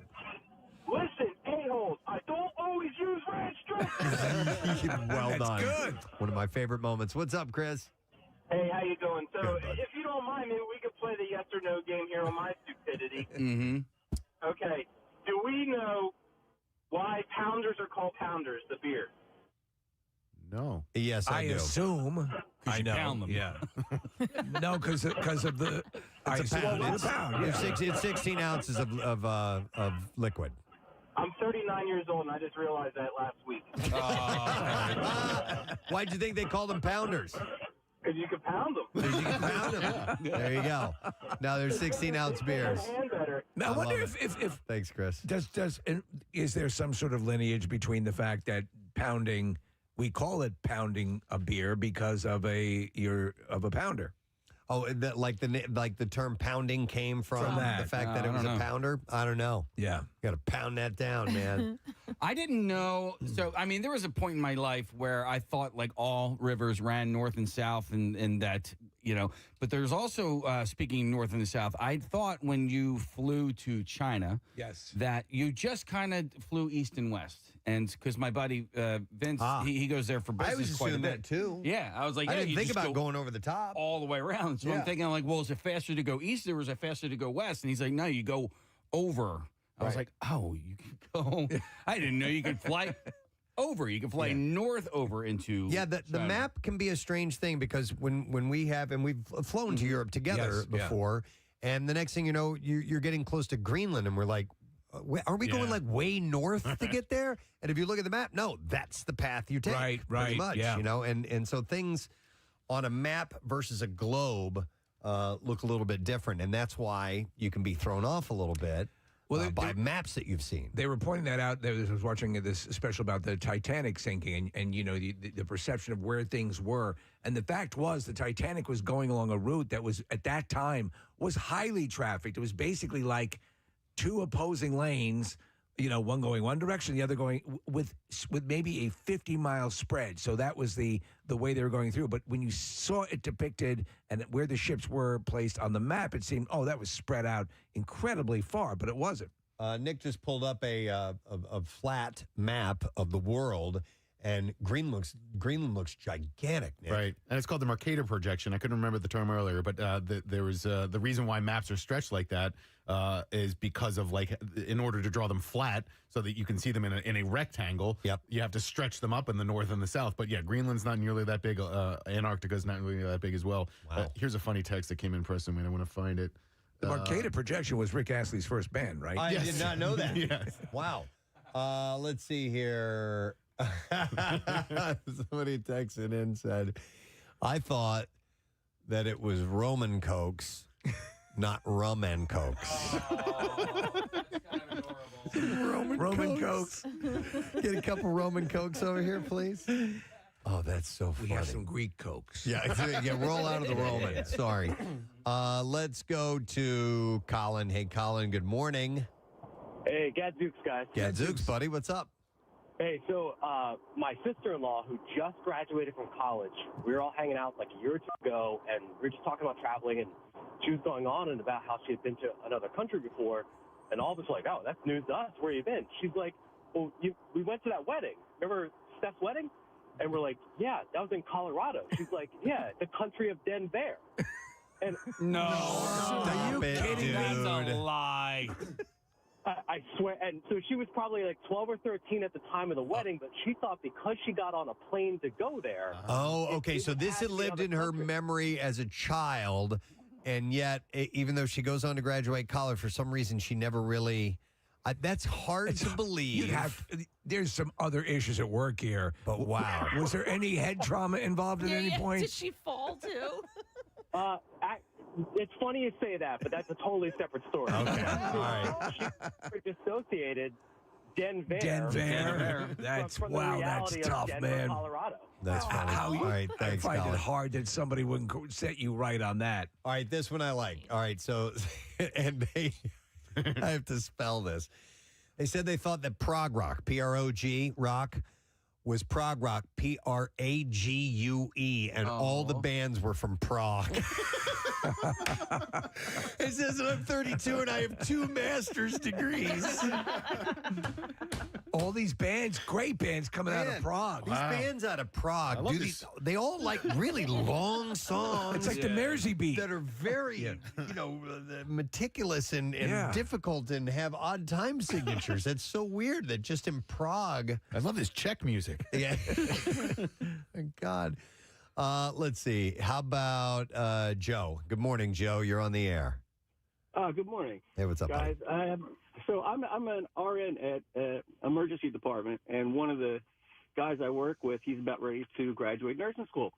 So we were talking about some of the old shows we saw. Sonny and Cher came up, and he never heard of them. I says, "You never heard of Cher? Musician. She was in movies." So he looks up Cher, and he says, "Oh yeah, she was in this movie Burlesque." Burlesque? You mean burlesque? Burlesque. So his new name now is Burlesque. Every time he walks by, hey, Burlesque! Man, He'll Joe. never live it down. He'll never live it down. That's great. Thank you, Joe. It's one of my favorite movies, by the way. Burlesque.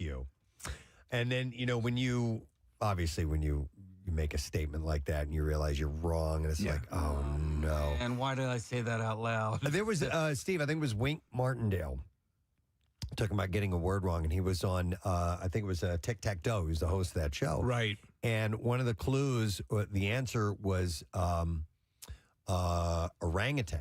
Yes. But he had never seen the word written down before. And the person answered orangutan. And he goes, "No, it's orangutan." No kidding. Or something like that. And he said, I felt like the biggest moron in the world. But he had never seen the word orangutan. It's because I still will say by default orangutan. Yeah, with even the though G it's on the end. Me orangutan. too. Yeah, and it's not. It's orangutan. Yep. And then you got to pretend like you were just joking. Yeah. Yeah. Well, listen, Kathy, that's not as you're in company. You have people along with you. Few out there. Yeah. This is apparently an entire class of Temple that believes it as well. 5 points Delco. Let me go to. There was hang that on. other story, Casey. Watch yourself. I'll go to Sam. Hi, Sam. Good morning. Hi, good morning. Hey, what's up, Sam? So I have 2 things. First thing is I just found out recently, by the way, I'm 24 years old. I just found out recently that there's a Virginia and a West Virginia. Understandable, though. You think they'd just be referring that they were actually separate, but You're in Western Virginia right now. And right. Yeah, is that what you thought? It was one state, but there was a western part of it? Yeah. Okay. Yeah. No. So, and I mean, I think it's understandable. Absolutely. I'm going to give you that one, Sam. It's understandable. The other thing is that my friend Wolfgang Van Halen on 93.3 WMMR. Everything that rocks and certainly qualifies.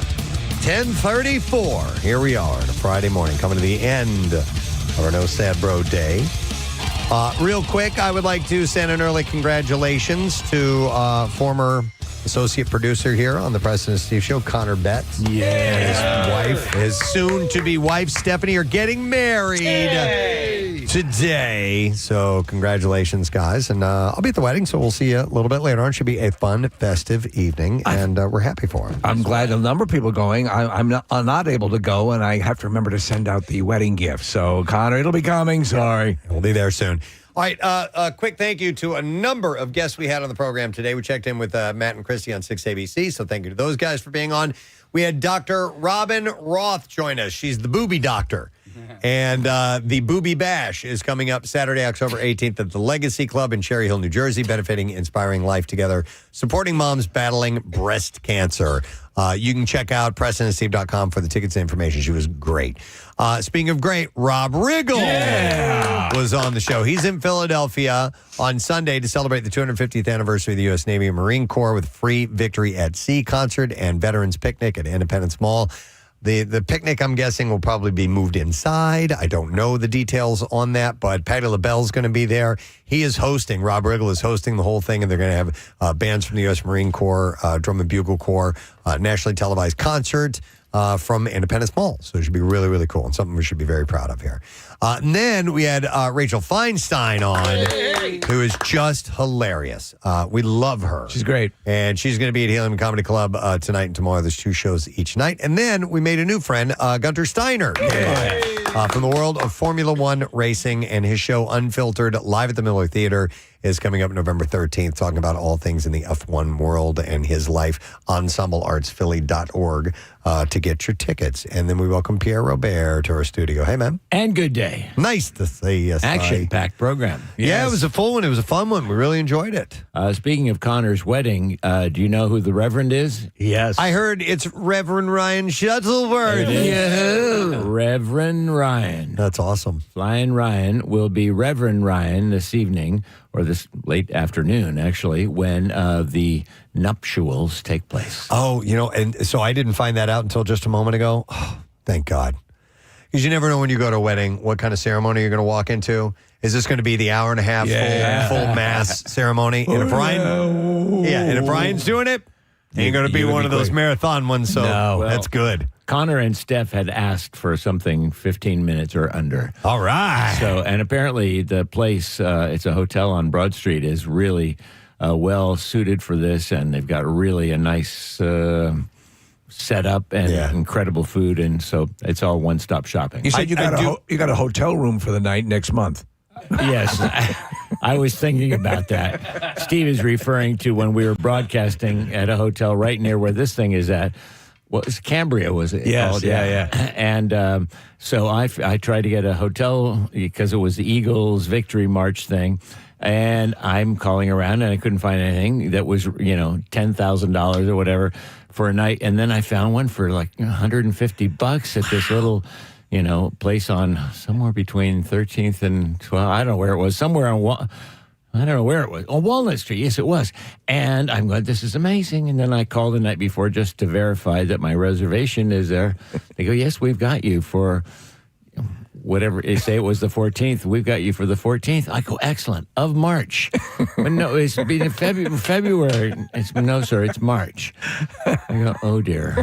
Oh, Magoo, you've done it again. So cheap, yeah. So I went to the parking lot at 12th and Walnut and spent a lovely evening in my car. Yeah.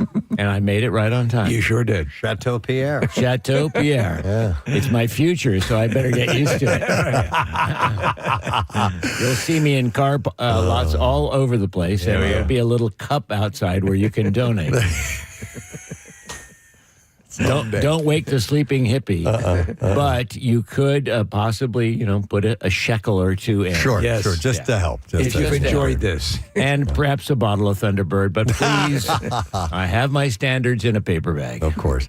All right, we need a letter of the day. You ready, man? All right, here we go. Preston and Steve on 93.3 WMMR. Now, the Daily Letter. And the Preston and Steve Show brought to you today by the letter. Y as in yellow. All right, let's take caller 6 at 610-660-9333 and see if you happen to know what our official word of the week is to grab the prize. What's on your agenda today, man? Going to be fun. It's David Lee Roth's birthday, so he made some great music with Van Halen and some really fun stuff outside of Van Halen. So we'll do a combined block. We've got Hailstorm for Lizzie's birthday, which is also today. and an incredible band. And I wonder, Steve, if you love them as much as I do, but you like that 80s sound, Psychedelic Furs. Oh, my God. Aren't Yeah. they just Preston's a huge fan as well. Oh, are you? Yeah. Mm-hmm. They're at the Parks tonight, Parks Casino. Awesome. Yeah. And so we'll do a block of them. I just love that band. You know, not only Pretty in Pink, but Love My Way and Heartbreak Beat and all these great songs. Sorry. No, I was saying I've had a chance to interview Richard Butler on a few occasions. You have? Yeah, absolutely. Likewise, yeah. He, nice gentleman. Ghost in You, yeah. Ghost in You. Oh, yeah. We'll get a whole bunch of them on. Nice. So there it is. All right, well, let's go over here and see if we got a winner. Caller number 6 is Sue, and we have her on. Hi, Sue. Good morning. Good morning. Sue, do you happen to know what the word of the week is? Money, money, money, money, baby. Great day in the morning. And that is what you're getting, Sue. Nice and simple. A $500 cash card brought to you by Paramount Pictures Roofman. So congratulations to you, Sue. Thank you. Of course.